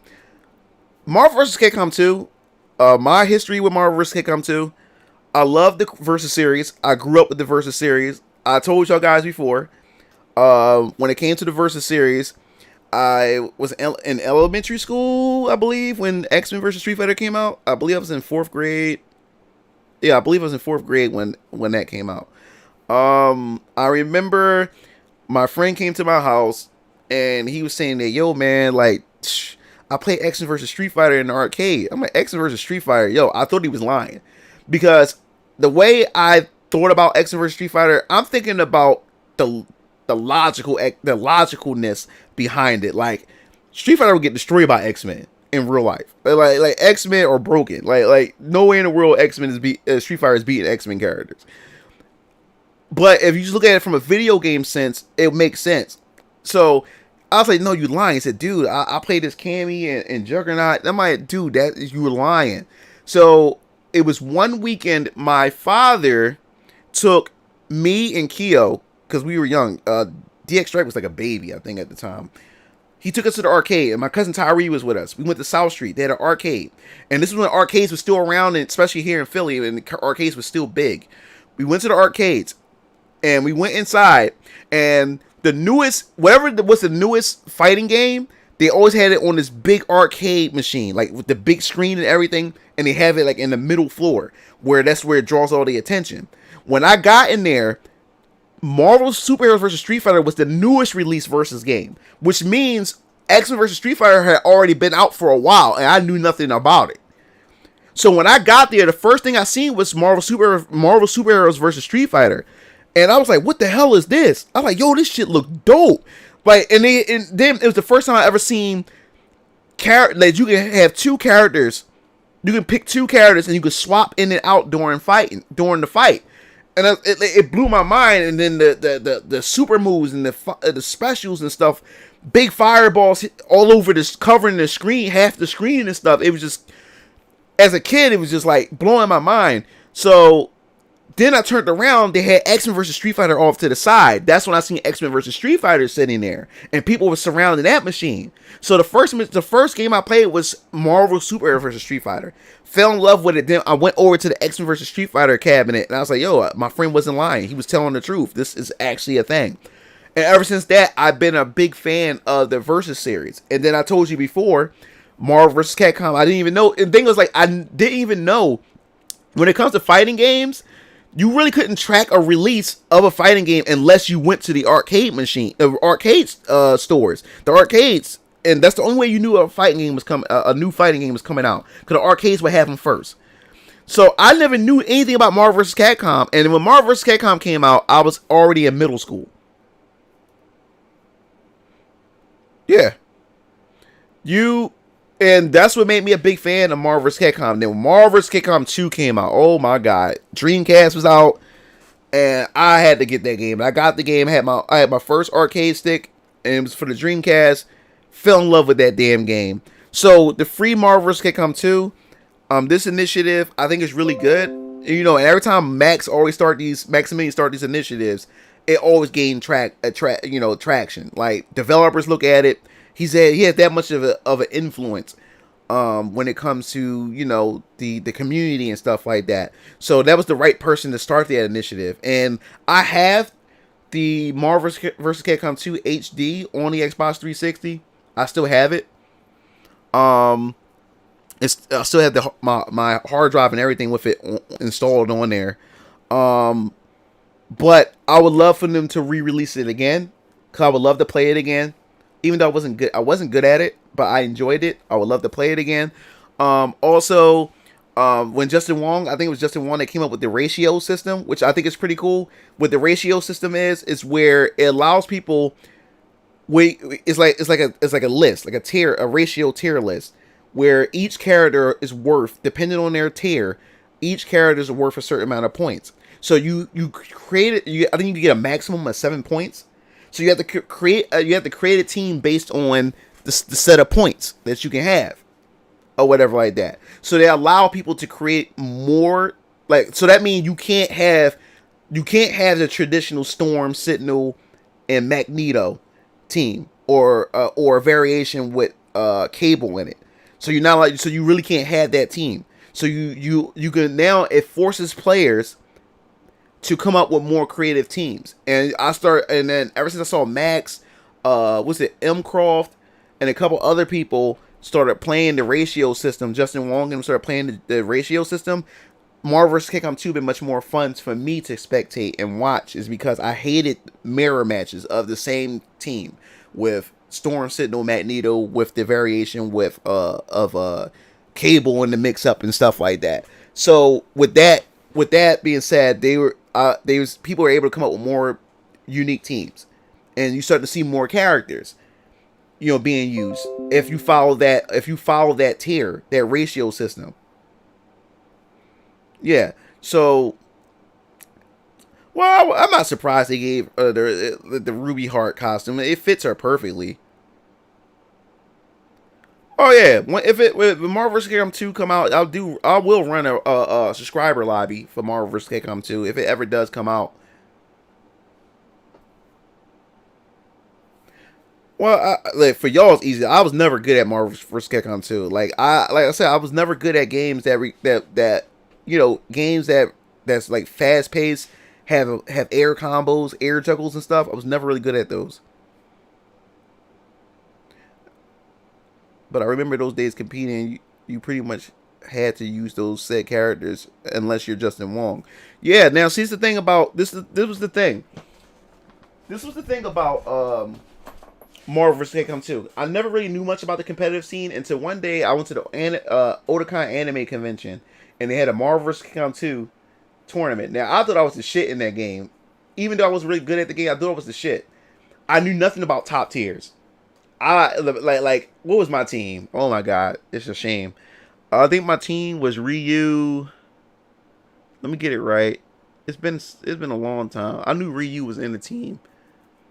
Ryu, it was Ryu, War Machine, and I think Mega Man. I think it was. I can't remember. It worth a variation every time I swap out Mega Man with Jill, or Wolverine or something like that.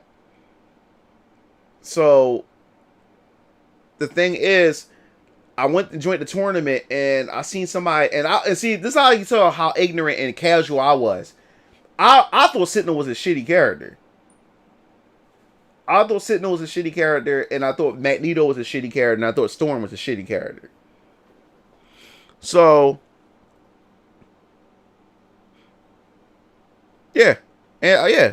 Otakon anime convention, Marvel vs. Capcom 2 tournament. They had CVS 2 tournaments. They had Melee tournaments. They had all kinds of tournaments.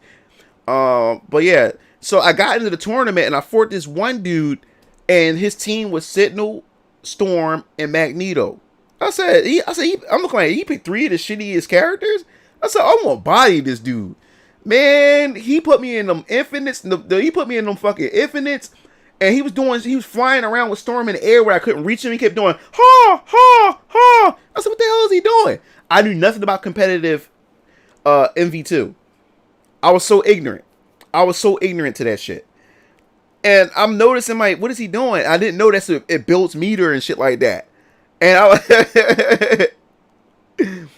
is that anime convention still around? I mean, it's COVID now, so I don't know. But yeah, I used to go to that convention. I've been there for the past 7 years. Yeah. But yeah, so when he was going around with Storm, ha ha, I'm like, what is he doing? I was like, he's flying around, I can't reach him and shit. He was doing that and he's building up meter doing that shit. I had no idea. And then he did the infinite loop with Magneto. I'm like, what the fuck is this shit? Like I was so flabbergasted. I'm like, what the hell is going on? I was getting destroyed. Dude, I couldn't breathe. This is the first time I saw loops, and it's the first time I saw somebody play with Magneto, Storm, and Sentinel as a trio. That's how ignorant and casual I was. I knew nothing about it. And like I said, I thought those 3 was the shittiest characters in the game. Yeah. Yeah.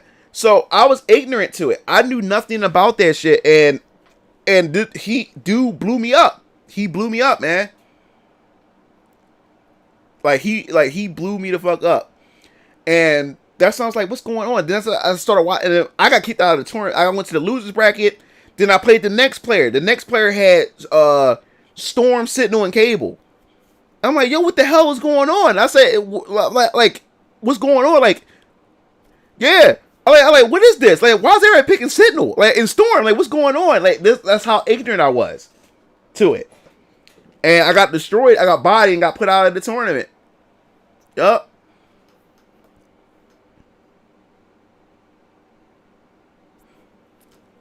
So what was my team? Yeah, my team was ass. It was like it was Ryu, War Machine, and Mega Man, or sometimes I swap Mega Man out with Jill, or I swap Jill out and with Wolverine.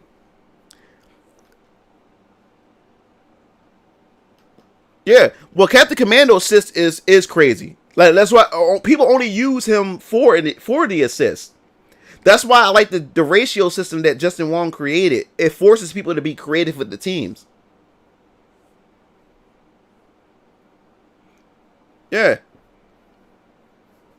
Dude, I like it made me see Marvel vs. Capcom 2 in a different light after I seen that. Yeah, I was just not good at the game. I was not good at the game, and I wasn't playing at that level. Like, I was not playing at that level. And that's why I said, like, when it comes to fighting games, like, I love Marvel vs. Capcom 2 because I'm a big Capcom fan and I'm a big Marvel fan.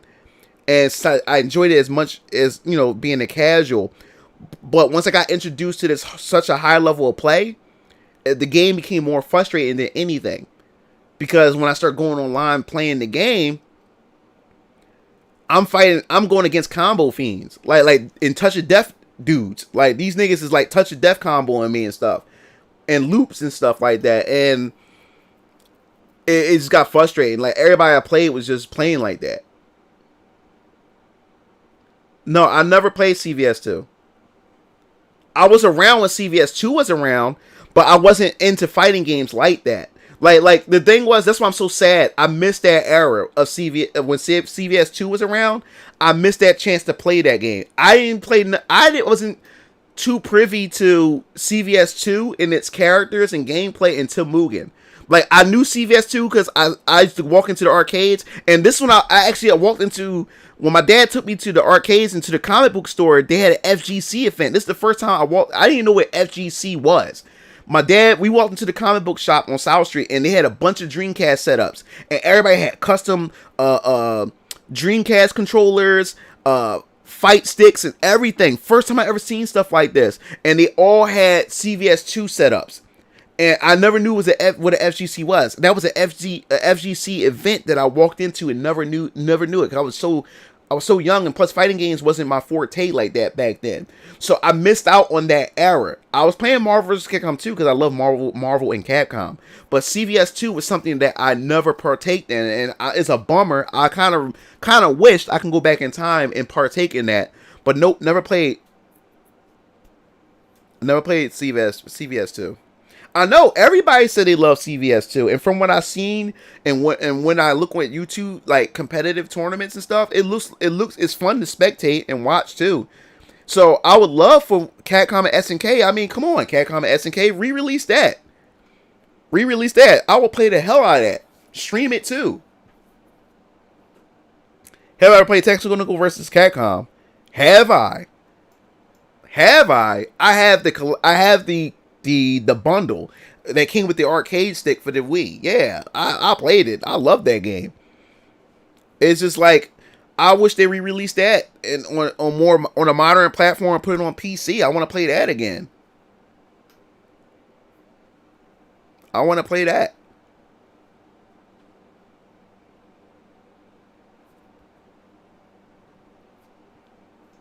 But least made CVS 2 Mugen game. Yeah, man. See, Mugen is responsible for a lot of these fighting game for my fighting game knowledge of some of these franchises. Like, if it wasn't for Mugen, I wouldn't have known nothing about Melty Blood, Power Instincts, let me see, what other games? Last Blade. There's a lot of SNK games I didn't even know anything about. If it wasn't for Mugen. Like, I only knew King of Fighters, Fatal Fury, Street Fighter, what was the other? And Samurai Showdown. Like, those 2D fighters I knew the most about at the time. Like, the classics. You know? But all the other obscure fighting games was because of Mugen.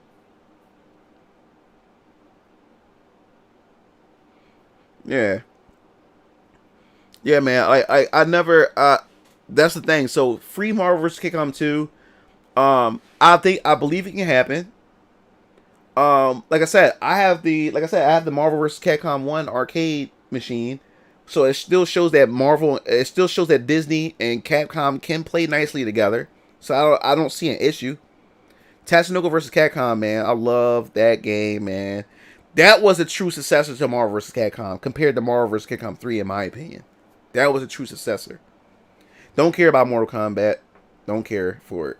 Like, Mortal Kombat has its ups, but I'm not a hardcore Mortal Kombat fan. It's just more like that was a fighting game of my era, and it does have some nostalgic memory. I do have nostalgic moments and memories with it, but don't really care for it.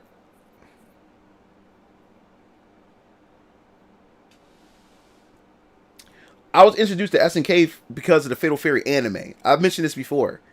I knew nothing about SNK games until Fatal Fury anime back in the early 90s. Yeah. Once I seen Fatal Fury, and then the following game was Samurai Showdown. My uncle had it for the SNES. Samurai Showdown 2, I think it was.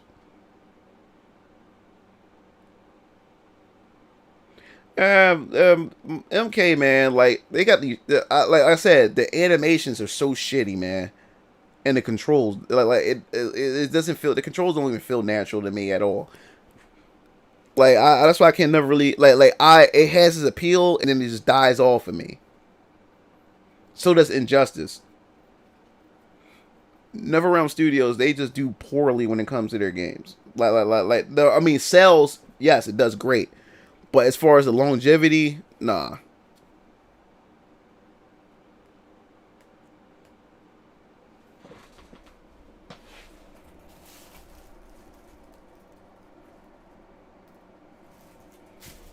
Alright, 1 second, guys. Don't go anywhere, guys.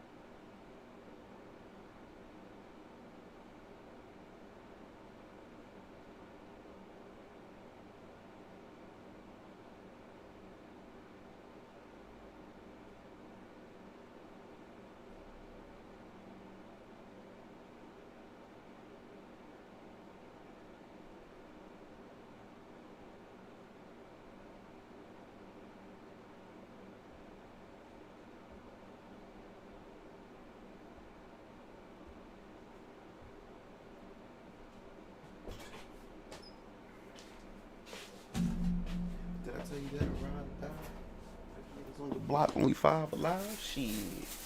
All right, I'm back, guys. So, all right, guys, time to hide from Boogie Lord. Niggas is stupid. Yeah, let me eat this pretzel real quick. Yeah, so I'm gonna stay. I'm gonna be bouncing at 2:15. Cause I gotta get ready to drive. Cause it's gonna take me a half an hour to go up to my daughter's school. Cause I gotta beat traffic. So yeah, so we got like a couple more minutes left before I have to log out. So let's continue. Let's continue this chat.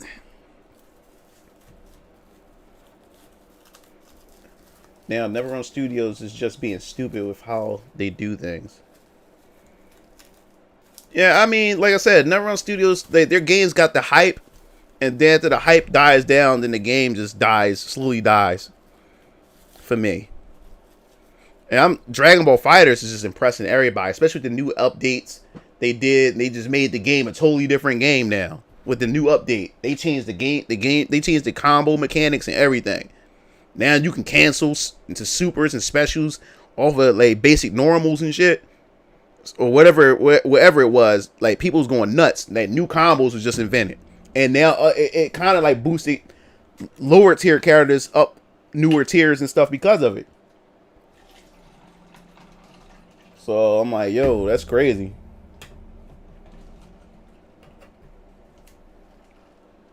That's freaking crazy, yo.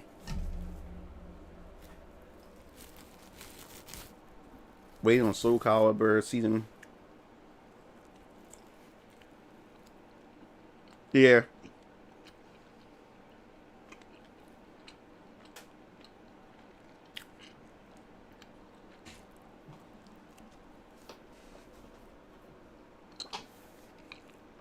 But due to everything, there's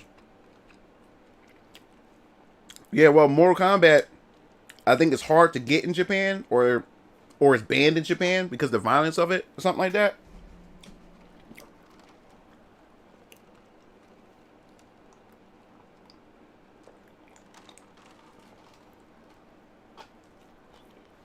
Yeah. And my goal is to get all my fighting games on PC.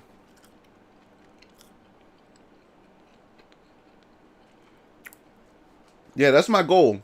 Like, I'm gonna start not getting fighting games on consoles anymore. Cause like I said, it like is PC is very versatile. You know, especially with fighting games. Like I said, I got so many fight sticks that I can't even use because most of my fight sticks was during the 360 era. Can't use them for my PlayStation, and the Xbox Series X can't even take my 360 arcade sticks. So, and plus I got my brothers. Instead of them having to buy fight sticks, they can use all the fight sticks that I already got here already. If we get them on if we can get the fighting games on the PC.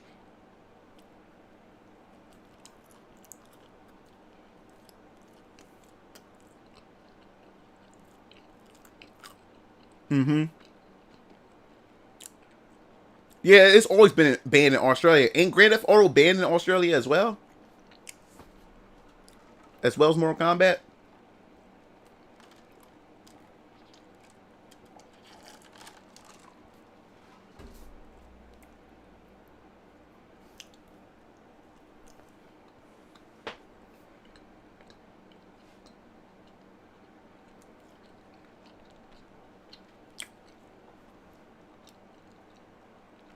Yeah.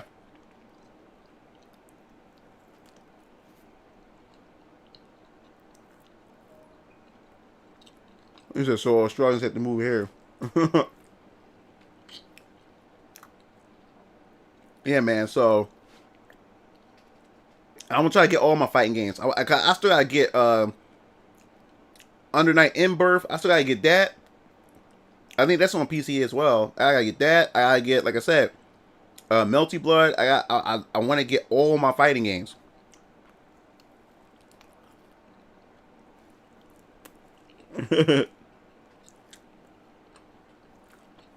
Wow. That new Saints Row is woke as shit.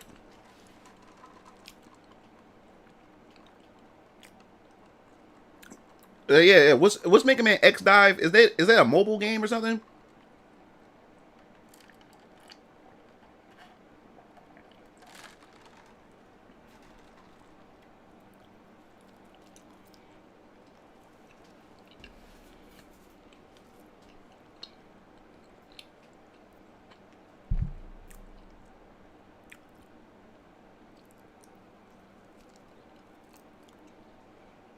Yeah, crossplay can be a bit wonky, but it's better than nothing.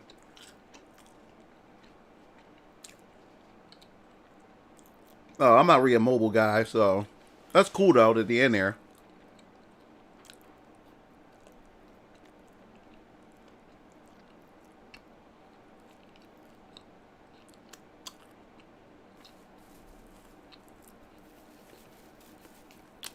Oh wow. Yeah, man. That I feel sorry for. I'm not gonna lie, guys. I really feel bad for Saints Row fans because Saint Row fans always wanted Saint Row to go back to its traditional roots with the gangs. It was more like grounded and everything, especially Saints Row 2 that everybody said they enjoyed the most. And I felt sorry because when the leak came out that a new Saints Row game was coming a few days before it was actually announced and revealed, so many people, content creators who made channels specifically, who just joined YouTube so they can make content to talk about Saints Row. And everybody had all these theory videos, breakdowns, just off of the screenshot that was finally like a screenshot of the wall with the gang signs and stuff. And I felt so sorry because everybody seemed so excited, and then when they revealed it and they showed the main characters, and they said, "What the fuck is this shit?" And I felt so bad for those fans because I went through every channel just to see what everybody responds. Because, like I said, I never really played the Saints Row, but my brothers and them did, and they had them, and they were very unique and different from Grand Theft Auto. And it seemed like they tried to fight so hard to not be considered a Grand Theft Auto clone.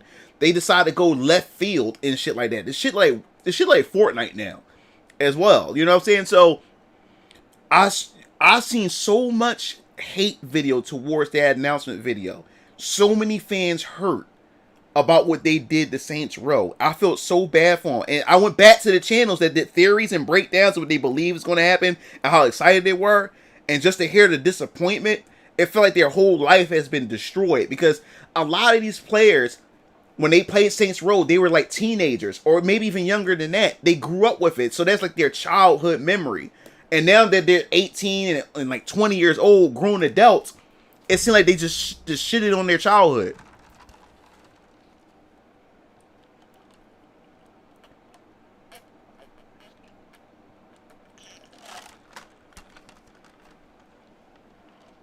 Honestly, I just want to smack people with dildos. What the hell? Then they did, yeah, exactly.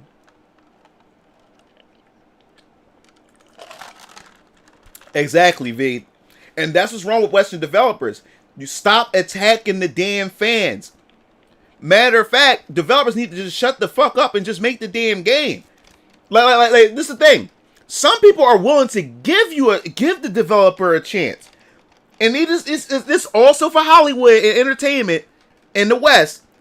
When directors and actors start talking shit and to the fan and to the audience that they will be presenting the product to, and then get mad when no one goes out and support it, and then blame it on sexism, racism, homophobia, and all this other bullshit, when they were in fact the ones that caused it by talking down to its fan base. Yeah, they retweeted the haters gonna hate. Yeah, I saw that. Yup, they pulled the Battlefield file. Yup.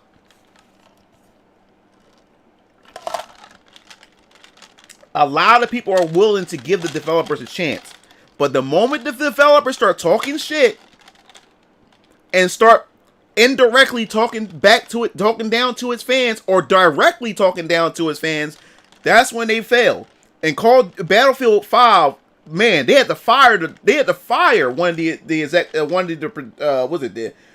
the producers or something like that when he said don't buy the game if you don't like it. And they fired that motherfucker.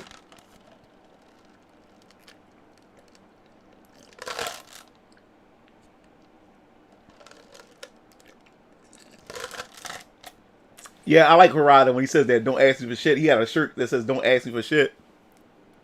Yeah, they fired that motherfucker. Yeah. Like, what? Why? Because, like I said, it's an agenda. It is an agenda. Because you know why it's an agenda? Every developer sees what happens when other developers do this shit, and the backlash it receives, and when the sales doesn't perform the way it should perform, and yet they insist on implementing it anyway. It goes to show that agenda is more important than profit at this point. It's more propaganda, and everything is more important than profit to them. They have to push this agenda. Perfect example. The Equalizer with Queen Latifah, which is supposed to be played by a male, but they made a female Equalizer. That show is ass. And yet, it's getting a season 2. Batwoman is getting a season 3. The viewership keep plummeting and plummeting. No one is watching, and yet it's getting another season. So it goes to show that I don't want to hear the excuse, well, there's no, like we had to cancel a good show because the viewership started dipping, and the reason why we had to cancel this show because of this, is that, and the third. I don't want to hear that shit when you keep renewing seasons for Batwoman and shit. Exactly. They're trying to change our point of view. That's more important. That's more important than profit. It's propaganda. It's more important than profit. They're willing to sink their company. You see what they did with the new Aquaman cartoon? They destroy Aquaman. Like this is what I'm talking about. Like, how do you fail upwards? You fail upwards. Like if you make something shitty, right? You should be fired. And yet they keep the new Aquaman. He is Look Aquaman. at this. They didn't He just became the same motherfucker behind the Thundercats roar that fucking failed. And King of Atlantis. motherfucker is back.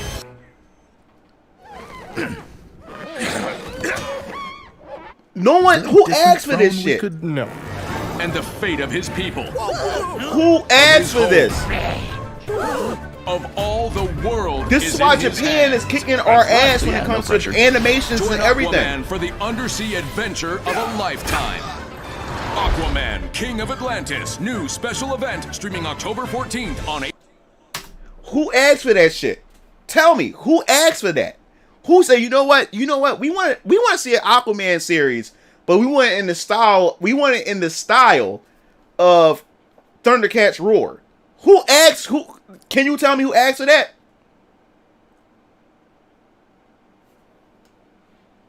Yeah. Who asked? Who asked? No one sat there and none of us asked for that shit. This is what I'm talking about. They infiltrated Hollywood. They infiltrated our cartoons. They infiltrated gaming. They infiltrated everything in the West. They infiltrated it. They infiltrated and they destroying it from the inside out. So who's anybody gonna see the new James Bond movie? Let me know before I don't want to spoil it. Anybody seen it before I spoil it? I don't want to spoil it. If anybody gonna see the James Bond movie, I won't spoil it. Who's gonna see the new James Bond movie?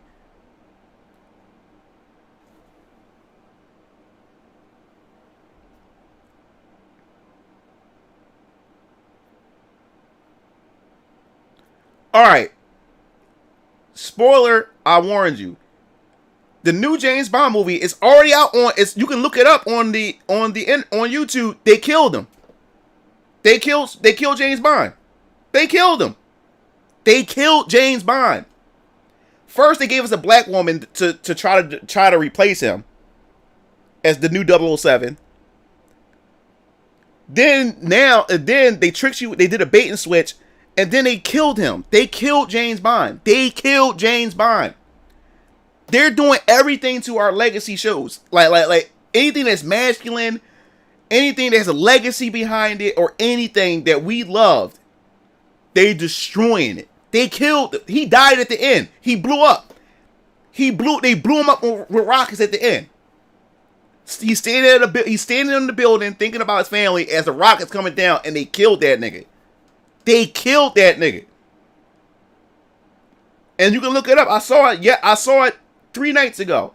Not Clownfish TV. Who was talking about it first? Yeah, Clownfish TV was talking about it first. They killed my nigga. They killed James Bond. They killed my nigga.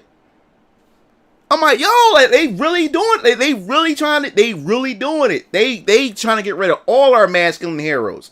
They trying to change all our favorite TV shows and movies.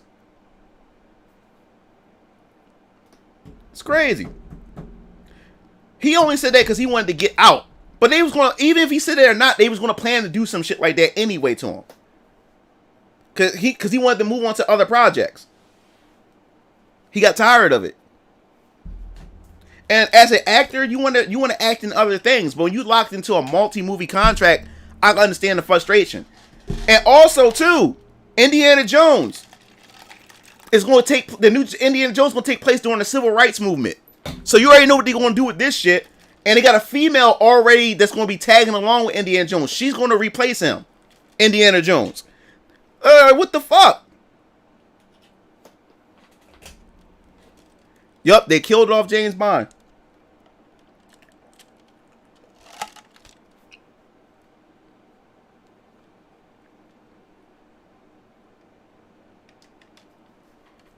Yup. I was like, yo, it's crazy. All right, guys, I gotta get ready to get out of here. I gotta go pick up my daughter and then take my brothers to GameStop. He said he loves Fast and Furious. Unless you've been Diesel, he loves Fast and Furious. I seen the last Fast, the Fast 9. It was entertaining as fuck. To be honest, it was stupid, but it was entertaining. I saw Venom 2 as well. Venom 2, that shit was whack. I'm gonna be honest with you. It was entertaining, but it was whack as hell at the same time. Who's seen Venom 2? Who's seen Venom 2? Or who's going to see it? Who's going to see it?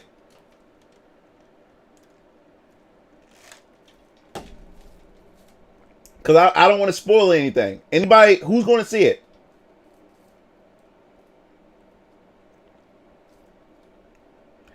All right. At the end, only thing that got me hyped about part 2 of Venom, at the very end of Venom 2, Eddie Brock is sitting in bed talking to Venom, and he wanted to know more about Venom, and Venom said, I know things that you will never know, that your human brain can't even comprehend. And he's going to give Eddie Brock a little history about the symbiotes. And what happened is, while he's in this broken down hotel, the room starts shaking and this light comes out and into the hotel, and all of a sudden the hotel fixes itself up. It turns into a clean hotel. He wakes up and when he looks in the hotel, like, where I'm at, it's the same hotel, but it's new. It's like a newer version of it. And then you look on television, it's Jonah Jameson from the Spider-Man Far From Home, at the very end of Far From Home. And then Venom sees Tom Holland Spider-Man on the television screen. So now Venom is in the MCU now because of Loki, because of the Loki series. He sees Tom Holland and the Venom licks the screen. So now he wants to go after Spider-Man.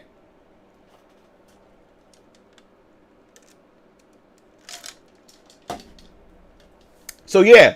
So pretty much Venom 2 is pointless. Everything that he went through in part 2 is just now deleted. He's in the MCU now. Everything that he went through is deleted. Like the whole movie was pointless. And Carnage was not Carnage. Venom was not Venom in Venom 2. The movie, that show, it was like a comedy. The whole movie was nothing but laughs and jokes. Venom was at a nightclub partying with people. It was the silliest shit I've ever seen, dog. It was entertaining, but it was corny at the same time. If that makes sense. Dude, literally, it was this black chick that was on the stage. She's rapping and stuff like that. Venom gets on the stage with the black chick and takes the mic from her because he's separated from Eddie Brock, because him and Eddie Brock got into an argument.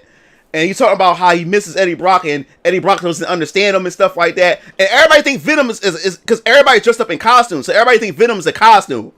He's taking pictures with people, selfies and stuff. I'm like, oh my God, this shit is silly as fuck. Dog, it was silly. That whole movie was silly, dog. It was not Venom. And Carnage was a parody of himself. The character they just did, it was all over the place.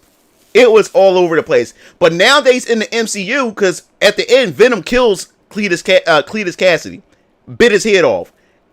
After he separated the Carnage, when he's fighting in the church, the bell rung and the symbiote, because of the sound, the vibration, Carnage got off of Cletus, and then Venom grabbed Carnage and ate him, and then grabbed Cletus and then bit his head off. Yeah, it was stupid. It was stupid. But since he's in the MCU, they can reboot Carnage, because remember, since it's parallel universes, there's more than one version of the same character, so they can bring back Carnage and do it properly. They can do Venom properly now. But yeah, I'll close off on that note. Yeah, he bit his head off. They bit his head off. He he took Carnage after he got off of Cletus and ate him, and then grabbed Cletus and then just looked at him and just said, he said, no, fuck that. And this is what Venom said. Venom grabbed Cletus and he said, no, you gotta die. He said, no, you gotta fucking die. And then he literally said that and then just bit his head off. Yup.